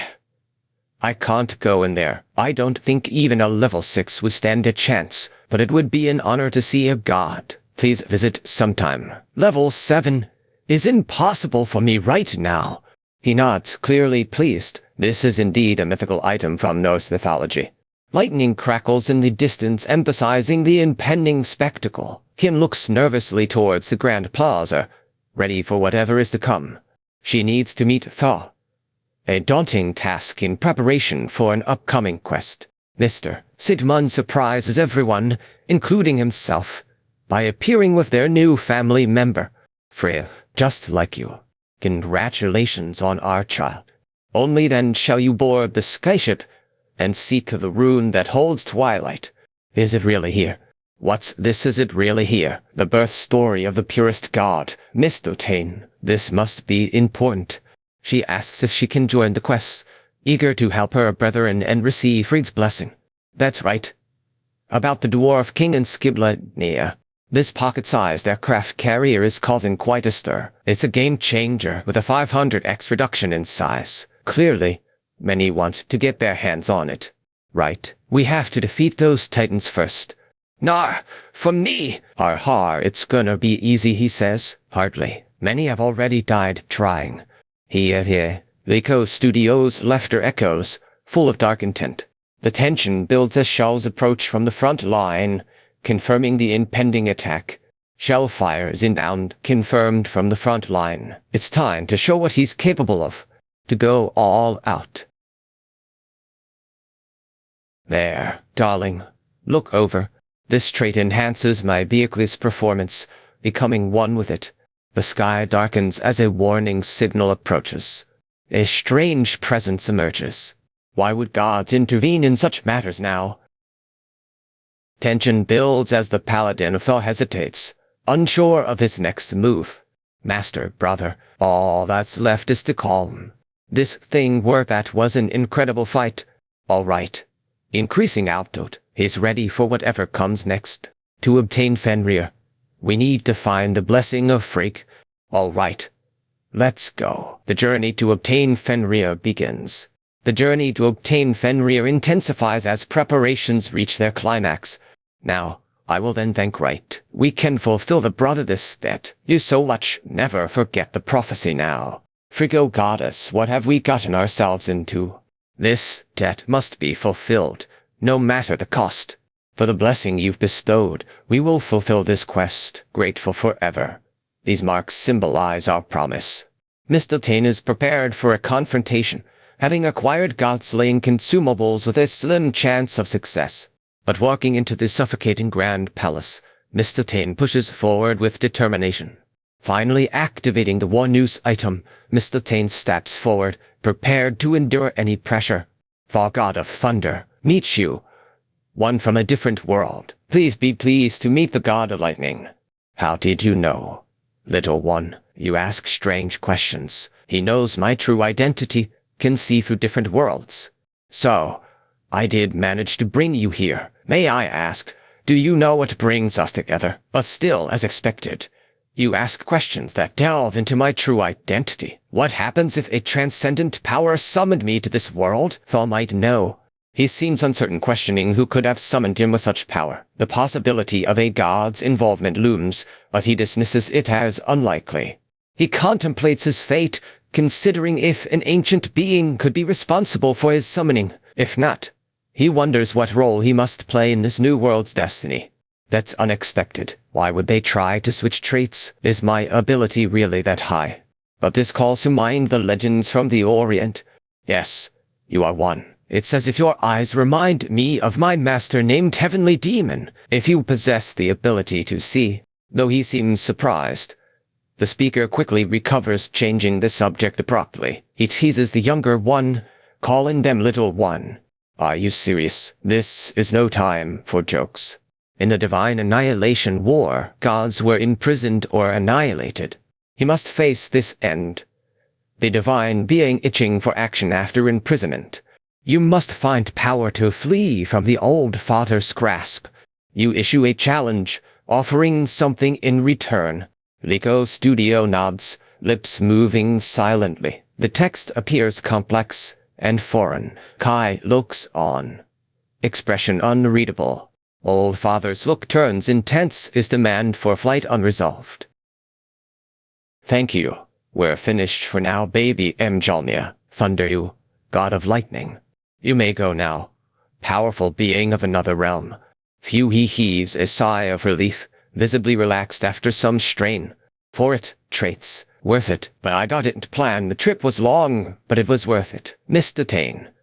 Which removes invincible barriers. Maybe I even got Janet and Carly disciples. Will they love it? Hee. What's that siren noise? Choi's warning echoes through the hallway, drawing closer attention. Choi's urgent plea fills the hallway, drawing curious glances. Director Cole strides in, looking both serious and out of place. His presence is commanding yet unsettling. Director Cole's stern tone pierces the air, leaving no room for doubt. He was the first to show kindness in a cruel society. Arcane Soul isn't just a selfish place, it's where he carved his path. He's my right-hand man. Because I asked him to manage the building. Kim and Choi exchange worried glances. Director Cole stirs, groggy but alive. He hands her something smeared with blood. You're giving this to me, she questions, clearly wary. Time and this will heal you. Thank you, Director Choi, for staying alive. Every medical technique available will be used. Director Choi will ensure the terrorists are eradicated. Director Choi has been tracked by nanomachines. This is where they went. You say you should demolish this place and its criminals. Their traces end right here. Most people who live here are innocent. My Iron Fist will handle it carefully. This time, I must ensure the Empress knows our choice is right. It began as something, but now, what remains of its purpose? But that's true, of course. That might be the case. Then do you have a plan in mind? Much thought gone into it. Net violence isn't always the answer. Harms the lives of this place without regard. Have another option. Might ultimately strengthen their resolve. Decide to destroy innocent people. Really? By that, do you mean to tear down and renovate the Gyoro neighborhood? That is my plan. Figures much trouble. Thanks to the president's approval and investments, redevelopment of Gyoro progressed smoothly without public support. And finally, he located the main base of the terrorists in the outskirts of Darren. It has been unlocked. Great job, teacher. But don't get too comfortable. He might not be bad at security but could still surprise us. Empress and security team prepare for a dangerous task ahead, knowing it won't be easy. Everyone levels up. The team is ready for action. Wujin works hard but still has room to grow. He's not at the Empress's level yet, but improving rapidly. She will do her best as a level 6 superhuman. Now then, don't overdo it. Yup, but you don't have to. Me too. I've been wrong before. Let's go. Empress, the slaughter this battle is far from over. They've walked into their own grave. Kamatothas now that it's too late. Burial site. They should help them find the right path. This place is what have they walked into? He must complete 3 types of minigames to pass this place. What kind of challenges await? To pass this place, he must deal with his side-scrolling challenge, though it wasn't particularly difficult. Getting rid of the buff applied to his party now seems daunting. However, he must prepare his disciples for a challenging situation. Splitting into 3 groups is their plan to pass this place. But what about being on the same team? SEO Wujin name on the leaderboard means he's a pro. Why do they need to destroy falling blocks? Mage Kim can handle it. But why the difficulty? Good, let's get out of here before it gets tricky. They won't find us if we hurry. Second minigame begins. Big Soren's team must find a solid cloud platform to cross. The finish line awaits in the sky. Maniac, Carly, just 10 more, clear it in no time. Rule to follow, specific path to take. Then you all, if you and finally, but it's quite complicated so it'll take a while. Best of luck to you. Wait for me on my own, so don't worry. We're the first to reach the finish line. You did it, everyone. That was so easy. Carly must be amazing. 2 of you handled all the traps flawlessly. She clenches her fists, clearly struggling to keep composed. Her voice trembles as she speaks, revealing raw determination. Protagonist looks visibly shaken, her voice trembling as she demands the other to come forward. Warrior enters, looking around the room. Everyone remains silent, waiting for her to speak. So, she's a level 6 warrior now. She believes her strength should be enough to take on anything. She struggles against an unseen force, her muscles tensing as she fights to move. She hesitates, realization dawning on her face as she utters a sharp protest. She is bewildered, her expression shifting as she grapples with an unfamiliar situation. Well, as you wish. You must have a death wish. Her place damage, she's not someone we could have faced even with enough strength to beat the curse, isn't she? Soren urges Beak to flee, fear in his voice. Teacher has been gone a month. Slaughter Empress muses aloud. A month, huh? She snarls, her eyes blazing with unexpected resolve. You all are in for it now. Teach, he's evenly matched against the Slaughter Empress. She clenches her fists, fury evident in her voice. The warrior K looks deadly serious, his eyes locking onto the target. Our teacher is clearly a figure of authority and respect in this setting. That, during the intense fight, you think you can stop me with just that. Know that no matter how many times you try, it won't work. Painfully experienced in this altar incident, she can't break through, despite her best efforts. The invincibility passive is broken, and she feels the full force of the Slaughter Empress's power. She will face a challenging time, especially if he has grown so much in that short while. I'm fighting again, against something vast and overwhelming.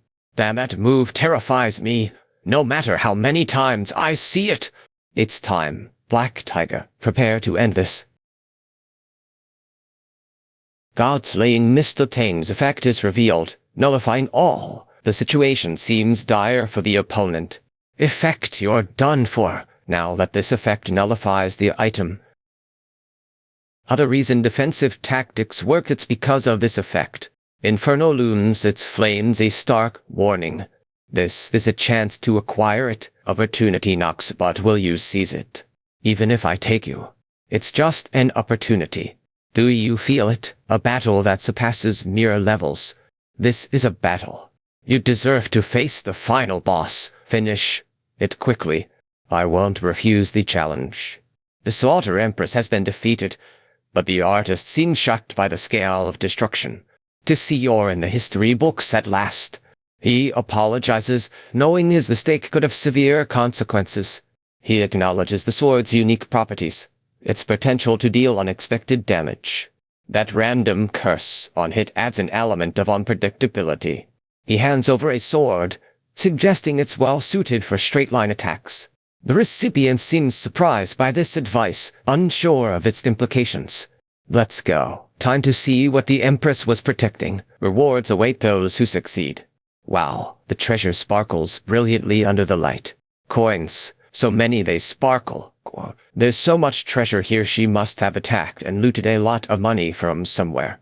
Brother plans to use the jewels for recovery. He might need them for repairs or supplies. Now she has the full set of Dasen tunes. This is quite a haul. Disciple pleads desperately, begging for mercy. Operation leader remains expressionless. He had nothing left and the Academy knew it, but they are all also incredibly skilled. Back then. He hesitates, then declares his desire with determination.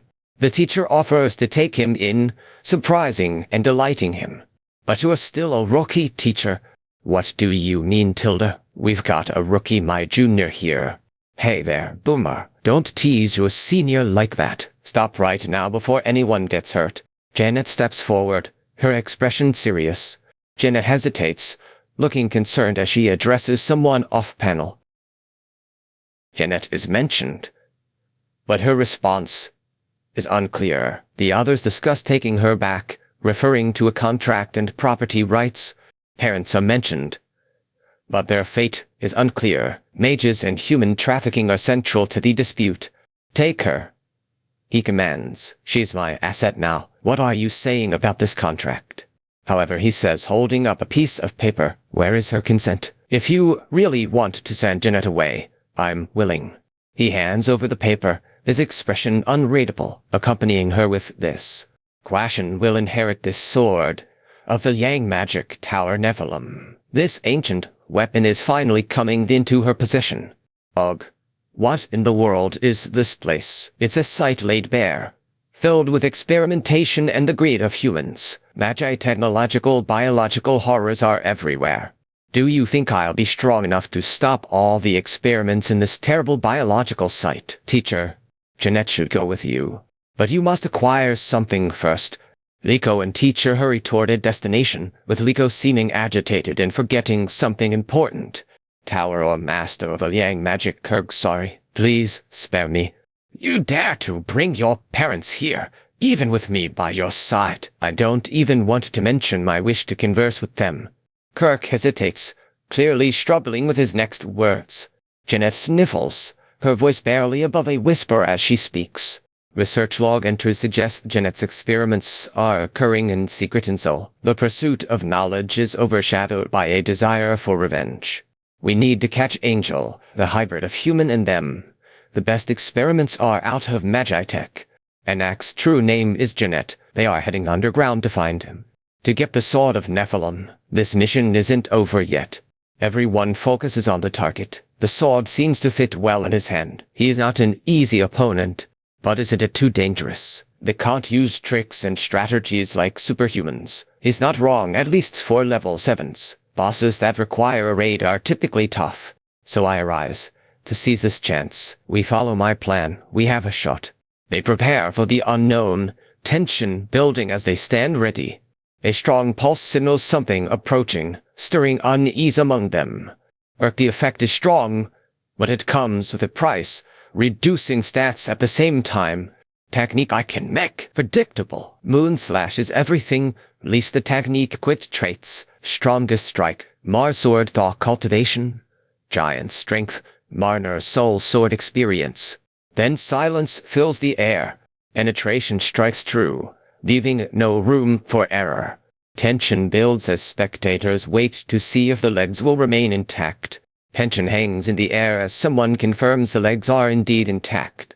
Works. The giant blood seems to enhance the sword's effectiveness, but he must keep hitting until it takes effect.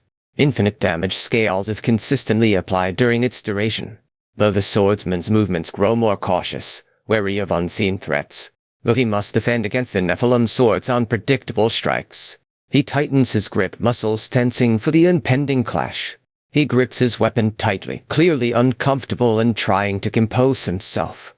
Wait, the fight is about to begin. Teacher, let's make this moment special. Damage the dark attribute. Is critical. leaving no room for error.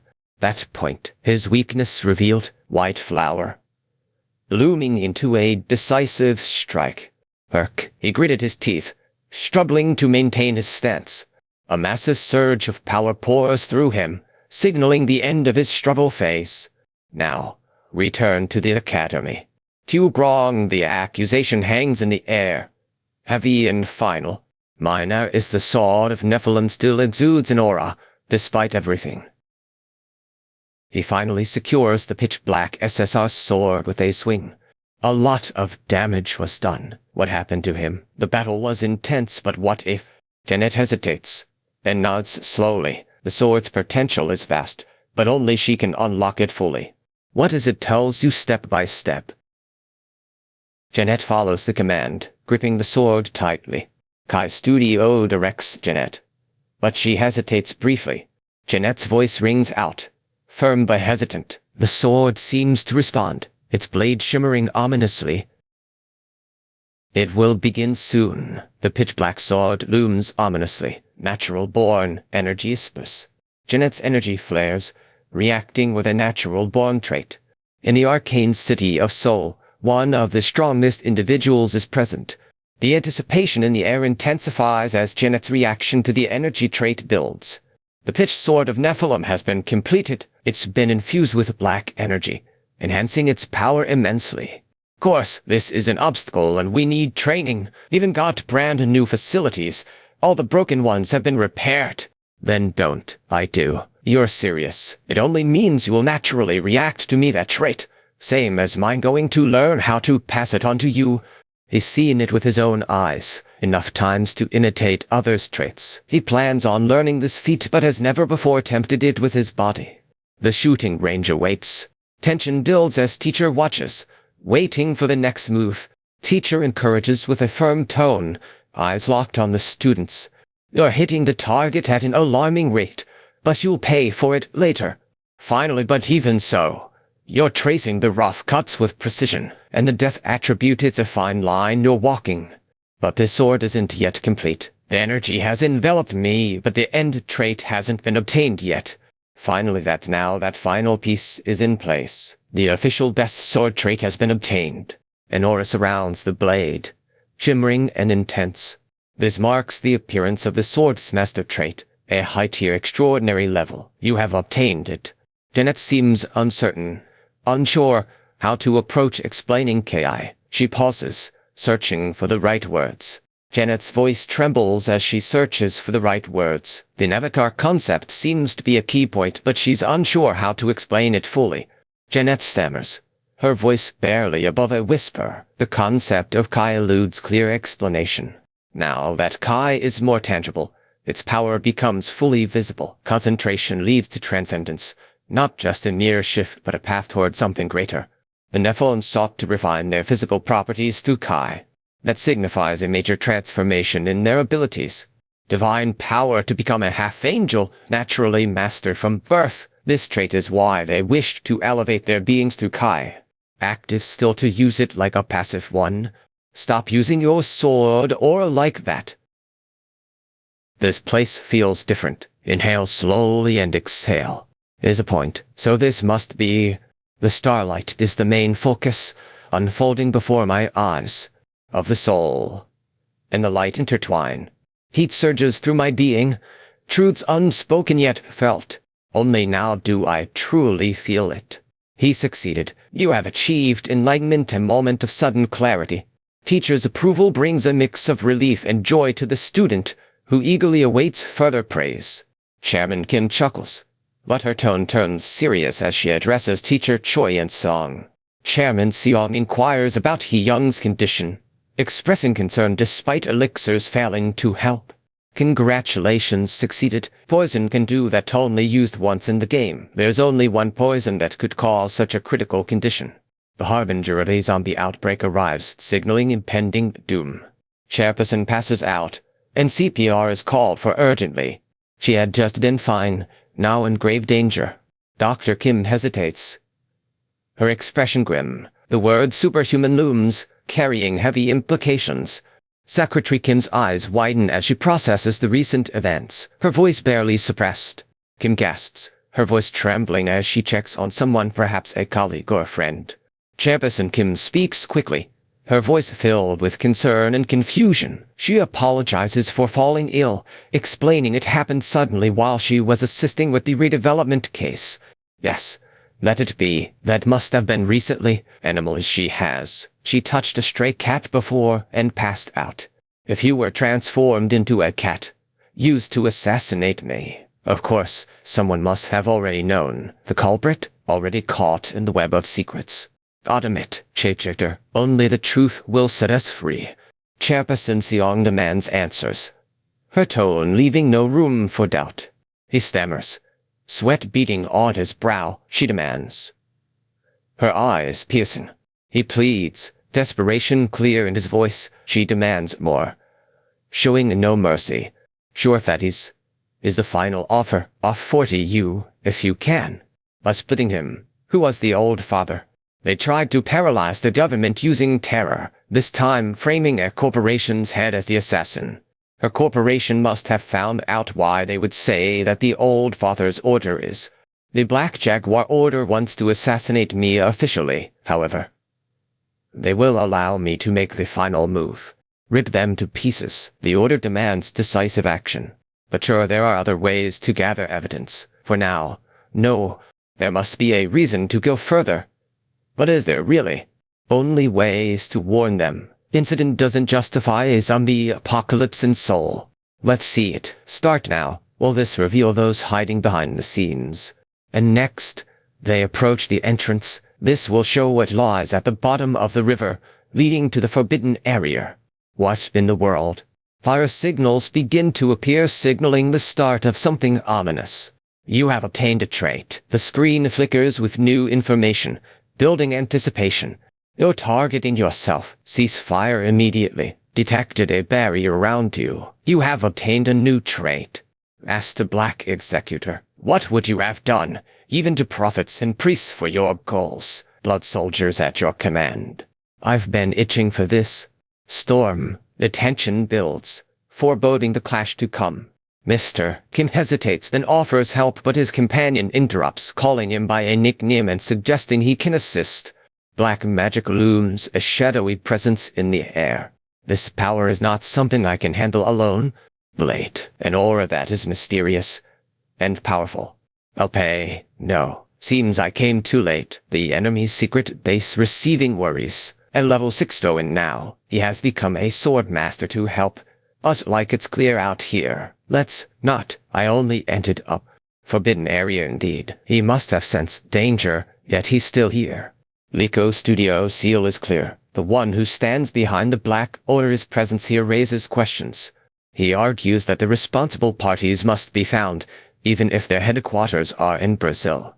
This is a serious matter. He will personally handle the responsible parties, even if they are in Brazil. The evidence must be taken care of carefully. The evidence of Jaguar Order must be handled with care, as the responsible parties could still be nearby. Such jewels and magical weapons, this area must be filled with valuable items. And it seems this code or document is very important evidence.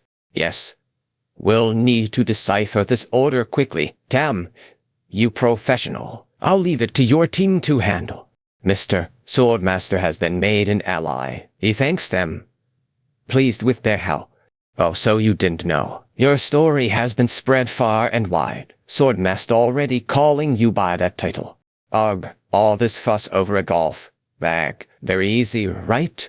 She seems relieved, yet still slightly worried about being overbearing. He acknowledges her concern with a soft chuckle. Countersigns agreed upon. The older brothers prepare to delve into confidential matters, eager to see progress. Well, you did it. What's next on your agenda? Greece must be the key to stopping Thespia. Becoming stronger is necessary. Pushing. Hey, stop, it's busy, but it only takes a moment. The reason why I'm here is to meet one of those gods. I must be cautious that insignia marks him as a paladin. To enter this place, I need to prove my worth spiritually and physically. First, I must complete a task to gain access as the descendant of a deity. Anyways, just ride your pretty trash to gain immortality. Do you recognize me? Nice to meet you. Warrior Kim, I never knew you to be a paladin. In here, the surprise is clear on everyone's faces. Surprise, causing a stir among the gathered. The announcement of his presence is met with surprise and polite confusion. The parchment is inscribed with a task, but the details are unclear. God, give me an easy task. Traveler, head to the sky path and retrieve the golden fleece from Georgia Valley. The golden dragon awaits your ascent. Irritating guy gives me the most difficult quest. This task is too easy, isn't it? Pavel seems taken aback by the shapeshifter's request, clearly not expecting it. Pavel appears wary, unsure how to respond to the shapeshifter's strange request. The shapeshifter speaks calmly but with an underlying tension that isn't lost on Talal. Talal looks surprised by Diamond Boy's advice, unsure of how to react. Diamond Boy remains calm but firm in his stance. That power is, yet still don't know how to speak properly. You dare to challenge me thinking you understand your place here. Your curiosity about my treasures is both amusing and vexing. Well, if you don't want to find Tilda, goodness gracious, for God's sake, you're a dragon? You're so mentally unstable. Arrayed drills are easy to handle for you. Ha! My knee it bayak, what does he mean by that? You lowly creature, your actions are beneath notice. Rico stands firm, challenging the other with a mix of contempt and taunting. You dare hold me hostage, can you really? Rico raises her voice, challenging the opponent further. My treasure, can you really take it? You ask how it is, can you really take it? With this, a problem. Defeating the dragon shouldn't be easy. Well, use it or lose it. Offer what you can't refuse. If you refuse, this won't end well for you. The Thunder Gods help secure their victory. Now, they are truly done. You cry out in desperation, hoping to halt whatever is about to happen. Please don't do this. This can't be spared. Doomed as you are, you could still bring about a catastrophe. Because you refuse. These byproducts will be too good to waste. This is your last chance. Then Tilda, I mean, alrighty. I told you IT could slip away. Time to strip it clean, Tilda.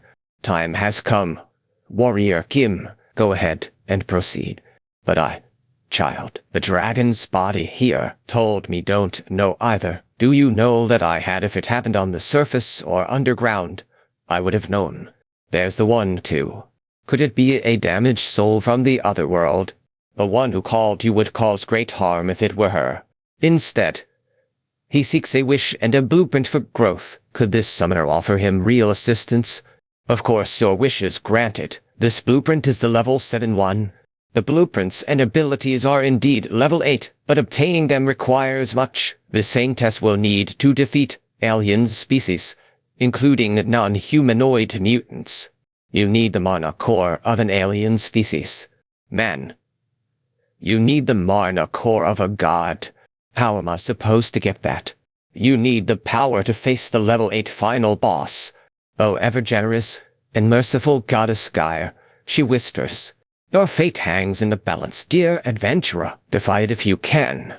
But will you give up now? After all this, it is impossible for me to take that. However, solving that problem one way or another is necessary. Woojin, having completed her tasks, expresses relief and excitement to Teacher Kali. Teacher Kali acknowledges with a smile, praising Woojin's hard work. So, Tilda, I'm a professional remodeler now. Our Tilda, it looks a bit different. But everything's fine. Why did he put the dragon's head on display while everything else is still intact? Al told you not to call me that. Soren's acting like a moving hotel now. And it's so hot in here.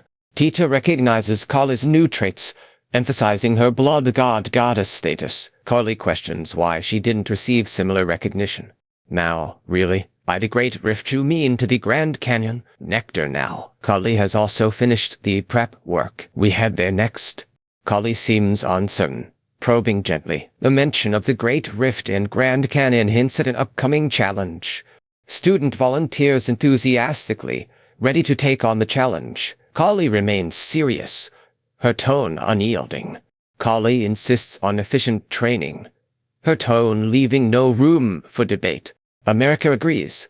Her determination clear, Kali urges them on, leaving no doubt about the upcoming training intensity. We've arrived at the Grand Canyon. The great rift looms ahead, a vast divide stretching before them. Order from your teacher. Kali seems uncertain, looking at Skaru as they prepare to head towards the great rift. Haha, what? Janet's body. He must be invincible or still talk. Just go with it. Teacher treats you right. Kali has arrived, and there's finally a signal responding to her. Liko Studio receives a signal from the corpse dragon. Kali's presence is confirmed, but the message remains mysterious. Branches creak under the weight of time's passage. It has been 20 years since we last saw this place. Now, can we finally see a change? Something strange, did you hear that? Combat strategies emerge, focusing on stealth and strength. Suppression tactics are at play here. Guard, you know better than to be this careless when on duty. That's dereliction of responsibility. So, the plan I came up with can't be executed by myself. Great Rift members confirmed. They are all trained in level 5 superhuman abilities. Is to lock emergency. The situation demands immediate action, yet the plan remains uncertain. Activated, the closure device springs into action, sealing off the area with a loud clang. All of them up. The closure device activates, sealing off the area quickly and efficiently. Originally Coral Reef activates, directing Monkersh and Youngyi to prepare. Pontiff, was that noise just the guards over there? Pontiff questions how an intruder got in, clearly surprised and alarmed. Now, then can do. Instant, let's see what these new weapons are capable of. Tension builds as the guards remain silent, eyes fixed on an unseen threat. This is a gun. The tension escalates as invisible bullets fly, forcing a defensive stance. Damn it, how can those bullets keep coming? We can't let him shoot us down with Marna shields. But who will protect the corpse dragon's seal? Run. The panic is palpable, every step a desperate bid for survival. Magic resistance, equipped traits indomitable. The declaration echoes, hinting at formidable defenses. Is no joke. The final boss is no trivial adversary. As expected, an entire episode awaits. Take this. The challenger strikes with all their might, a fierce determination in their eyes. The tension builds as the challenger's next move is clearly anticipated by their opponents. Dumb is intense. The challenge is extreme completed already. It seems unfair when it hasn't fully manifested. Teacher needs more effort. Keep going. Just a bit more. Good. The effort is paying off, even if success seems distant still. Kali, yes. Close, I hear it getting stronger. Damn it. Is it too late? Whoever it is, they've arrived right on cue. Star Ruler dares to oppress the descendant of the holy. The tension hangs heavy in the air. Tension crackles in the air as Star Ruler's arrival is felt, even without spoken word. Star Level 7 declares with disdain. Addressing a group of fallen enemies, the descendant Great Rift boss listens intently. Your sense of fear is palpable, haven't you? Good. It's going to solve the problem, leave it be. You two are fighting. There'd be my real outcome. My plan comes together, but the descendant isn't cooperating. Corpse Dragon. This might just be helping them. My child. All of Star Ruler at a holy sacrifice you her here. This is to call. Grandma has finally arrived. The tentacle lady is here in one spot. Curly's grandmother has gathered all the lead actors for this call. The tension builds as Carly's grandmother prepares for an elaborate ritual, surrounded by the gathered actors. Lord God dance begins, a martial art that blends deadly elegance with venomous fangs. However, Master Roy's sword technique is crucial to deal with. It's not strong enough on its own. Master Oi's technique remains critical as the battle intensifies. End it, my child. The Star Descendant is already winning. Order to finish the corpse dragon's remnants. Reason, all of it was for this one moment. The exhausted dragon is being left to fight the corpse tentacle lady, knowing their place. Again against me. Know your place. Dare not to scheme. Vermin, quietly offering yourself to the Star Ruler. Vermin humbly offers themselves. hoping for mercy. Vernon's offer is met with silence, tension hanging in the air. She still has some strength, though. With a firm resolve, the paladin speaks confidently, but that's just posturing. His strength is waning. Gaia's protection, she speaks with a quiet determination, though her voice carries a hint of uncertainty. Strength and false might, they combine to form an unbreakable force. Things should be wrapping up over there by now. Things should be concluding soon. Now, then, the moment approaches. It's this time to end. The tension in the air grows, as if awaiting a critical moment's announcement. The tension mounts, as if the Academy's judgment hangs in the balance. Gui seems to be in pain or shock, struggling to respond. That woman, finally regaining the Star Descendant's power, but something isn't right. The name echoes, full of both reverence and dread. Direction I Yon Yi, Direction I Monkish, Art a Studio in New. Carly's grandmother appears amidst the chaos. The holy little bit, her life by a water will extend. The prophecy of Carly's lifespan grows more ominous, hinting at a critical turning point. That time, she must have been at alien appearance during that age when she became an alien, regaining her original form. Carly hesitates, her gaze searching Grandma's face. Could it really be? Carly's eyes lock with Grandma's, uncertainty clear in her gaze. Carly's voice trembles as she speaks of her son, hope shining through her words. Grandma's face softens, a mix of pride and worry evident in her eyes. Grandma's voice wavers as she hesitates, clearly uncertain about her request. Please consent, ensure your fate is scattered, and let the ashes float. Carly must accept, earning a gift in return. The gift of calorimetry comes with conditions. Calorimetry's offer is stark and final. Don't accept, or face eternity in the chaos. Calorimetry's offer is finally accepted, bringing a mix of relief and finality. Carly hesitates, her resolve wavering as she considers the finality of Calorimetry's request. Carly hesitates, her eyes filled with sadness as she reassures Calorimetry. Carly's voice carries a weight as she speaks of chaos and connectedness, hinting at a complex web of magic and family ties. Strange Being speaks of a location for minor growth, connected to Goddess Kali. It mentions risks and whispers, hinting at hidden dangers nearby. Yes, it's probably Goddess Kali. I can hear my grandma's voice. The goddess or grandma is a servant of the Goddess Kali. She feels a comforting voice, as if her grandmother is speaking to her. The protection of the goddess surrounds her now. My grandma's voice, soothing and gentle. Take good care of her, she whispers. The voice grows louder, full of wonder and awe. The teacher's voice commands you to place your hand in a magic circle. The presence of the Goddess Kali is clearly visible, descending into the circle. Now in this trait so easily obtained, you might receive a superpower. Can you match Calorimetry's speed? This superpower might be yours now. Flash of light dances around the room as spiritualized traits appear. Calorimetry's name shines brightly among them. Trait in hand, the speaker declares they can catch up to Calorimetry with wildfire speed. Many traits have bloomed within them, spreading like a superpower, fueling minor growth and placing them in a specialized position.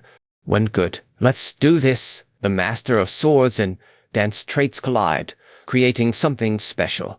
The tension between the dance and sword traits builds, ready to erupt. The swords trait and dance trait circle, tension building like a storm.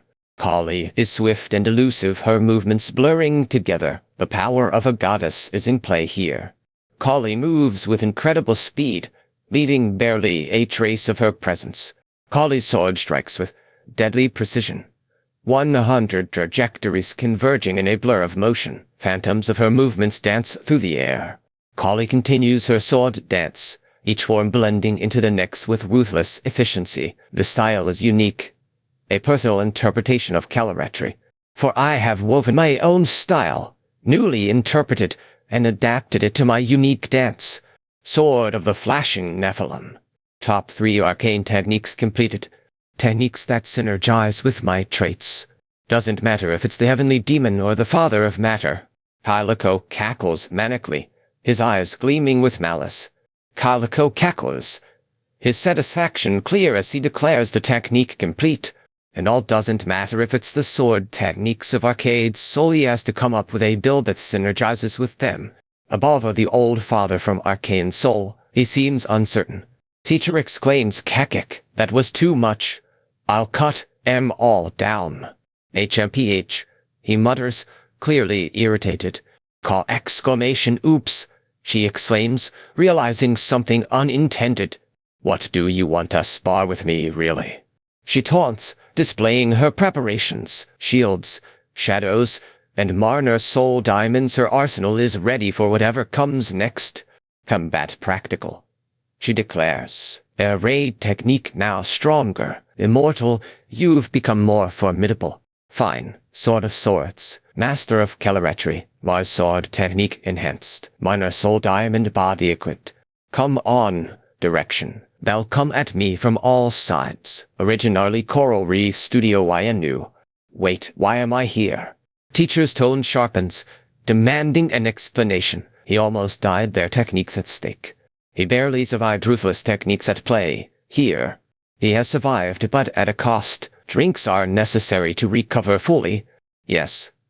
It will be the last time something like a terror attack just like the huge one that paralyzed Soul. Serious enough to worry about. The teacher's message of congratulations looms, build in anticipation for what comes next. You, now a master at level 7, have reached this milestone. Congratulations. You're a walking disaster in the arcane world. To compare, you're at the level of an aircraft carrier. Considered privileged if you've reached level 5 in Soul, about level 7, which is socially considered the limit for superhumans today. You've surpassed it.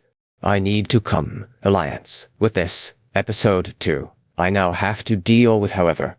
It's stronger. The strength, still not enough, considering that there's still more. Kim, the superhuman, arrives at the Sun Magic Tower. Master greets her, clearly pleased with her presence and eager to brag about his achievements. Kim approaches, looking intrigued. Master smiles broadly, eager to showcase his pride. She didn't think they'd achieve the Magic Tower's goal this quickly. Here, if I lose, will this bet be a joke? But if I win, you will join our security team.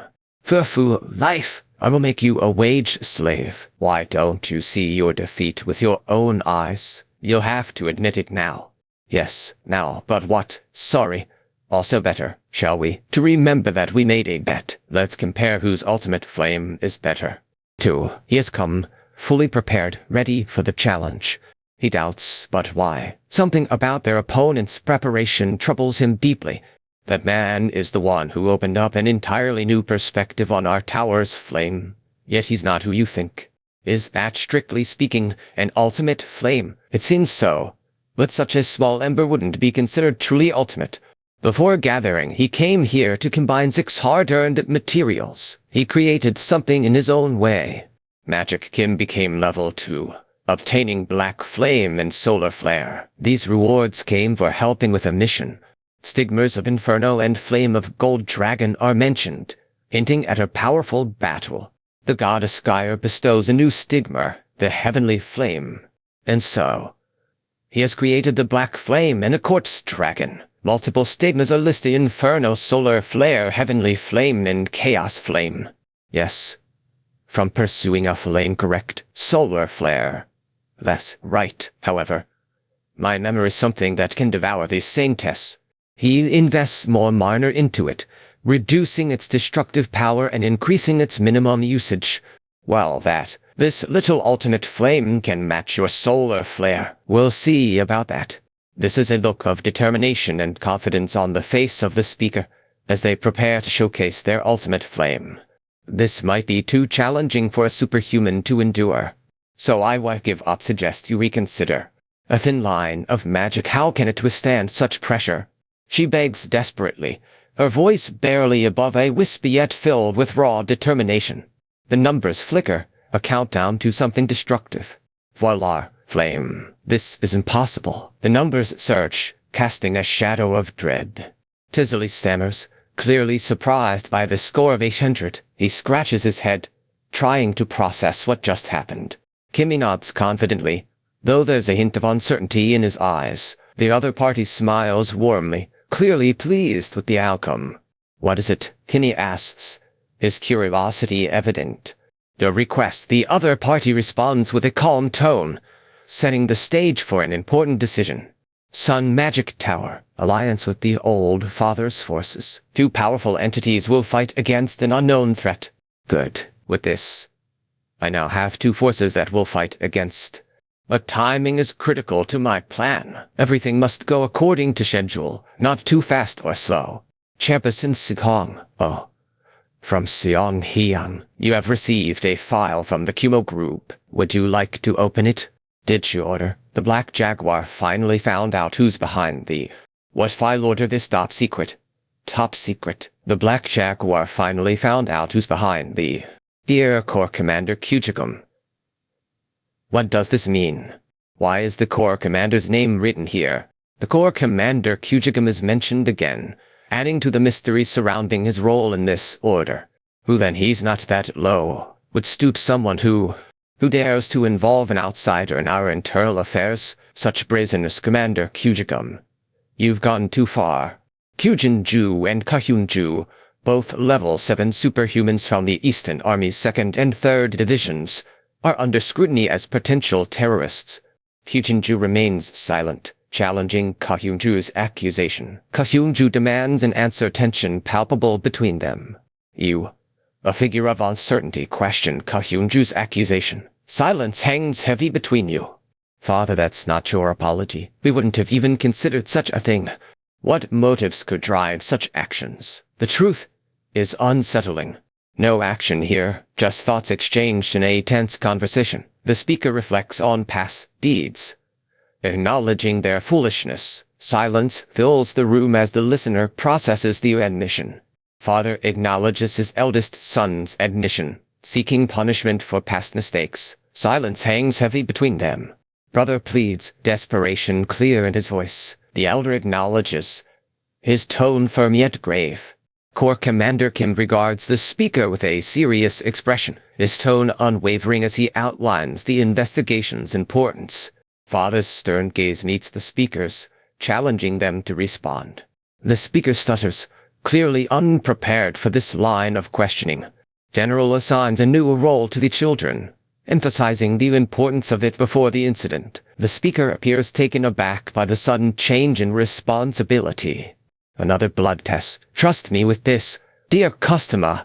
Your club, correct. They were leaking out our beasts. And Gangnam, how was the speculation about the tower and no one, as expected, all the pieces fit together. How did they operate an arena of illegally obtained monsters? Making humans and monsters fight for entertainment sounds dangerous. He knows something about growth and black magic. But what exactly? Focus on clarity, intuition. Days of studying documents and budget plans have brought new understanding. A few clues tied to the budget have narrowed it down. Thanks to my analysis, illegal evidence is more focused. Ordering it all together, the illegal activities are centered around black magic and beast modifications. The research on contaminated monsters points to a sinister plot in Gangnam's club arena. These people are suspects in the illegal activities. Suspicions grow as the group moves closer to uncovering a conspiracy. Suspicions confirmed as the group closes in on a startling revelation. First, yes, sis, we have confirmed his death to return before father intervenes. You insolent little brat, did you really destroy a minor bomb? You quickly ordered the 3rd Division to attack, Commander. You say that there's a sky above the sky. You took a different approach, but that right out of my mouth, as expected. A fierce attack from 2 tigers feels relentless. Kyujin-ju points, focusing intently on the masters of the White Tiger Sword. Their attacks are especially ruthless, aiming for vital spots. He is brutal, vicious, and extremely ruthless in his attacks. The tension builds as allies prepare to follow their target. Chase him down. The order is clear and urgent. Sis approves. The charge is confirmed and intense. 2 white tigers appear, puzzling the speaker. Really think that was enough? It's not over yet. It's just a bluff. He's only level 7. What? He's right. However, he is right. The level 7 is no joke. He claims to be a level 7, with skills and techniques that suggest more than MERE Chinese letter Chinese letter Chinese letter Chinese letter. Cost you a lot. Destroying all the evidence will only confirm your suspicions. A thunderous boom erupts in succession. The air trembles with unseen force. Sword energy crystallizes into pure force, trembling the air with its might. A violent shock transmitted through the sword's momentum. But Mar still moves, his sword technique defying expectations. The recoil. How dare you move more instinctively, even as a master of Black Tiger Vase's sword technique. Attacks clash. Sparks fly as the two fighters move with godlike speed and precision. The future hangs in the balance. You mock me, thinking you can throw away certain wounds with this. A monster. The culprit is from fighting. This needed evidence is no further. My Black Tiger swordsmanship. How like you are impossible. How can someone displaying such skill defies belief? Perfect Black Tiger. Isn't it obvious? He asks, challenging the assumption with confidence. The true Black Tiger, Fierce Fang, master of the Black Tiger's skills are undeniable. Ivory has done well in restoring discipline within the Eastern Army.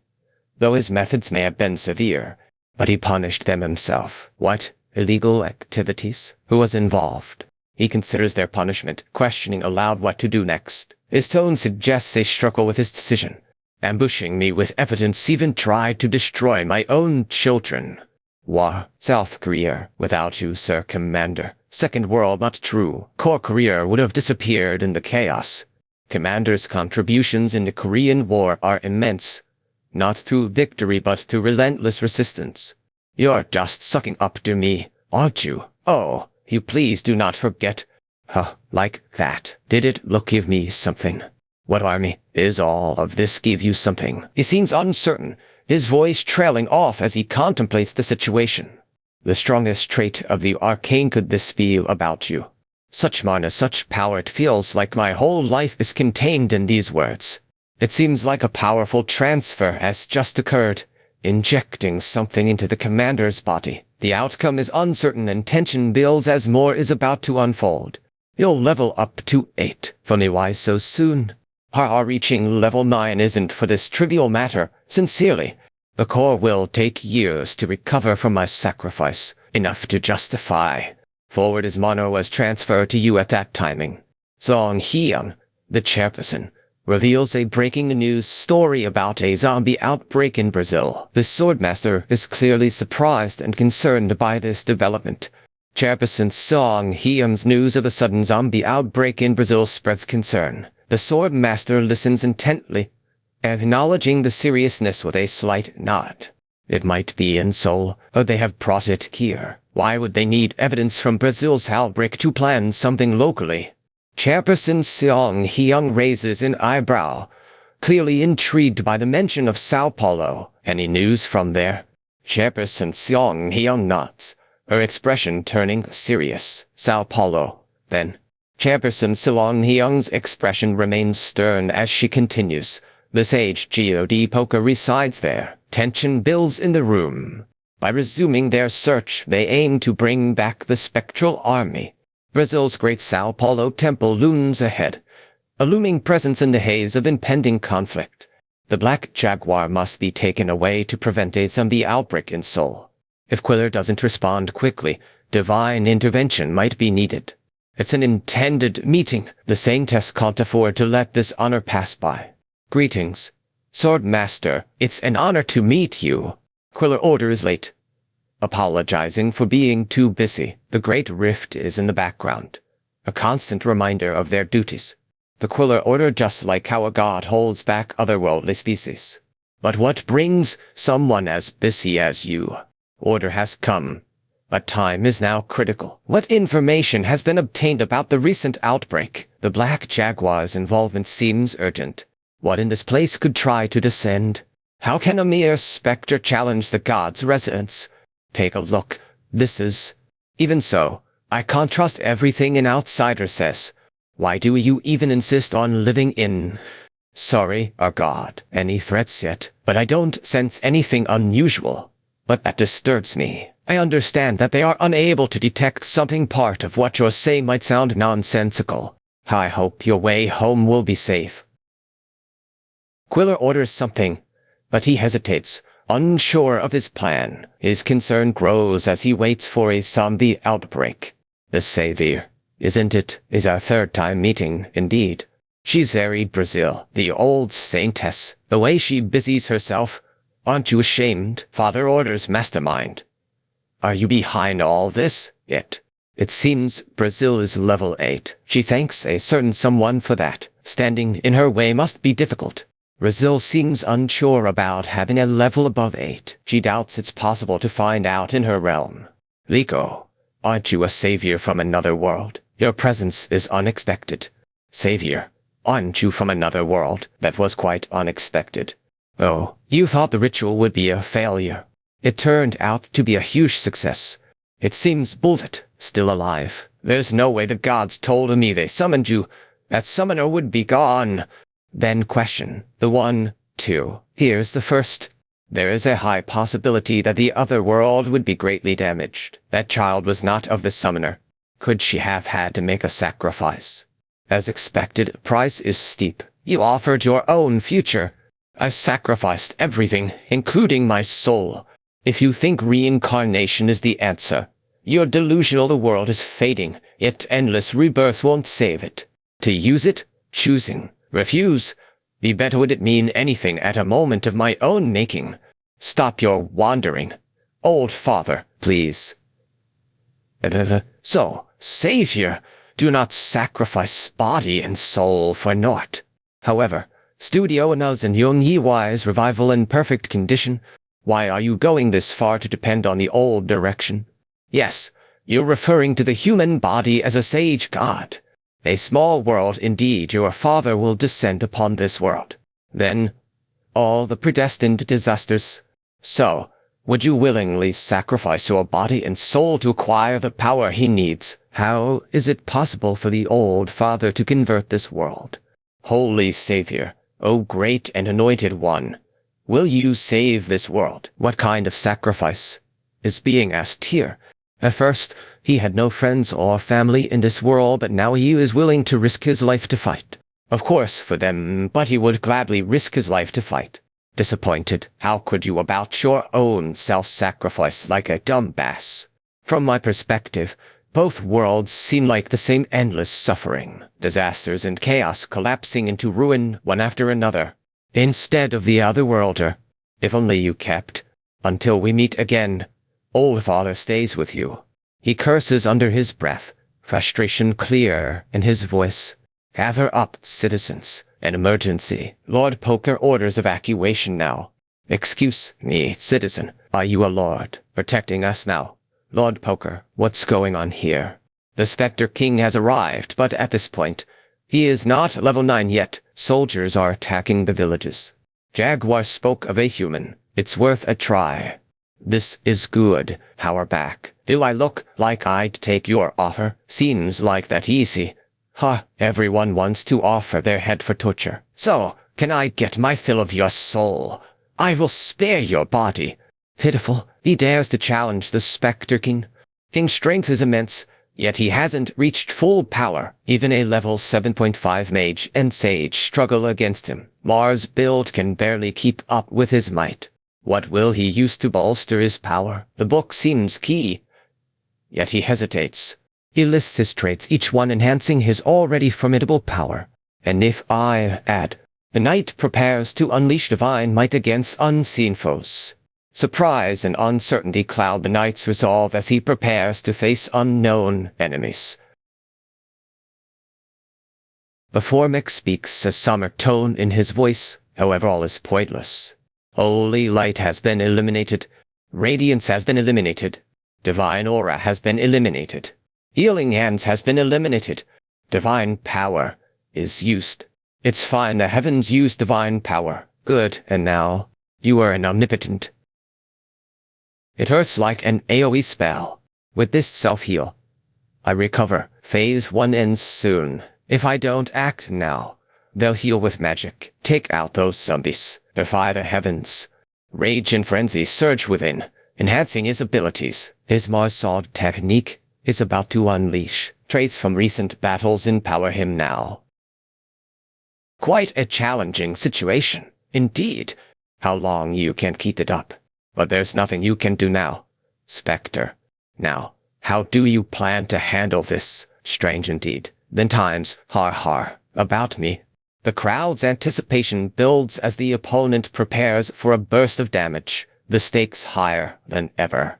Time for a decisive move. Liko prepares her burst damage skill. Liko's target crumbles, blood spilling out in a chaotic rush.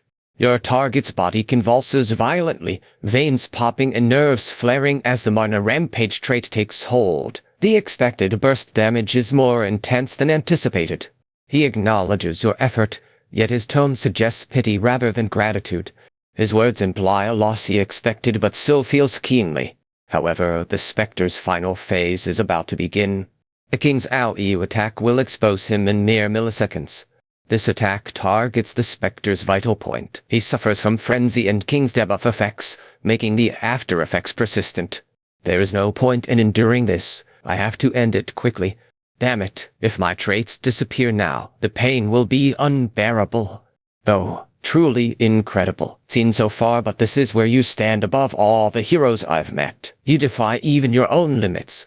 You let your guard down, Spectre King.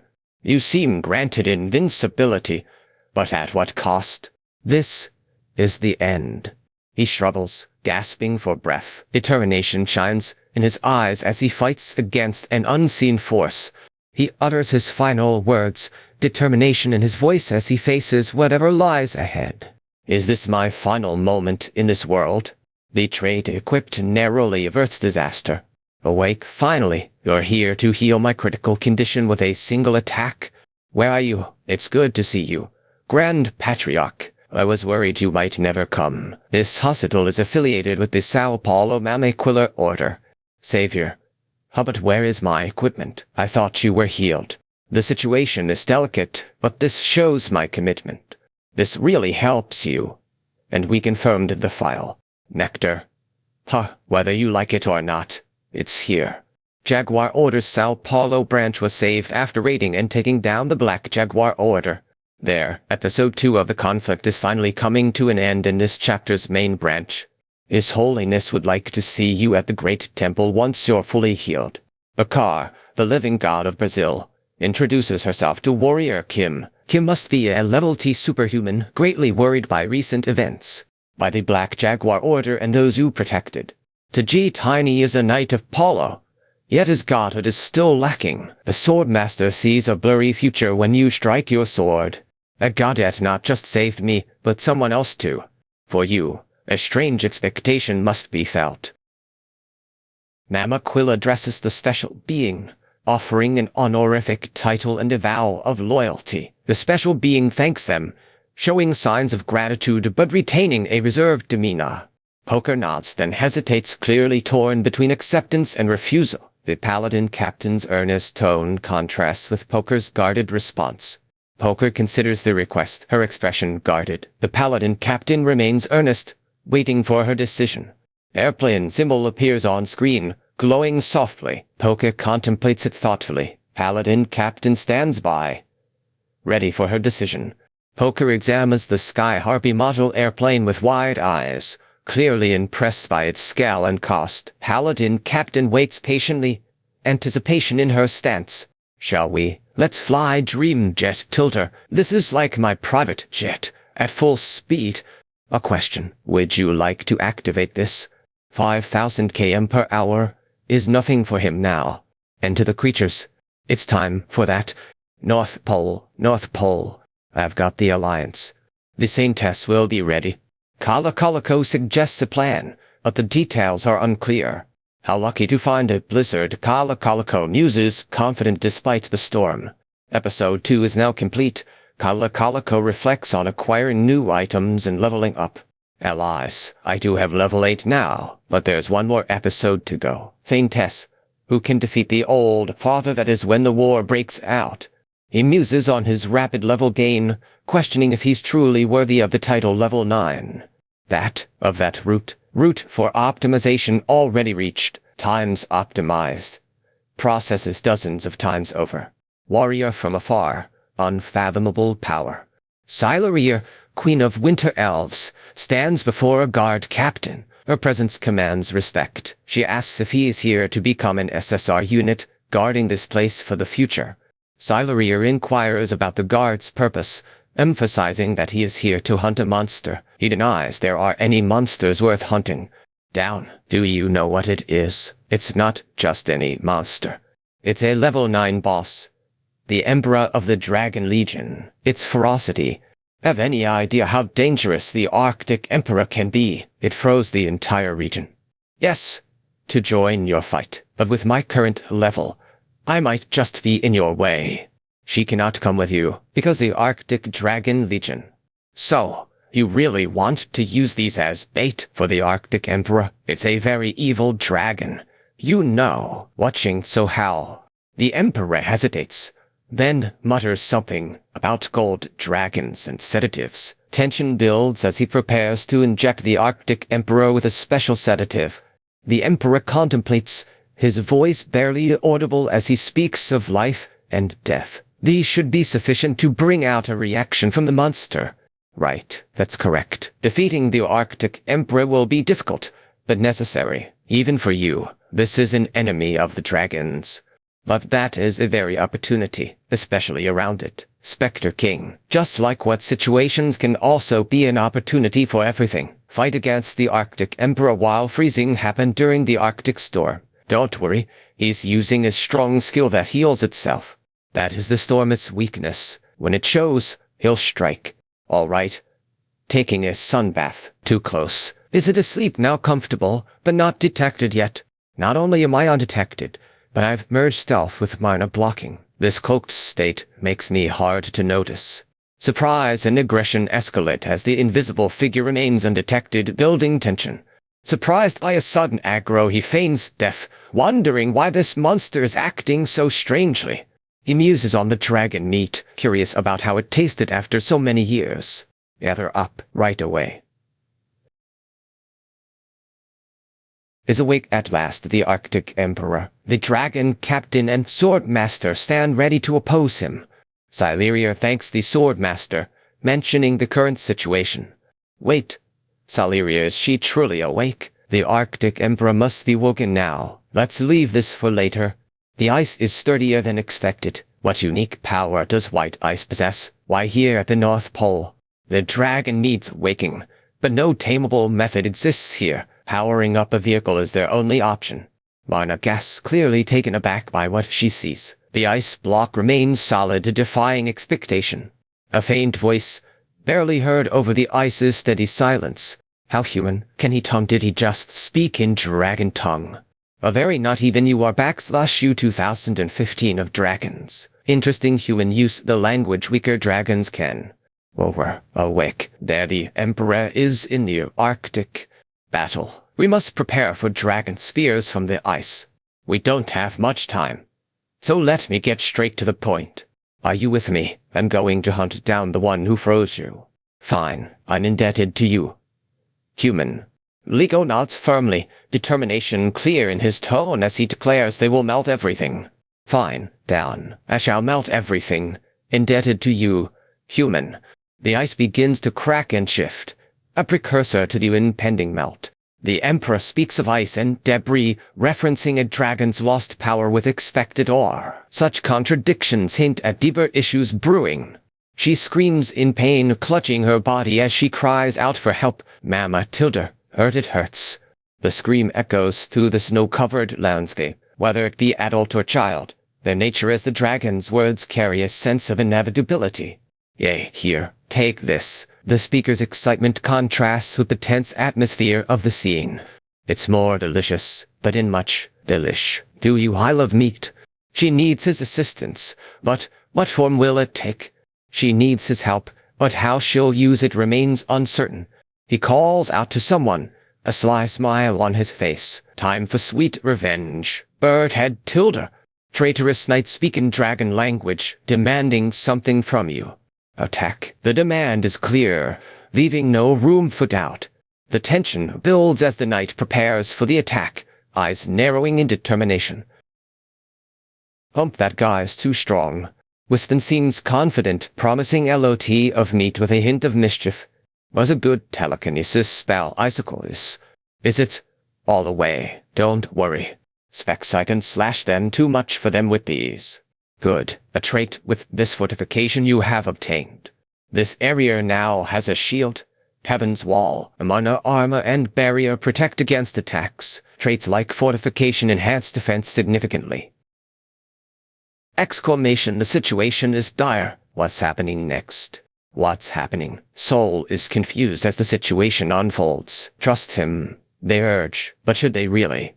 Emperor speaks of an ultimate Arctic soul and the Earth trait, hinting at a crucial decision or action. Trust in him is urged, but the outcome remains uncertain. The Emperor declares he will create an invincible combination, aiming for the strongest defensive strategy possible. What is this ecstasy? Emperor hesitates, clearly torn. Now, about this, Arctic frees us. He holds the dagger ready to strike. Stab him with our dragon knight dagger. He ignites the dagger, flames surging around it, burn you to ashes. Finally, the Arctic storm reflects something fierce within the Emperor's core. We know the battle is intense, as the atmosphere grows thick with tension and flame.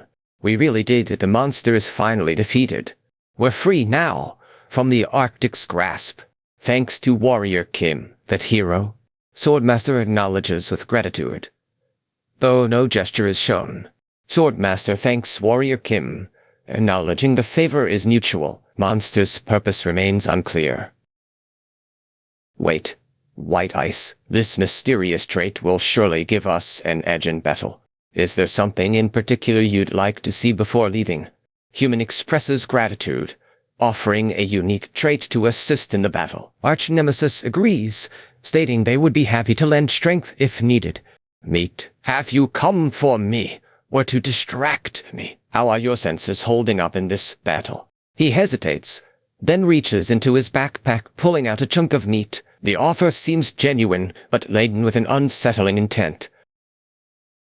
Dragons choose their own path. Would it be possible to tame a red one? The speaker seems hesitant yet hopeful.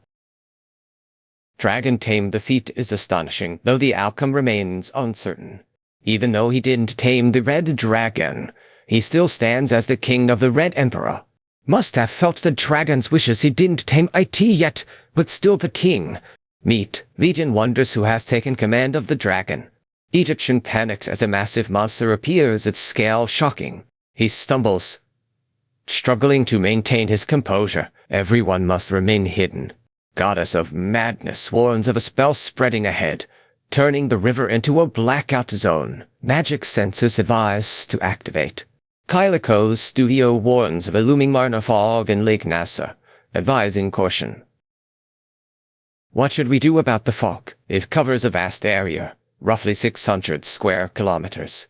This must be an abnormal climate change clearance from the control tower.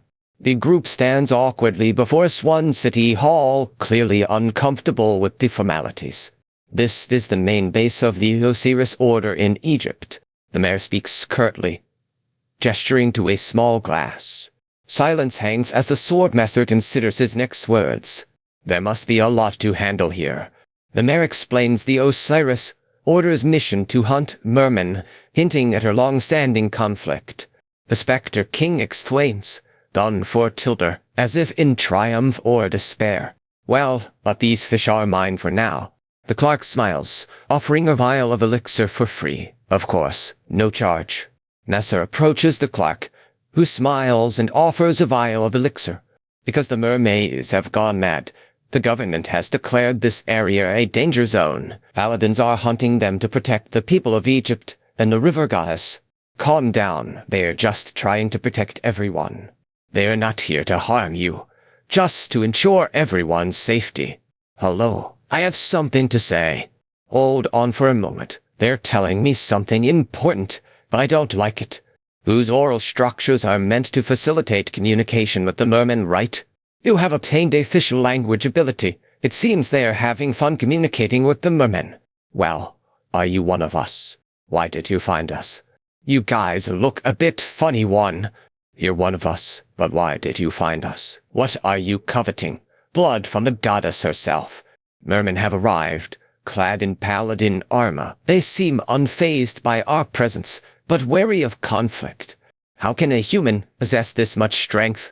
It has empty-handed already been a task to calm down and listen to reason. How can a mere human accomplish such a feat? But senses must be regained. Is a river spirit, she murmurs, who have gone through the verge of death. The tension builds as she contemplates the spirit's struggle and the goddess's essence. Fine. Well, do you think let go of your suspicions for now? I'll trust you for this. Understand my method now. Then could you? She groans in discomfort, clearly uncomfortable with something that just happened. You shut it, she exclaims, surprised yet resigned. She sighs, looking around suspiciously. Merman, she murmurs, puzzled by the unexpected news. Problem with this river affinity. It shouldn't restrict underwater battles freely. Users should be able to breathe without issue. At the altar, this human shouldn't need an air raid to breathe underwater. Something unexpected here. Time to get back to normal before you do anything. Yes, and I have something with me. If you guys can cooperate for recovery, we can use enough elixirs. With this elixir, will recovery checks be right? Focus on the clarity of understanding. Supreme Flame Marna Sauce. She steps into view, her presence commanding attention. The words appear complex and powerful. M4, DGR4, and sperm. Tension builds as the threat of an air raid looms, pressing down on the scene. You're not getting out of this alive. The air raid is imminent. The tension mounts as the air raid warning intensifies.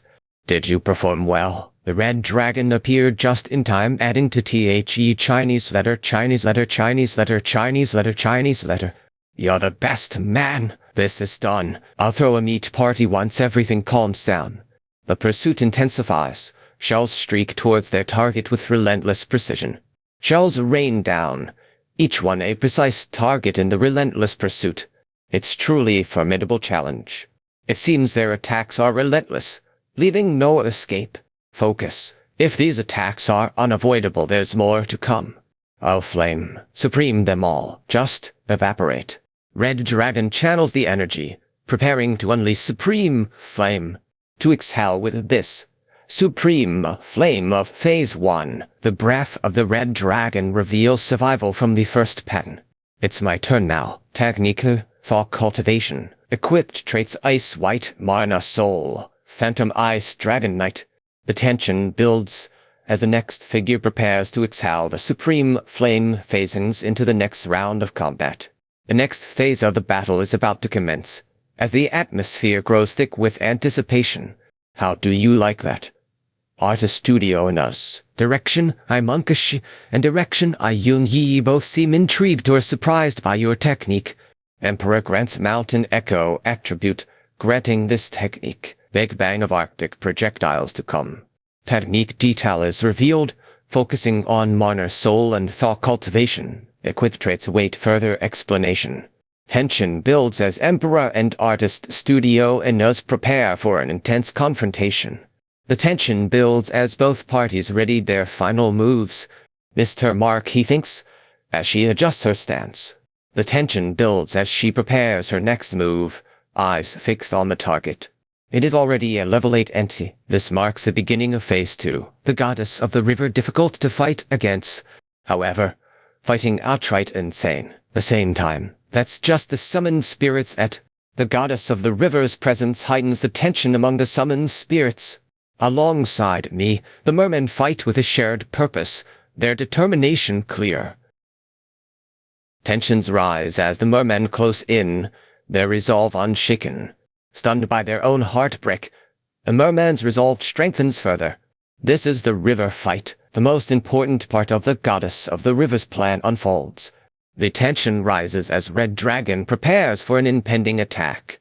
Dodge swiftly. The Red Dragon is on the offensive.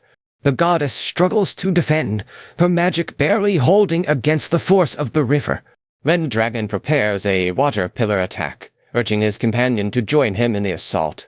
The key to breaking through lies within the current situation. Red Dragon mused. Then, I will add swords. Master of Swords, Nephilim technique. Using the two traits, I will become a foundation for minor soul-forged masters. Red Dragon Knight emerges, its form looming ominously. And lastly, as the final touch to crown the Knight's traits, equipped traits finalize the Red Dragon Knight's formidable stance. I will cut down. Storm clouds gather overhead, darkening the sky. The water ripples with an impending force. It is time to act, but no words are spoken yet. It is time to the goddess. They must go. To return to the lake, they must face the goddess. Human questions the presence of the goddess, uncertain and weary. She's really the goddess. Where is this place? Have you, goddess of your senses, come back to yourself? Liko and Kai exchange wary glances. Paladins nearby remain alert. Have you, goddess of your senses, come back to human? Paladins wonder if you remember. Goddess? Do you even remember your own name? How is she still a warrior, despite losing her mind? The situation under divine blessings remains uncertain. Osiris recovers her memory. A flicker of recognition in her eyes. Osiris growls, her resolve hardening as she prepares to strike. Now, but are you sure you can win? You dare doubt me. Or pride. You can't let fury cloud your judgment, or risk losing everything. Your minor wound is a warning. Please, however, focus solely on healing. Your people need you. I will continue, as the war against humans intensifies and the dam nears collapse. At this rate, my godhood alone may not suffice to protect my people for long. Are you telling me to just watch helplessly as I've brought you a proposal? There's another river comparable to the Nile. I'm not sure if it's possible, but it might be a great idea. However, moving all these people at once is impossible. Could you request something? With a drop of blood, I'd like a possible. Your wish is granted, but for now, you'll remain on the ship. Spirit has formed in alliance with a water attribute entity.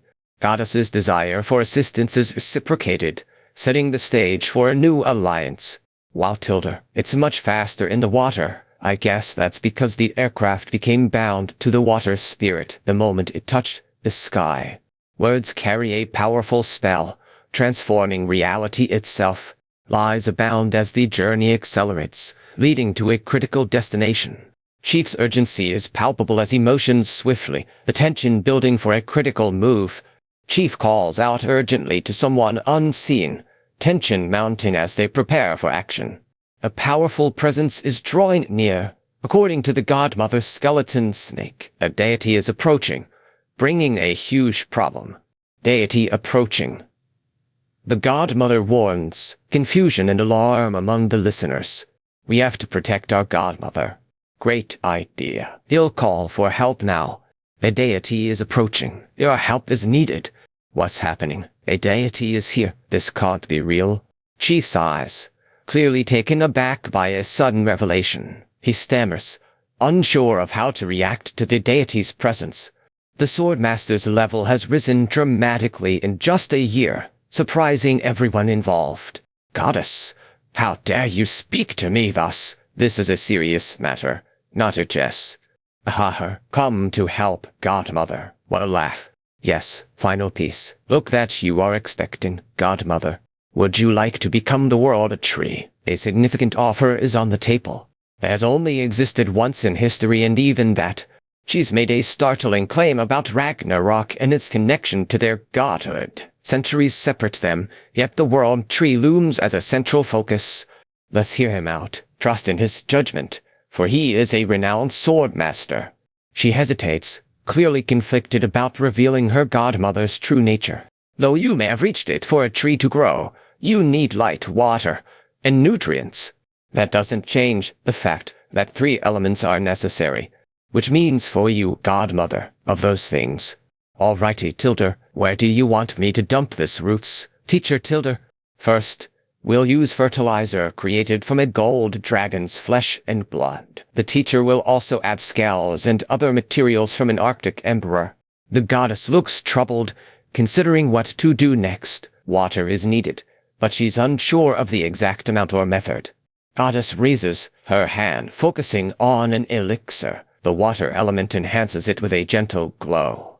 But what we need is high-quality light, not just any sort. Supreme Flame Magic Brain will do the trick. Focus on the origin.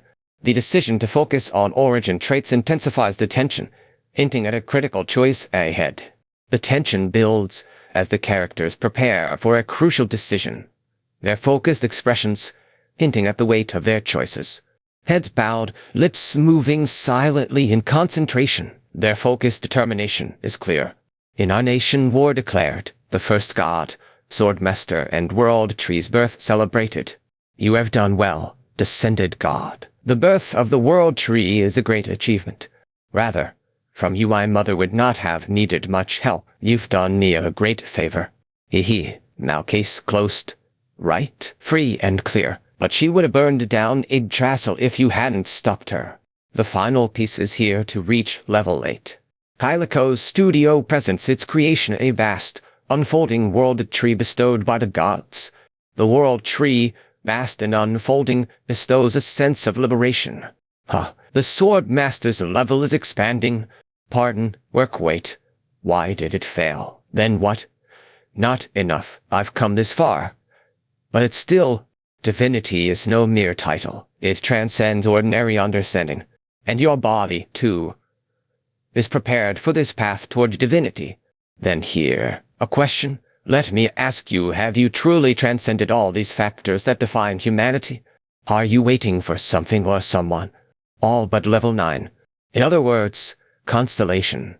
God's armor, also known as steel divinity. This alias is more than just a name. It represents the divine entity the character has connected with. That alias, it signifies the divine entity one connects with, defining their path and destiny.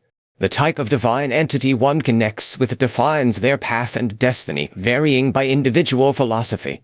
Warrior Kim can change his traits, making him versatile. You've had your share of trials, yet you still question your identity. Your survival isn't a given, and doubts linger. Self-doubt plagues them, making identity a constant quest. Unless, HMPH, don't be disappointed in yourself. You've never truly doubted your path. Swordmaster, the answer lies within you. The hero looks surprised, questioning the source of this newfound ability. The hero's expression shifts, hinting at a growing realization. The hero's determination wavers, hinting at a growing sense of urgency. Is this for me? Brother Ken urges him to hurry, but the hero is lost in thought. A proud man does not surrender without reason. Hero declares, we are in this together, whether we live or die. But I'm a different being now, in this memory. How can I come up with a resolution?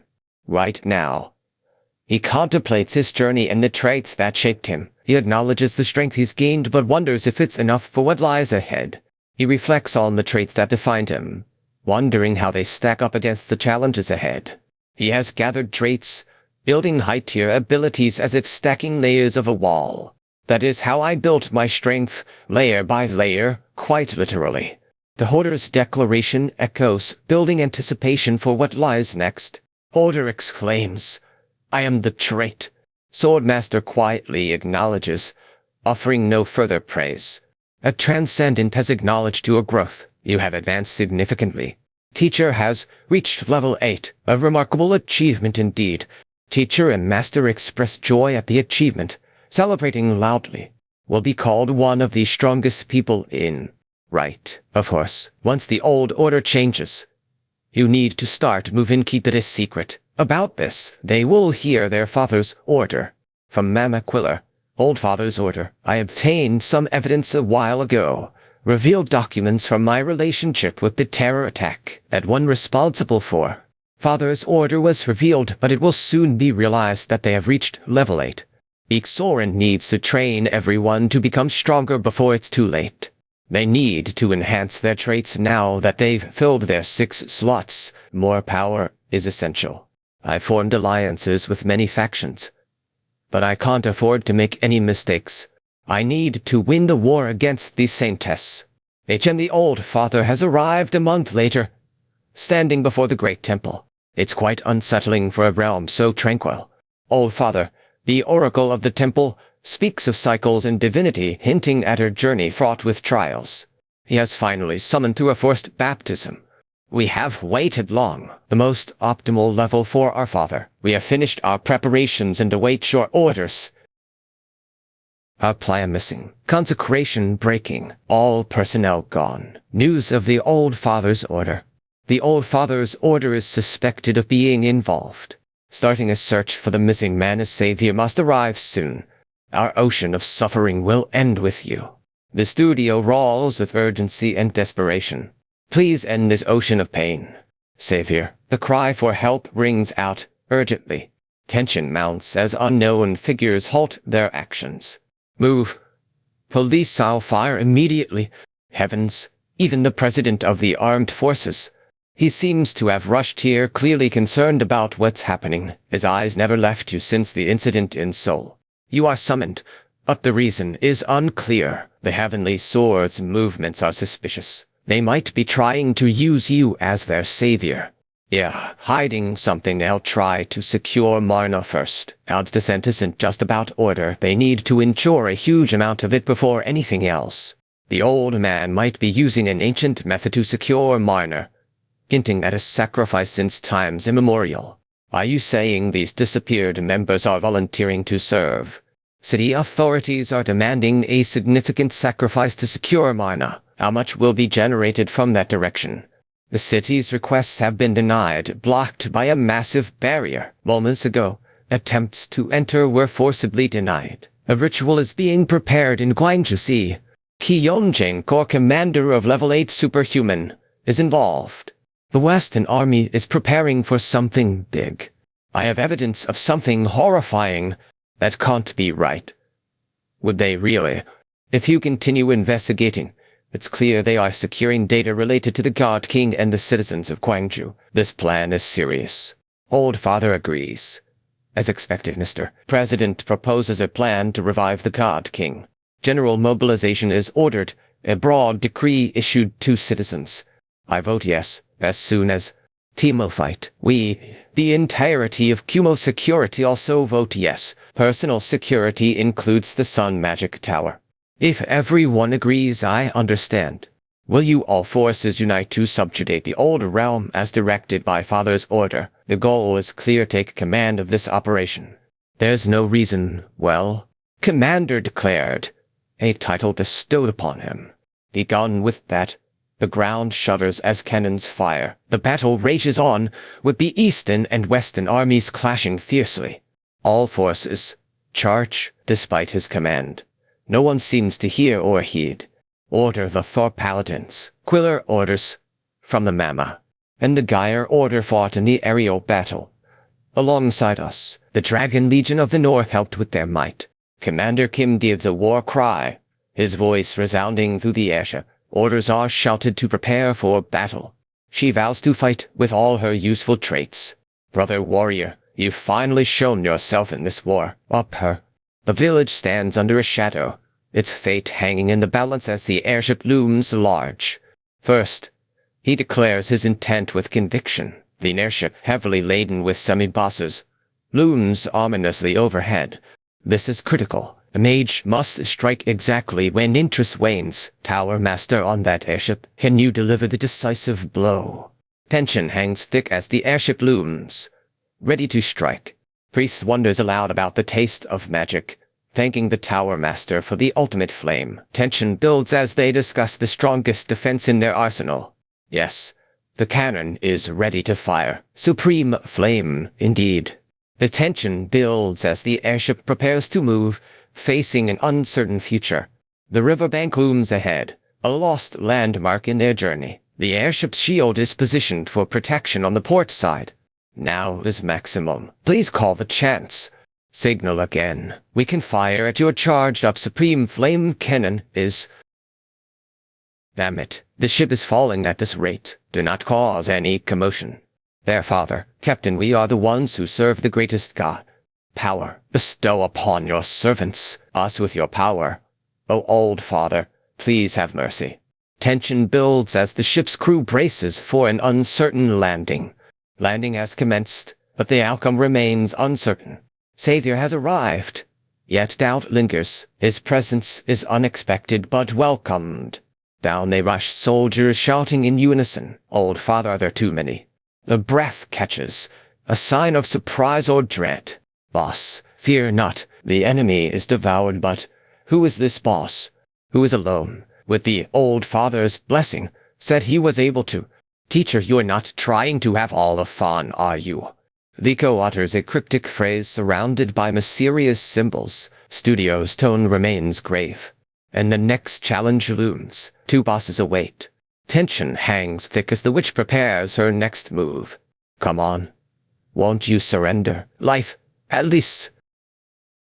Soren screams in horror as something unseen threatens him. Kali appears from behind, her presence evident by the surprised exclamation. The scene hangs in tension as Kali grins mischievously. Don't let your guard down in the middle. This territory is fraught with enemy danger. How could he take down so many soldiers? Old father's voice carries a weight of respect and history. It's not too late to share your power with us. Aerial battle has ended. Reaction intensifies as names are whispered, anticipation building.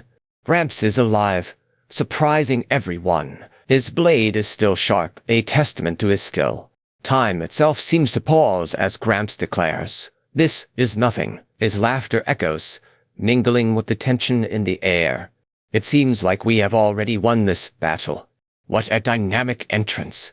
Warrior Kim, commander of the Old Father's Order, arrives to report on the operation. Safely back, Warrior Kim reports on the operation's progress. His brush technique proves formidable, piercing barriers effortlessly. The Corps commander acknowledges its power with surprise and respect. Wow, if you output this combination, illusion arts will be stronger. Comparing just these skills, it's clearer why the Western Army Corps commander is so powerful. But this piercing attack is formidable indeed. The barrier flickers, hinting at the intense struggle unseen. As expected, amazing. That barrier must have broken. A bad feeling settles in, even after receiving it. Even the Western Corps can't breach that barrier. That can command divine art. The level is impressive. Martial arts, that thing is the strongest. It must mean one of the 9 heavenly demons. The heavenly demon's power always seems something more. Mention the ritual plan. Could it really work? And Lord, a ritual plan might actually be possible. It's mentioned in the passage about the great resurrection of a disciple's demon heart. Master, how could the strongest demon lord be a disciple's demonic heart? This is impossible. Anyone could have done it, but not someone so powerful. It's impossible, but what if a demon lord helped? Not entirely a match. But there might be a point. Even the Old Father's help wouldn't be enough against such power. We do. If first, we have then what? Like these. To confirm, or rather, do you suggest it's the obvious answer in times of doubt? He will go in personally to confirm the heavenly demon's status. Heavenly Mountain's defense is formidable, and its divine art unmatched for attack and defense. Does that mean you will be using the heavenly demon's divine art to pierce the barrier? It seems like the only way. Yes, using the heavenly demon's divine art is necessary to check if the barrier is truly dead. Lord Divinity might be the only one who can pierce it. He thanks his companion for the meal, praising its deliciousness. The speaker enters the heavenly demon order, weary but amused by their high-quality mount. It has flown about 4,000 kilometers, yet doesn't appear exhausted. Welcome to the heavenly demon order. Sword Warrior Kim. Notices and announcements fill the air, surprising Warrior Kim upon his arrival. That's impressive, but not enough to allow your visit.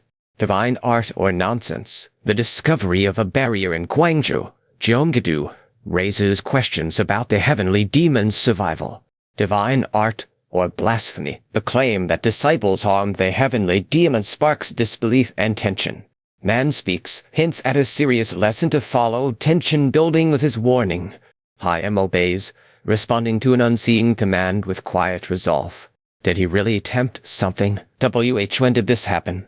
Elder's voice cuts through the tension. Panic builds as he warns of a grave danger. About this, if you won't let me in, how will I know?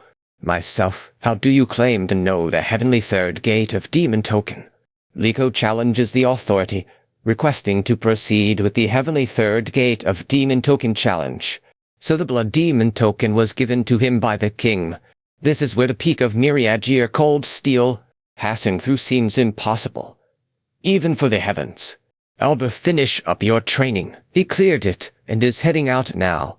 Stage the first combat practice technique. Swordmaster equipped traits ready for battle. He finished the second stage in mere seconds, leaving no time for anyone to react.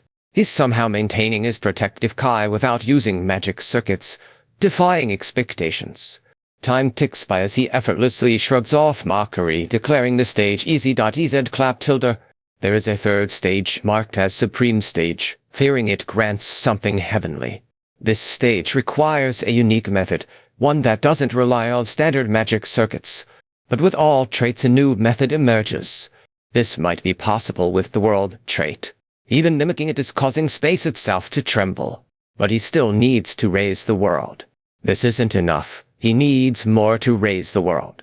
If I want to learn the heavenly demon divine arts to pierce through the Guangzhou, I need more than just strength. Then with determination he must reach for the peak, even if it's just a puppet. He must confront the heavenly demon disguised as one. What's this about losing to a puppet? A new entity is declared, challenging the status quo. What kind of reign will this heavenly demon bring? All hail the heavenly demon. The new entity rises, challenging expectations. She insists she's no puppet. Though her tone suggests otherwise, he counters with a smirk, clearly amused by her claim. The man holding the sword stands solemnly in front of two statues depicting heavenly demons. The current heavenly demon statue looms large and imposing. Well, I know earlier he was a mere data entry. Now then, the heavenly sword pivine indeed. Quite something to see in the game, purely as data. Look, he was INCARCRATED here. This is where the heavenly demon resides, one of the three abodes. Dueling involving Lord Well. That's recent news. People are now able to open the gate. King, level 8. Long time no see. Black type. It's been a while indeed. Even with your keen insight, you still managed to reach such a high level. Black type has ascended, seemingly surpassing you in power. Heavenly demon has ascended, using Old Father's order. Great Elder's rules must be followed. He cannot enter the heavenly demon's abode now. Let's get this over within 30 minutes. Lord Divinity's warning echoes through the chaos. Keep up the pursuit. The Blood King has broken out. Just how strong are Lord Divinity and the Demon Lord? They overpowered him effortlessly. Priest training. Did you not agree to 3 years of incarceration? And now you seek to pause it for training? Divinity caught us off guard. Great senior disciple, the heavenly demon has ascended to immortality so quickly. Successor of the heavenly demon, how can this be? He must confirm this. You're causing disturbances. You know. He will not back down. His name carries weight here. Though few know it, disturbances or no, he won't be silenced easily. Yes, tilde the artists, doesn't it follow that her duel like this should decide our matters? After all, might makes right. He hesitates, then lunges forward, blade raised. His opponent steps back, eyes narrowing. His blade is useless against the demon barrier. He presses, but his opponent remains unfazed. Yeah, this is in Guangzhou compared to the Black Dome. It's nothing, this is nothing. Who's this? Swords, master of giving 3 seconds now. Kai and Liko's power has doubled. The studio echoes with newfound strength. You step forward, offering an apologetic bow. It appears your opponent has underestimated you. Strikes a combat stance, ready to deliver a decisive blow. The tension in the air intensifies as Liko prepares for a critical move. That's world the strongest in Arcane Soul. Attack technique. That's I'll use soul against it. The strongest barrier technique in Arcane Soul. Helaratri pushes against him.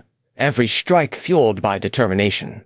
She'll use this sword, channeling her strength into the trait. Her resolve is clear, and she's ready to show heavenly strength.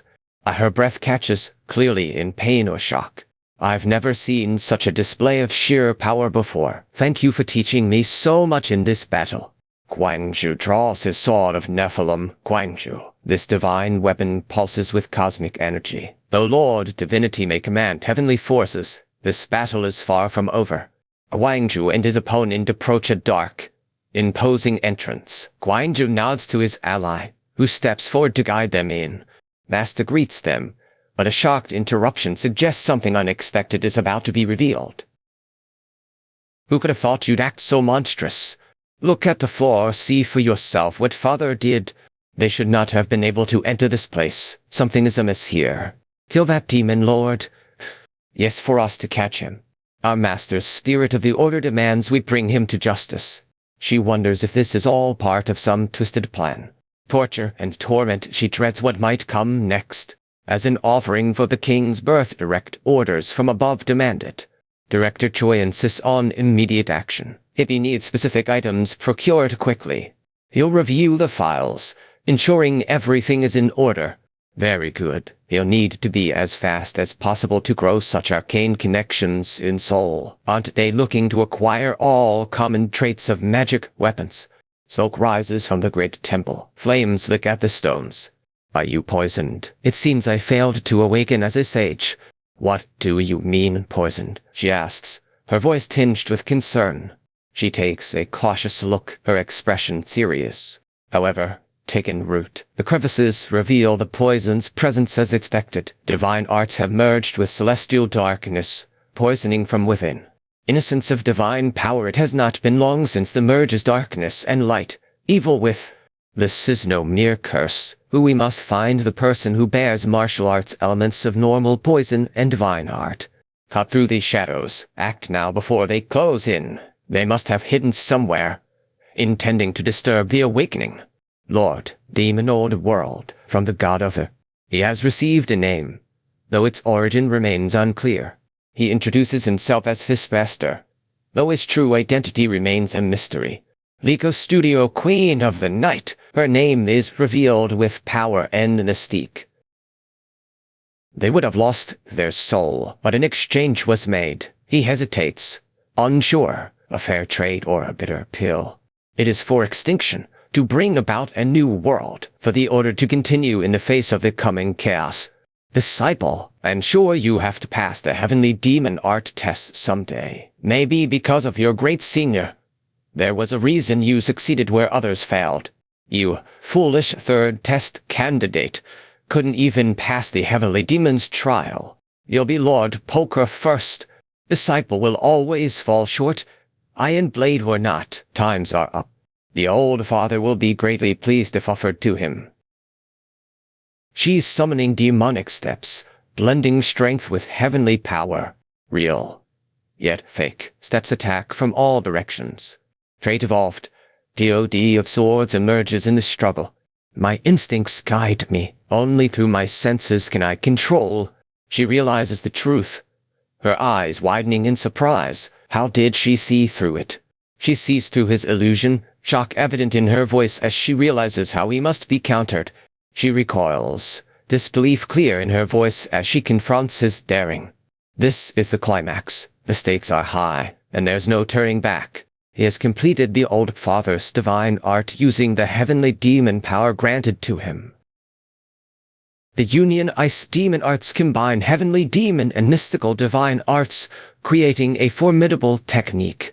How did you feel that sharpness in the air? How did you see that sharpness? It felt like something divine. Huh? You claim to be weaker than Lord Divinity, really? No. Brad, don't tell me you're stronger. Lucid me. You're a pure warrior, far weaker, while Lord Divinity is more than a mere warrior. When easily and effortlessly, Demon Lord versus Pure Warrior Divinity's claim is clear. Divine art, how that's my heavenly demon reigning. The proclamation challenges all who hear it. Garg, a vast expanse of land stretches before them. The world seems endless here. Caloritri's voice carries a tone of finality as she speaks to someone unseen. Her words suggest hard work and disappointment, building tension for what comes next. Caloritri's stern tone cuts through the air, leaving no room for argument. Thank you for your support. This is a collaboration between Original like Coral Reef and Artist Studio in New. Directed by Yoon Yi and Munkers, the Heavenly Sword has been activated once again.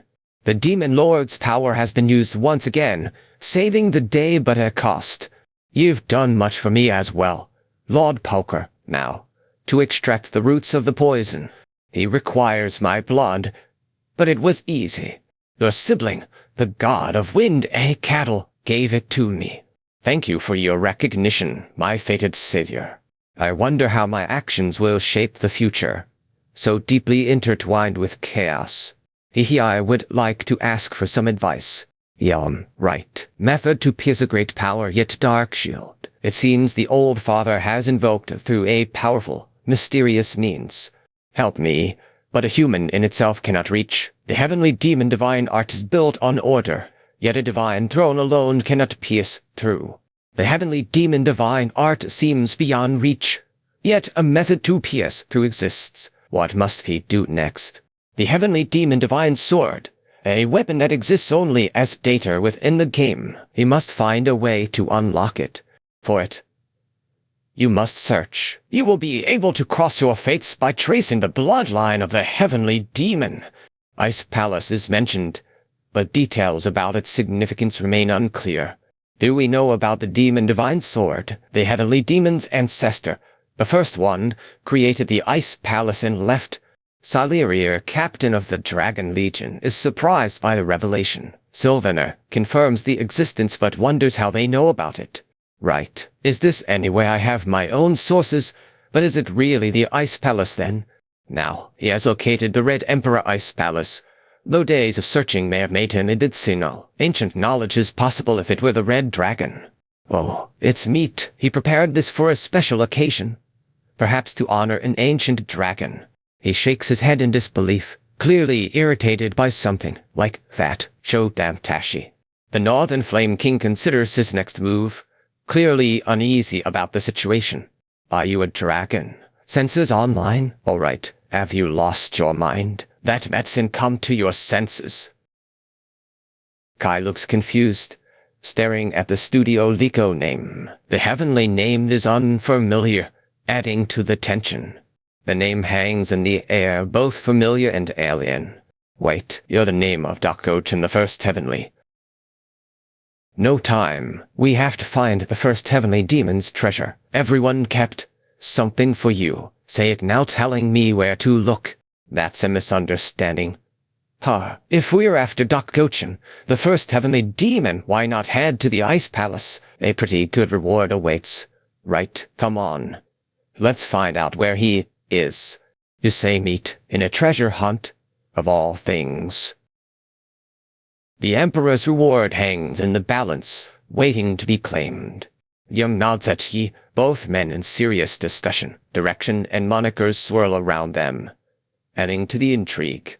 This is right now. To think everything was destroyed because of the unbelievable white ice so went wild. You would have to devise a method, one that's easy to approach, yet enduring enough. If magical and physical limits are surpassed, there must be a way.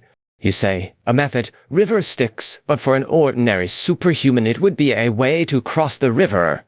It is possible for me now. Now if I mutate, I can reach a state. Now the decision looms as he stands poised. Uncertainty etched in his resolve. He'll return, but not without a pause to gather his resolve. Damn it. He's in trouble. Is the problem important? Fui said he would be here, but we haven't been able to reach Senior Brother's heavenly demon divine art yet. But it could break something to think even if he isn't here yet. Who knows what those guys are up to? Teacher has arrived. Everyone's attention is drawn to the entrance. Everyone's gaze turns to a figure arriving at the entrance, clearly identified as the guardian of the holy mark. Prepare yourselves, brothers. All the bonds for battle are in place. Senior notices a light. Unsure if it's significant, he asks his brother for confirmation quietly. It is the divine sword. Saintess, now let's see your face. The anticipation grows as the Saintess steps closer, her expression unreadable. They've revealed themselves at last, their identities finally coming into view. They've revealed themselves at last, their identities finally coming into view.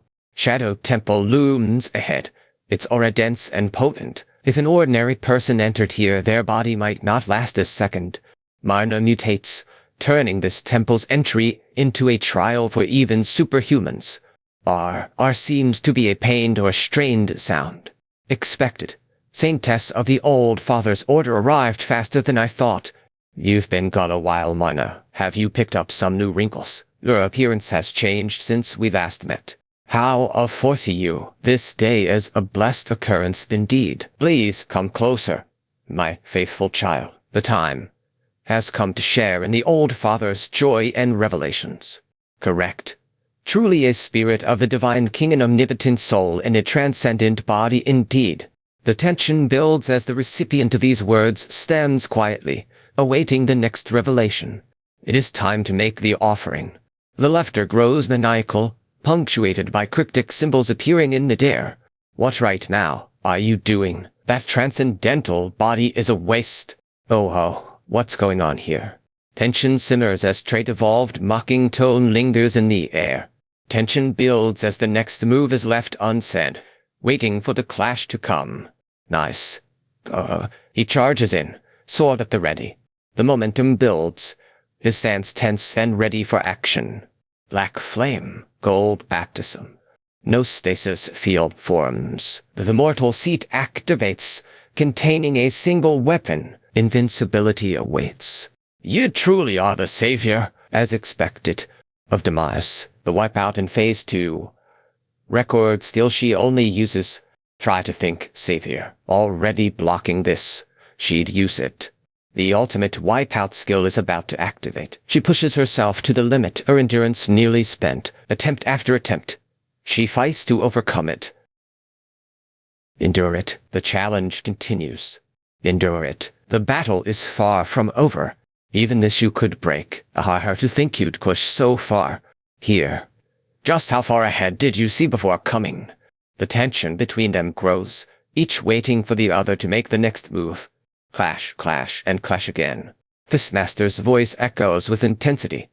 Each word a battle cry. Traitor's actions have tormented him. His resolve unwavering.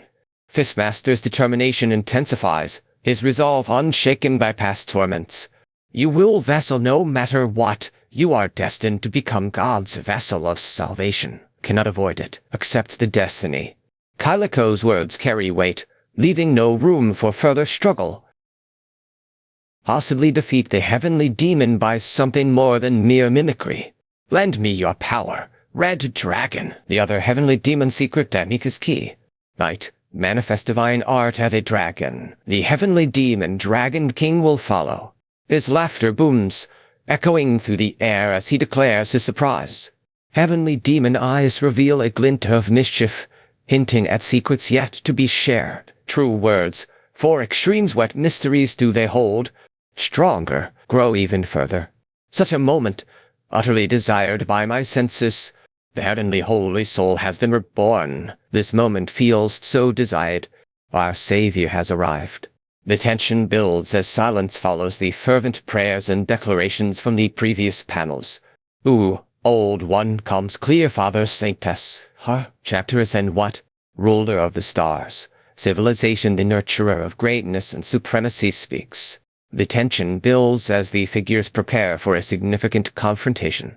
It's much more than a game. The mana fluctuates wildly, creating an unstable atmosphere.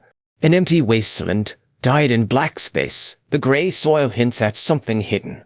The Father built afterlife realms by the old time. It's been a long time since we've met. Truly divine savior of the world. The One, a fusion of an outer god and a native god born on earth, descends from another dimension as the savior of the world, the light of the void. Out of respect for our past, let this happen gracefully. Abyss, answer my call. Morning star. The savior arrives. Third divine seat prepares for Phase 3 attack. Rolf. The technique unleashes a deadly pulse of energy, leaving no room for mercy. Petty tricks. The challenge is clear, but he's not intimidated. Then the strategy emerges as shadows dance. Just as I thought, the patterns are exactly the same. Is also dreaming of, as the game, to do that. I will chip away exactly the same within the time limit. The old father's health is on the line. I must realize what I have been neglecting. A triple Nephilim sword emerges, complex and potent. Finally, an evolved invincible sword emerges, its presence daunting. This tiresome battle is finally coming to an end. Vessel, the battle's outcome hangs in the balance.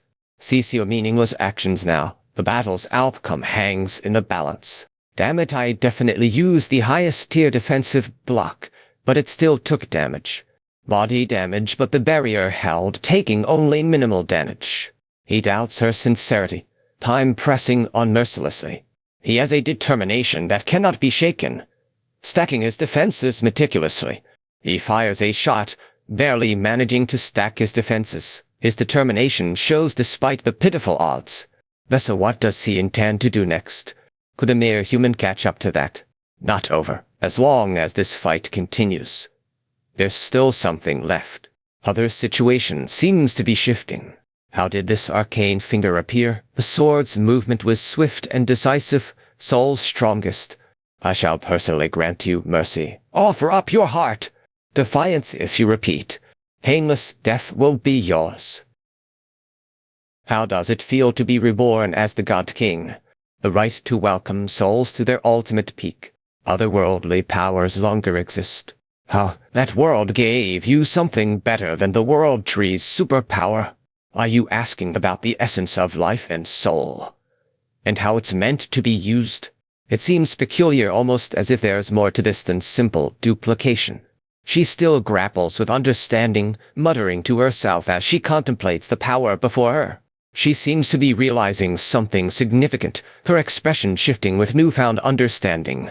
All her worlds the time has finally come, and all her lives the fusion looms. Time has come to merge them all together. The world is a microcosm. It truly means a dimension. It is my life was another world, a universe in itself. Its own world, dedicated to gathering traits. This doomed existence is all that remains. Because of the world tree, traits were hoarded as an ability. This world bestowed its power upon him in this manner.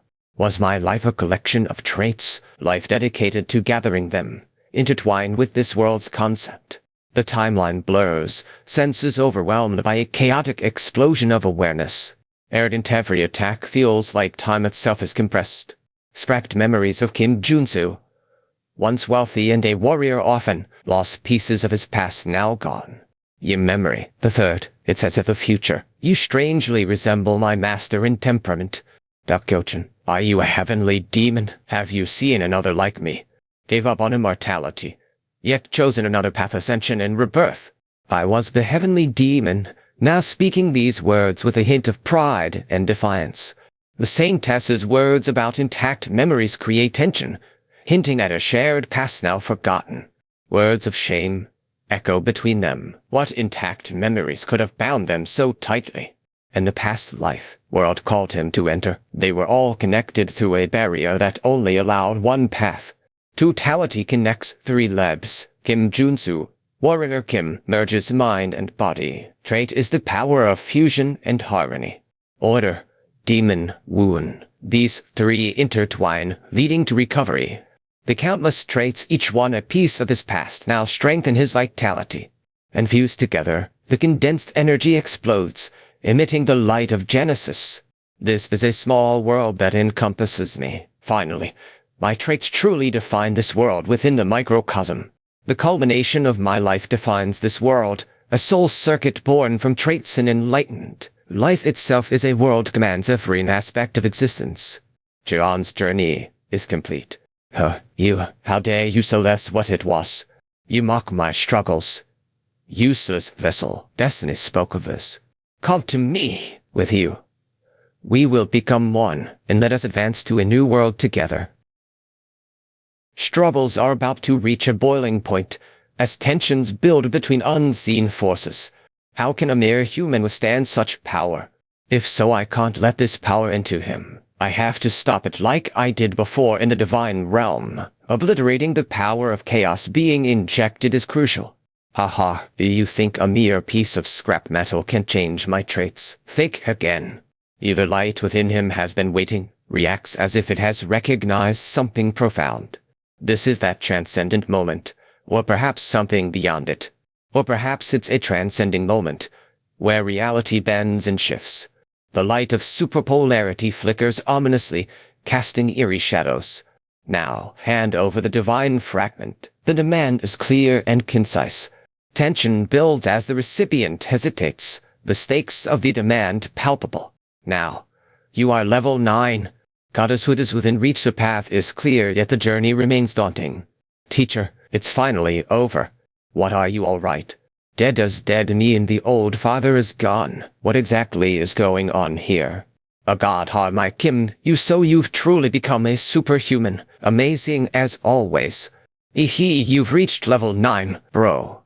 Our paths just got a whole lot more interesting. Is divinity no regrets? Just like the owner, congratulations. Now you've killed the old father and absorbed his power. The old father's laughter echoes, a bitter laugh full of unresolved hatred. Level 9, indeed. The sword gleams ominously in his hand. However, the threat remains. It looms over this place, a looming shadow in the apocalyptic episode that has yet to unfold. Because reaching level 9 is just the beginning. There's still a long way to go. And more traits to hone. This world demands constant vigilance. Warrior Kim, the hoarder, reveals his trait. What hidden treasure does he